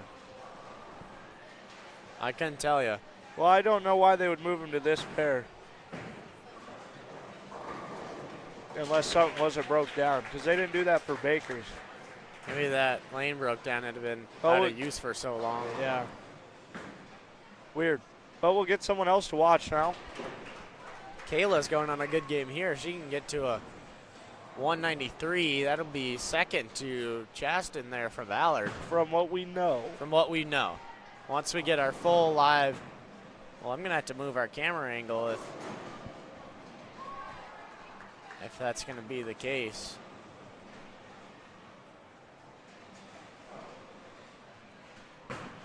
Looks like Kayla's going to finish out. Real nice. That's a great first game by her. 193. That's a second highest I've noticed so far. To our knowledge. To our current knowledge. Tori is going to finish with a 170 if she strikes from Benton. Tori Richard. Yeah, I don't know. That's close. Close enough. Close enough. Megan Christensen from Tripoli here in her 10th frame. Throws it. Oh, you don't want to do that in the 10th frame. Not necessarily. But she needs a spare here to extend it. That's Jenna over there on the far right for Ballard. Tori with the strike, ends with a 170. Beautiful ball there. Hopefully she can translate into the next game. Ella here in her 10th frame. She's looking for a double. Some late pin action, but I don't think she got all the ones Looks she like needed. Megan tried to really rip that one and got a gutter one for a 131. Tori Elwick up now from Vinton. Oh my gosh, 8-10 split in the 10th. That's wow. not what you want to see. That didn't even have nothing to do with her. That was a good ball. Yeah, just hit it right where you want it. Yeah. Those dang perfect games pins. It was those perfect game pins.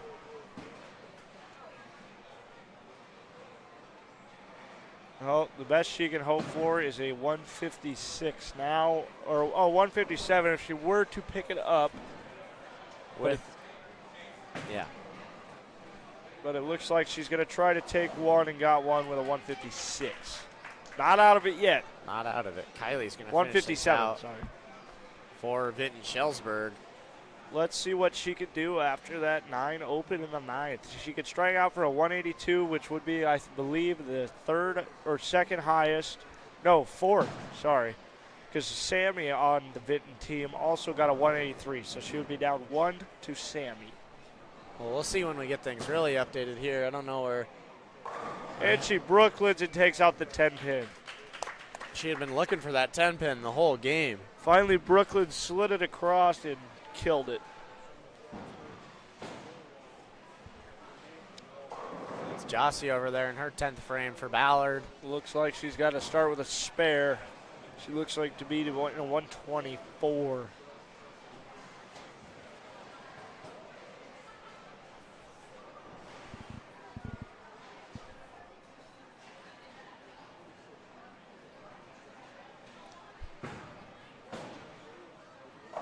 Fill ball there. Oh, Just misses the 7 pin.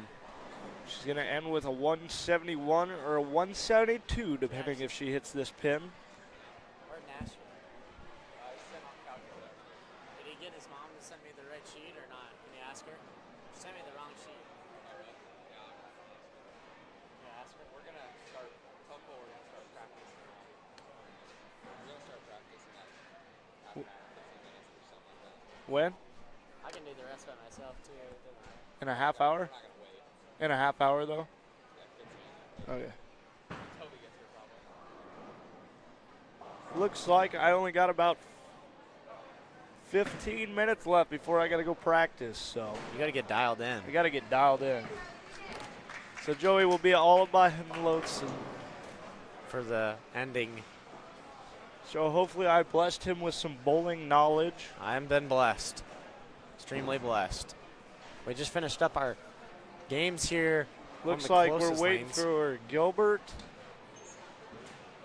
Columbus and just Columbus. finishing up here.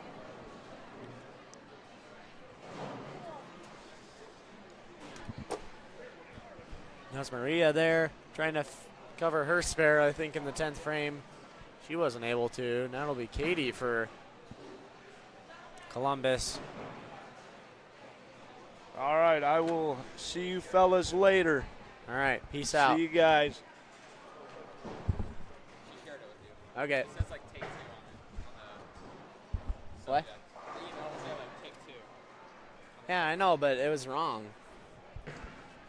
I gotta see if I can find that there.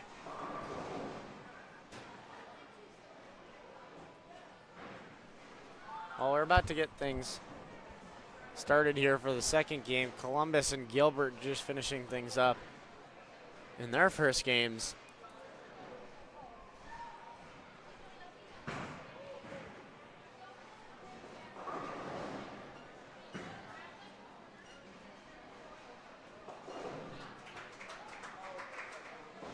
Kira picks up a spare in her 10th frame. She's going to have one more throw, looking for a 181 as she picks it up here.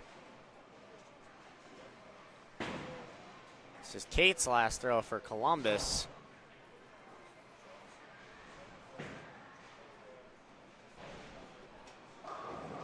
Kira ends things with that stone 10 there.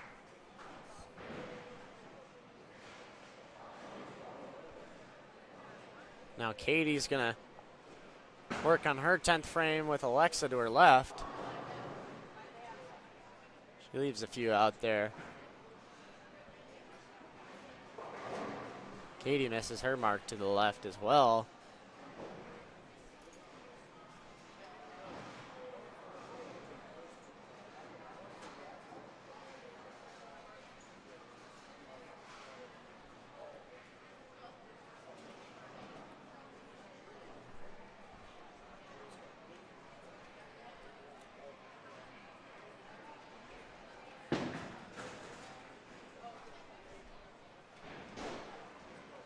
Alexa just misses her mark.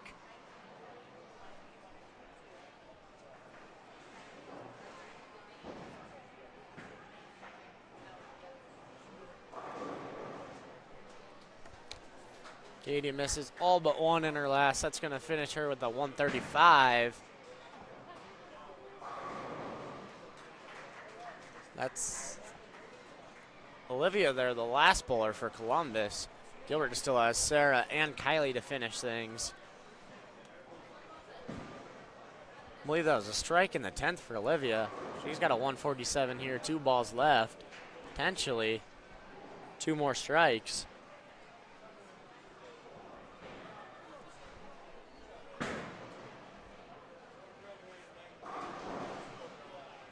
I'm not sure if that was another one. That curtain's blocking it. Must have been a 7, it looks like. Sarah's looking to pick up that 7 pin off a 9 first throw. She's able to. She'll get one more throw at it. Looking at a 162. She's able to strike out of here in the 10th.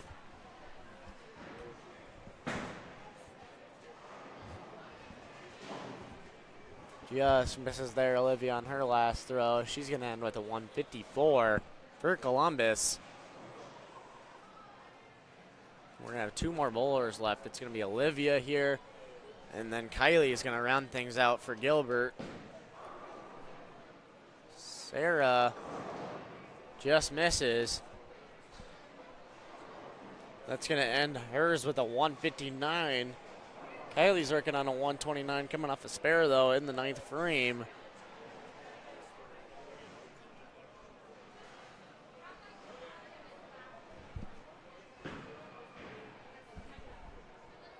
It's a good-looking toss, but just misses the pocket a little bit to the right. She's going to have a little bit to clean up here to pick up the spare for one more toss.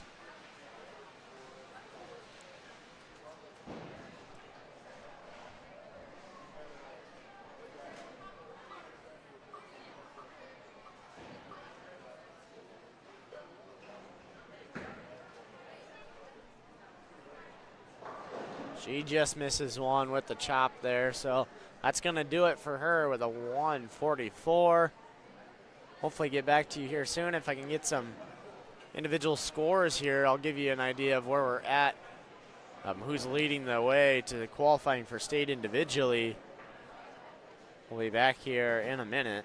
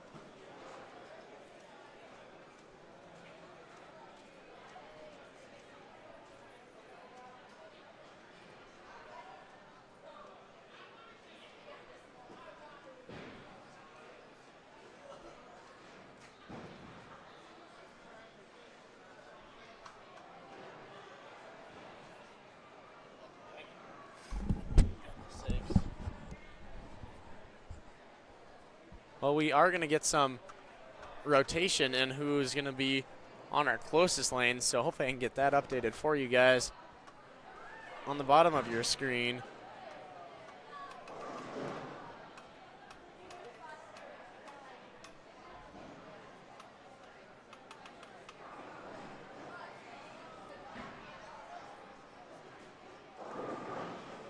If it's 4:30 and we're still not done, we're gonna have to call it. Okay. So 4:30 is going to be our cutoff because we got some other activities here tonight. We got a couple of choir concerts and I believe a school district board meeting. So we're going to have to take precedent to those before we can finish our bowling. But I wasn't able to get our stats yet to get you guys updated here on what we just saw and who's in the lead. But hopefully we can get that soon and get that updated for you guys.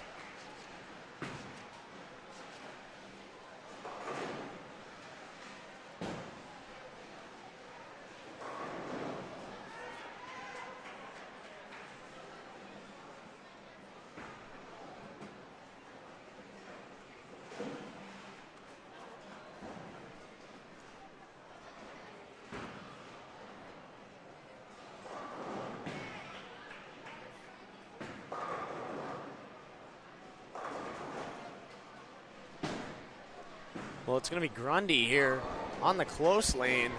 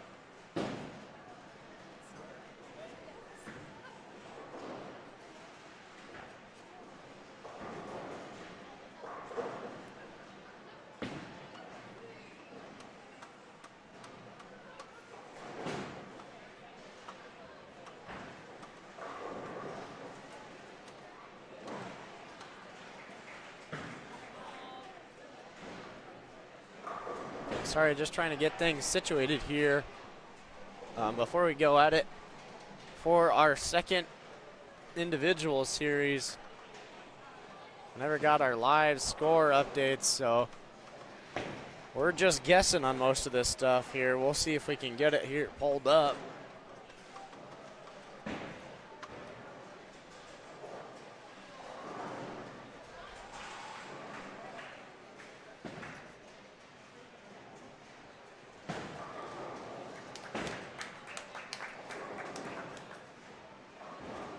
Doesn't look like we're going to be able to, so we'll just keep guessing, I guess. Hopefully we can get that updated at some point, but we have Grundy Center here on our close lanes. That's Lily Ann going at it here for the Spartans, and then it's going to be harder to see what's going on our further lanes for the girls down there. Some of the Vinton-Shellsburg girls are looking to have a good second game, maybe qualify. That's Kylie there. She bowls a strike in her first frame for Vinton.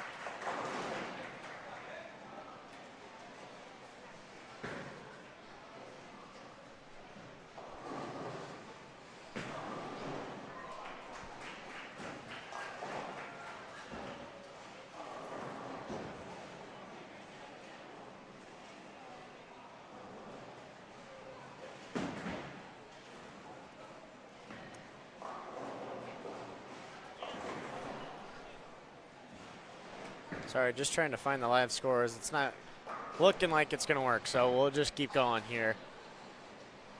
Can't really see now. We got the green frames, or sorry, the green scoreboards. It's kind of hard to tell what's going on there with the white letters. Kind of blending in too good is not what I wanted to see.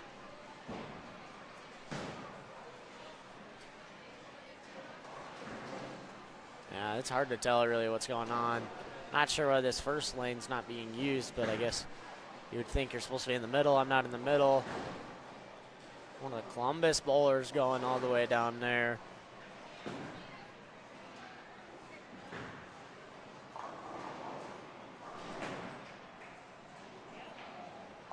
I believe that's Maddie all the way on the far right for Humboldt. I'm about to say Humboldt because their stuff looks like Humboldt. That's Benton. Ella just went for Gilbert. Along with, I can't see all those names.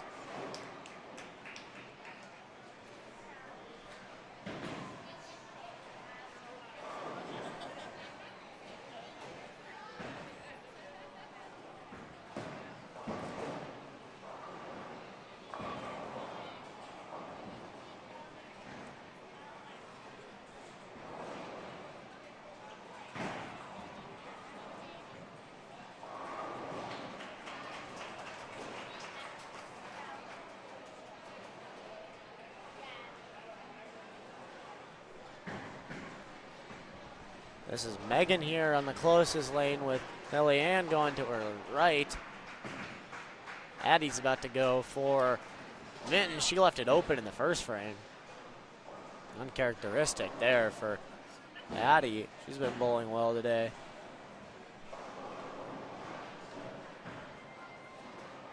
That's Eliza about to go for Tripoli as well. I really can't tell what's going on down there for Ballard. It's pretty limited visibility. It looks like Jossie's about to go for the Bombers.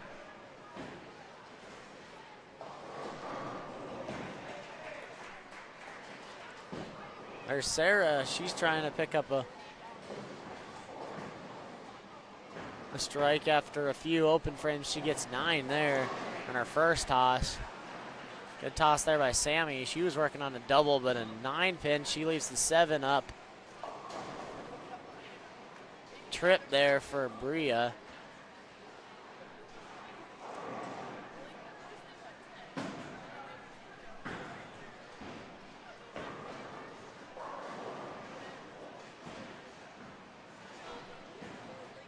How's Kate going over there for Columbus? Along with Katie O'Brien for Gilbert. She left an open in the first.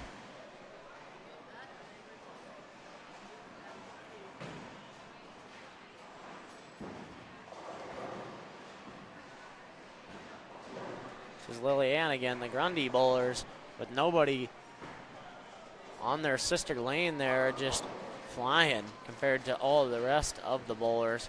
That was a strike there for, oh, I cannot read that. That's one, that might be Tori there for Vinton, I believe. It's the other Tori about to go. It's definitely hard to read those.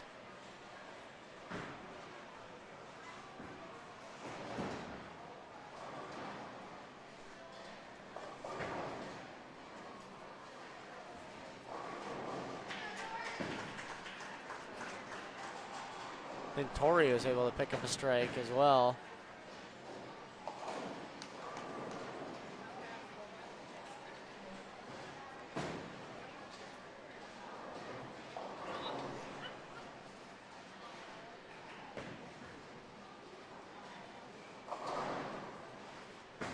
It's Kylie there for Vinton. She misses the 10 pin. Got a strike in the first, but a stone 10 in her second frame. She had quite a few of those in the first game, so looking to change things up here in her second game. She's going to make it to state.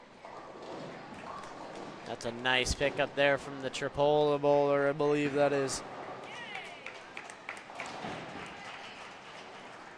I can't even read that. I'm sorry for the Tripoli bowler there. Harder tax than I imagined. So hopefully trying to figure things out here for the last few games.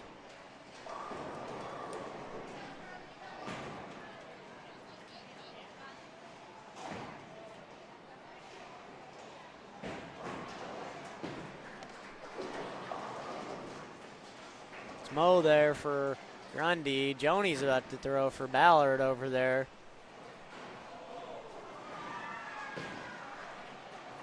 Along with Olivia for Columbus. And her teammate Laurel about to throw.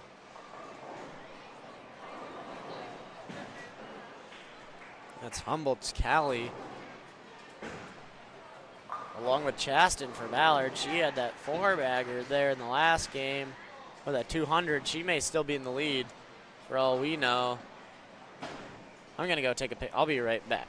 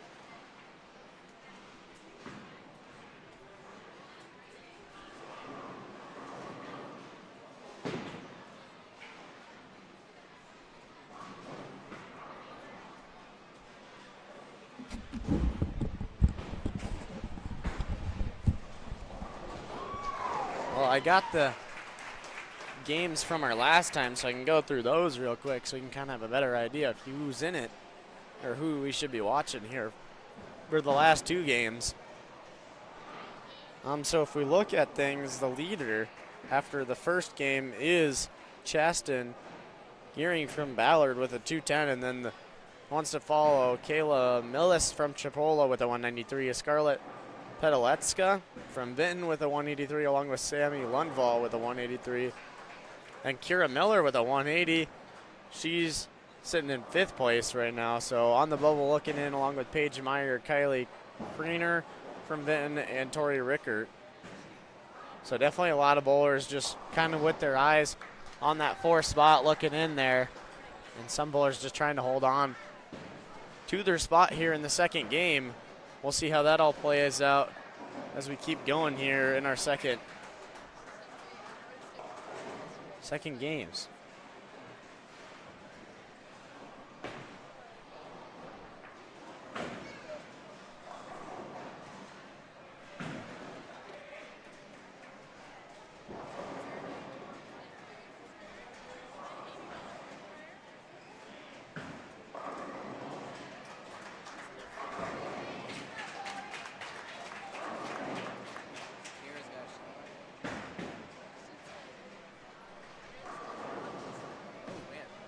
So it's going to be tight when we're coming down to things. That'll make it interesting, which is what we're all about here. Making things interesting.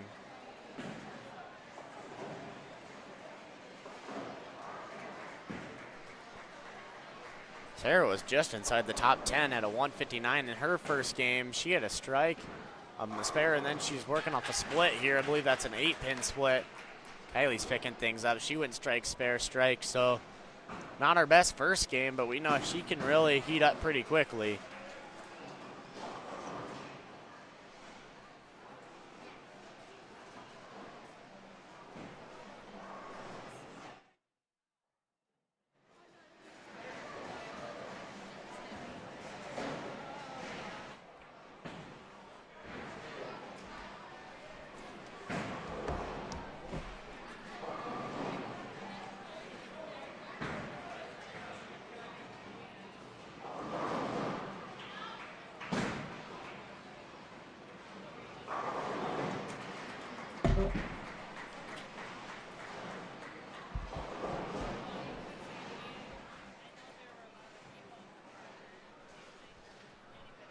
The Grundy girls are working on their 6th frame. Everybody else kind of on their 4th or 3rd frame as we look across the board.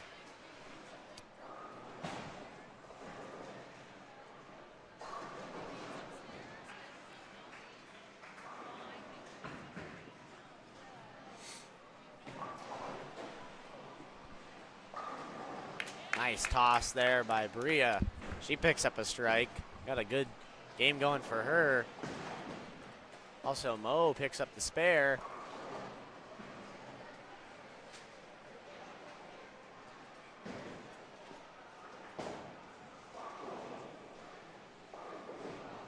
That was Maddie going all the way over there for sorry, I keep wanting to say Humboldt. It is definitely Benton. Played Humboldt a lot more than we played Benton, so that's just in my mind at the moment. Megan going for Grundy. She just misses her mark.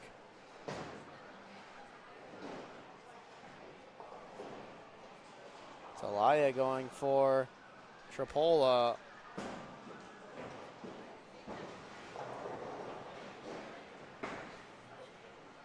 Two Columbus bowlers about to throw as well.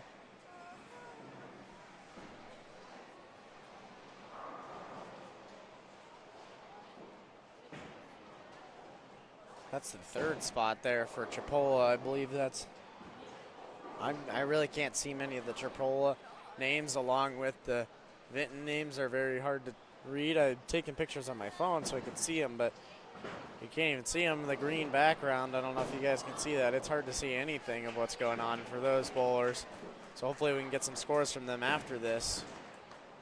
Kind of just see where they're at.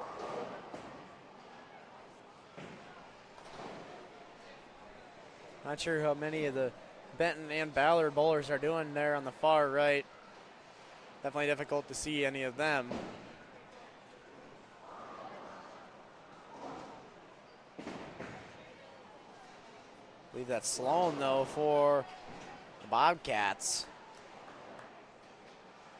Along with Sarah about to go here on the close lane for Grundy Center.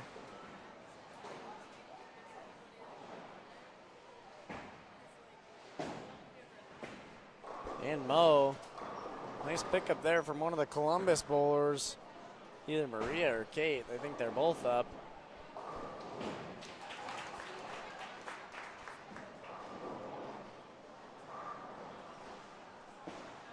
Or Carly, sorry, for Columbus.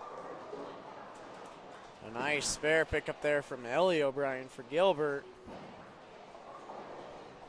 O'Donnell, Sarah O'Donnell, has got her name on the back, so it's easy to tell there.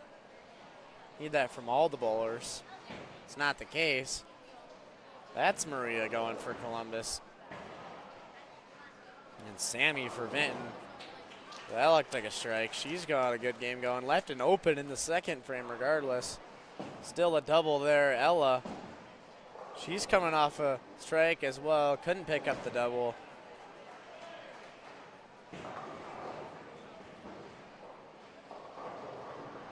Lillianne there just misses as well.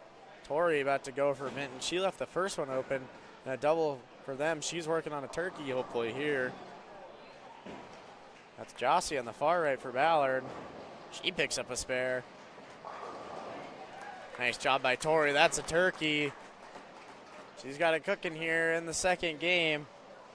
She was sitting right there at the 8th spot with a 170 in the 1st game. So she's looking to shake things up and get into that top 4 spot. The other Tori for Vinton, 157. That's Elwick, Tori Elwick. Couple Tories for Vikings. She's also got a spare and a double in her first 3 throws. Wasn't able to get a strike there. I think she got a 9, leaving that 10 pin out to, nope, she picked up a split. Not sure what split. Can't imagine it's too easy to pick up. That's Kira Miller over there for Gilbert. She leaves the 10 pin out to dry, coming off a strike.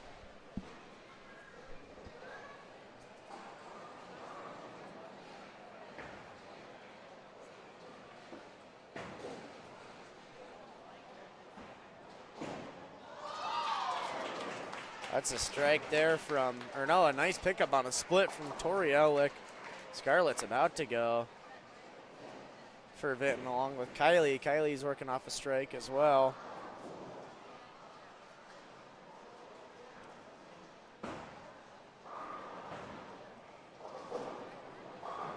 Great job by Kylie. She's kind of picking things back up here. Katie just went for Gilbert. She left the 9-pin out there. She was coming off a strike.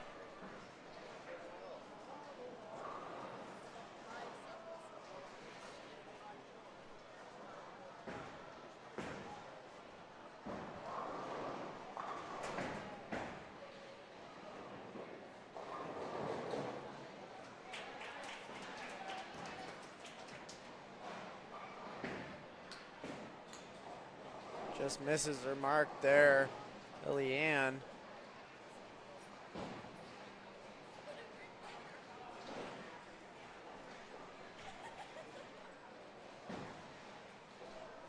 It's Olivia on the far right for Columbus. Joni just went for Ballard as well.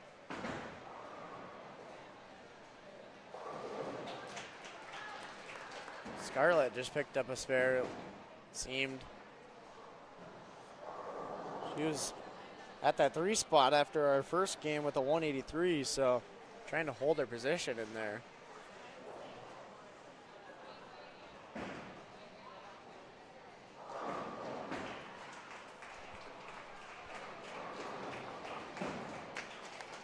Addie just went for Vinton. She just missed going for her double. Olivia's going again for Columbus, trying to cover that 2-pin spare. She chops it.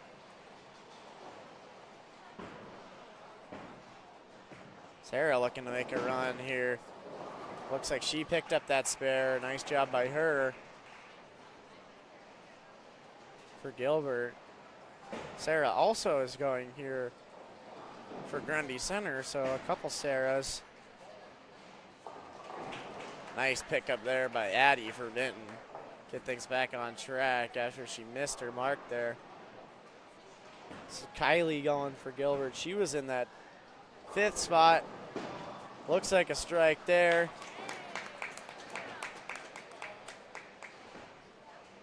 Bria with the pickup for the spare. She's got a good game going. A 124 through 7 frames. So we'll see what she can do with that.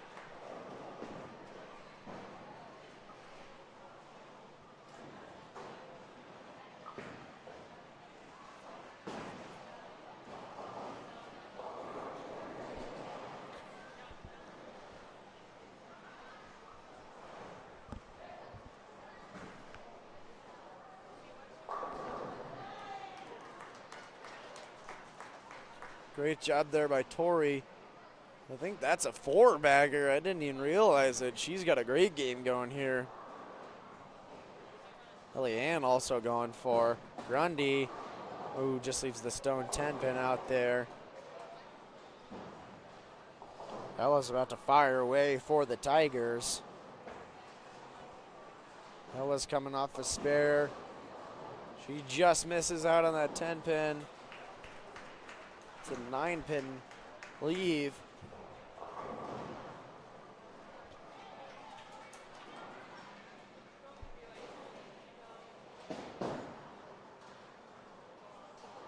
That's Laurel there for Columbus.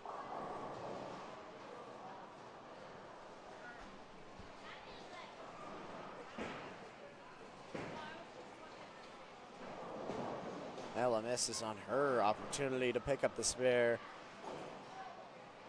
As does Lillian. As does Mo. He chops that back one.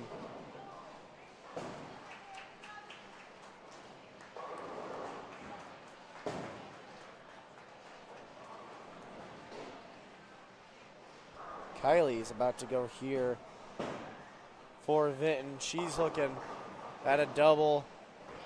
She's searching for the turkey here. One of the best bowlers in the house right now. Nice toss there. No doubt about that one, right in the pocket.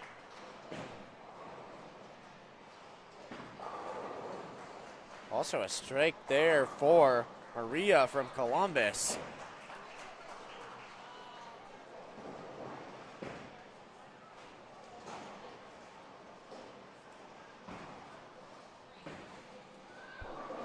Kira just missed trying to pick up her spare.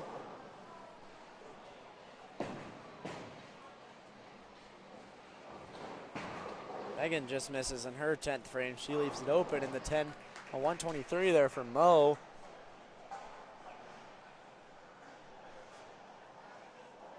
Like we said, Grundy is going to be done far before any of the other teams here on this close lane.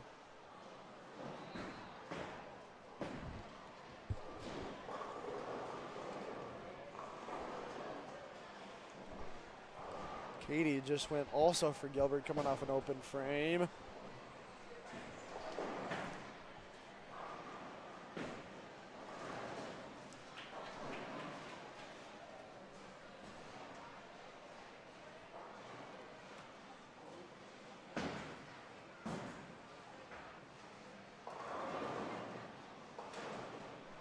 Nice cover there on the spare for Katie. Sarah's in her 10th frame. She's trying to get one more throw at it. She's going to with a pickup there. She has an opportunity for an even, sorry, I'm getting the hiccups, an even 100. Sarah's about to go as well.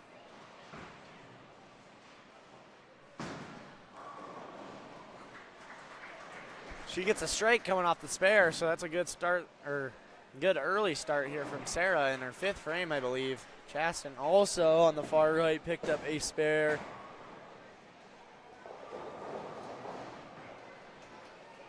Addie just missed. She's got a 7 split there. Can't see which numbers it actually is, but there goes Kira.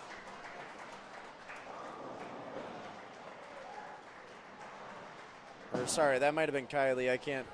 I only saw the tail end of it. I believe that was Kylie there with the strike for the Tigers.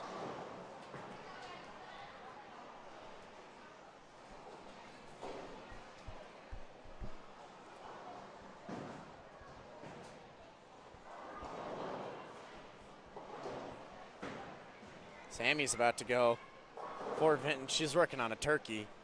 See if she can get the 4-bagger here.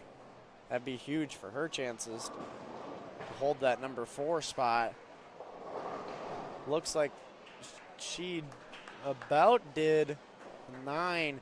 Probably a stone 7 would be my guess, just by the look of things. A tough split there for the Tripoli bowler.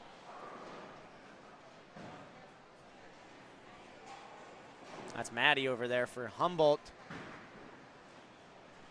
along with Laurel. Again for Columbus, that's a strike for Laurel. She's coming off a spare, so she's got a little bit cooking here in the second game. It's gonna be maybe the last throw here for Grundy in their second game. Tough split there, 7-10. Wow, it's a nice toss over there by, I believe, Sloan for Benton. She picks up a strike. Chopped it there. Oh, it just a late trip. Wasn't even paying attention and it fell. She's gonna have one more toss with a 172 possible here in her 10th frame compared to a 125 in her first game. So great improvement here from game 1 to game 2. Tori is working on a tough split over there for Vinton. Just misses her mark there. Bria, that's going to be a 168 in her second game.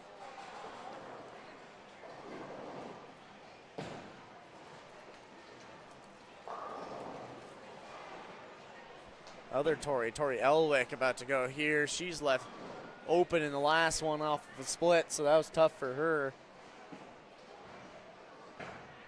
See what she can do here. Her 6th frame just misses her mark. Maria's about to go for Columbus. Picks up the 10 pin there for the spare.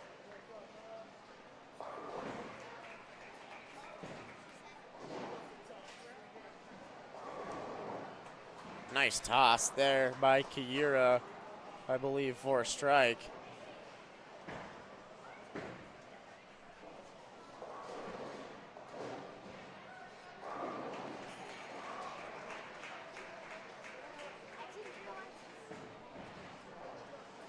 Katie here for Gilbert. Looking for some late trip action, a little bit of a ring and 10. I think that's another 9 frame for her. She picked it up last time. See what she can do here. Kate and Katie, not from the same school, but Kate going here for Columbus. Nice toss there from Kylie. I believe that's a strike. That's a 4-bagger for her. She's got a great game going here in her second. No open frames through 6. And Scarlett's going to get things going. Katie just misses. Trying to pick up her spare. Here goes the Tripoli bowler. I believe that's Hannah. Her 7th frame.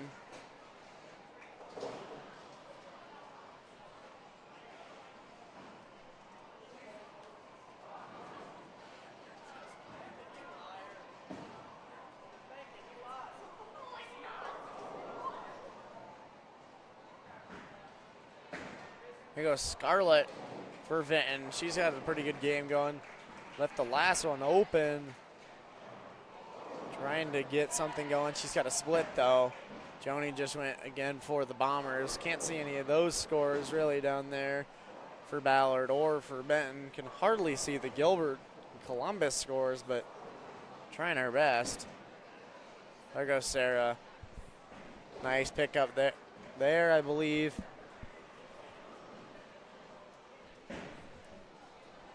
To get a spare.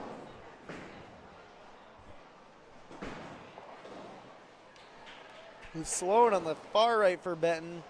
Along with Chaston going again. She's holding that number 1 spot at the moment. But doesn't mean, sorry, at the start of this game, doesn't mean she will be at the end, but we will see how things pan out here. For Chaston, that's Kylie. She was also on the outside looking in for that number 4 spot. She gets a strike there. That's a turkey for her. She's got a good game going, trying to sneak in there at the number 4 spot. It's going to take one more game after this to do it. For a lot of these bowlers, it's going to be tight.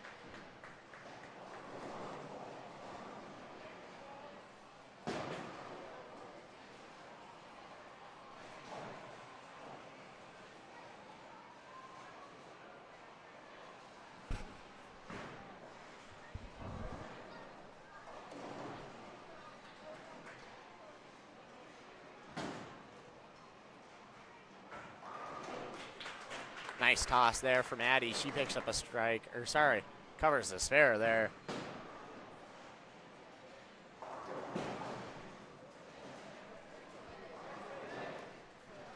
We had our sub-state brackets come out just recently for the 3A, 4A boys basketball.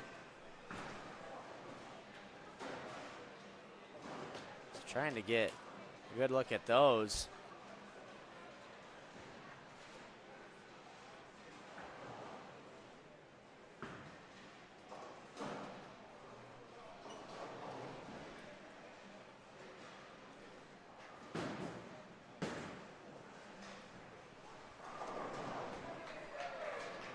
Nice toss there from, I believe that was, sorry, Laurel for Columbus. Great throw there by Sammy. Sammy working off that. She just went gutter spare. So got things picked back up there with her second throw in the 7th frame. She's going to try to make a run to the state meet. Ella just went there as well for the Tigers.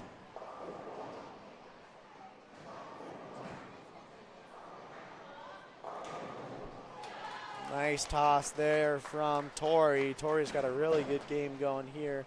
125 through 6 frames.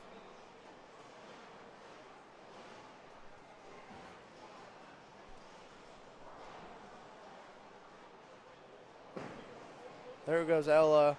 She didn't like it.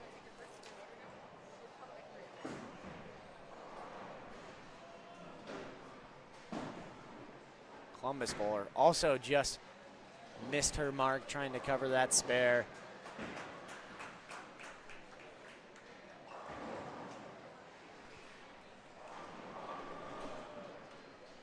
There's a lot going on still, but this Grundy team done with their second game. Hard to see too far down there with the Ballard and Benton scores.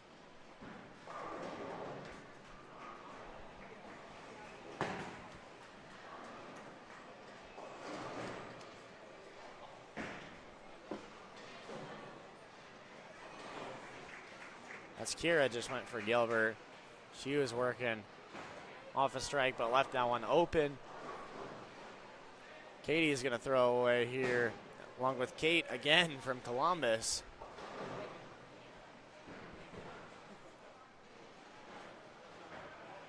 Katie left the last one open after picking up a 9-pin spare. That's the 10-pin again, though, that she's left out to dry.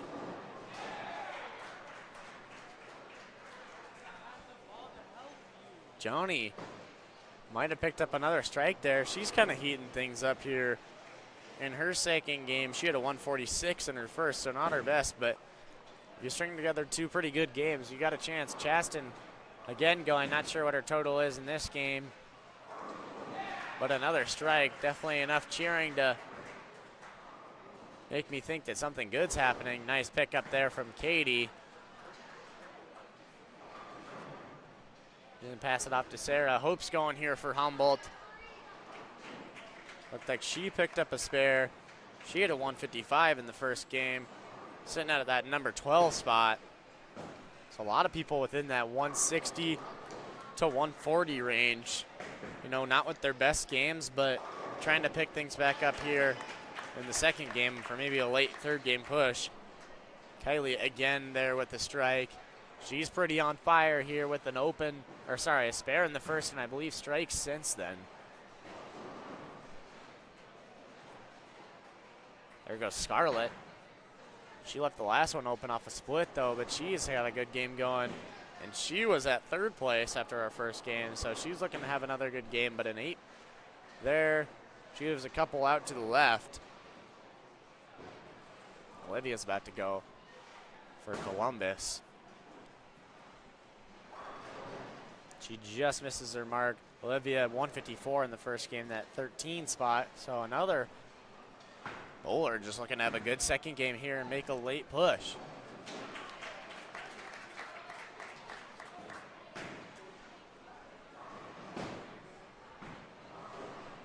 Anna just missed there for Tripoli.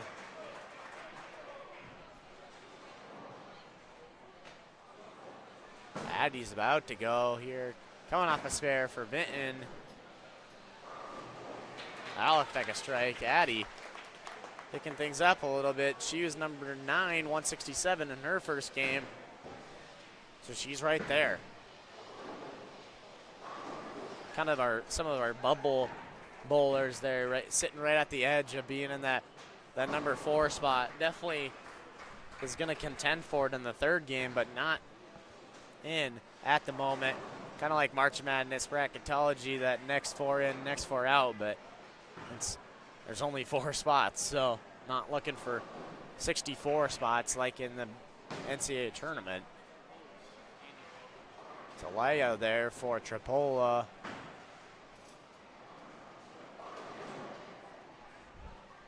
Can't really tell which bowler there went for Columbus. I think it's Laurel, though.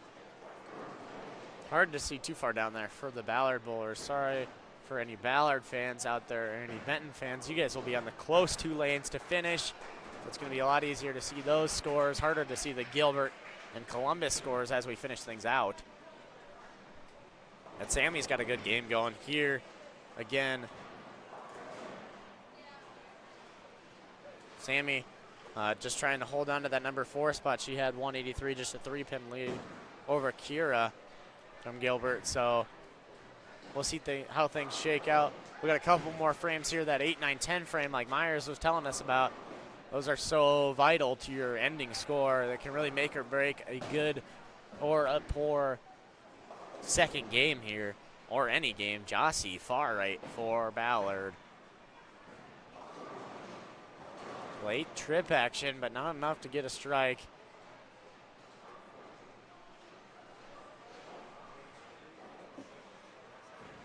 There goes Ella. Tori's gonna go right before her though for Vinton.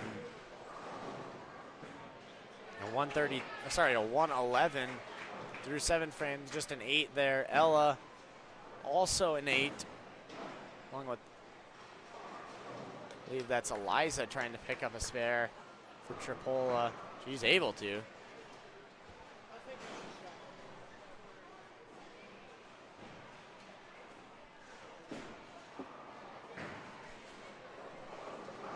Kira looking for some late trip action. It's not going to happen.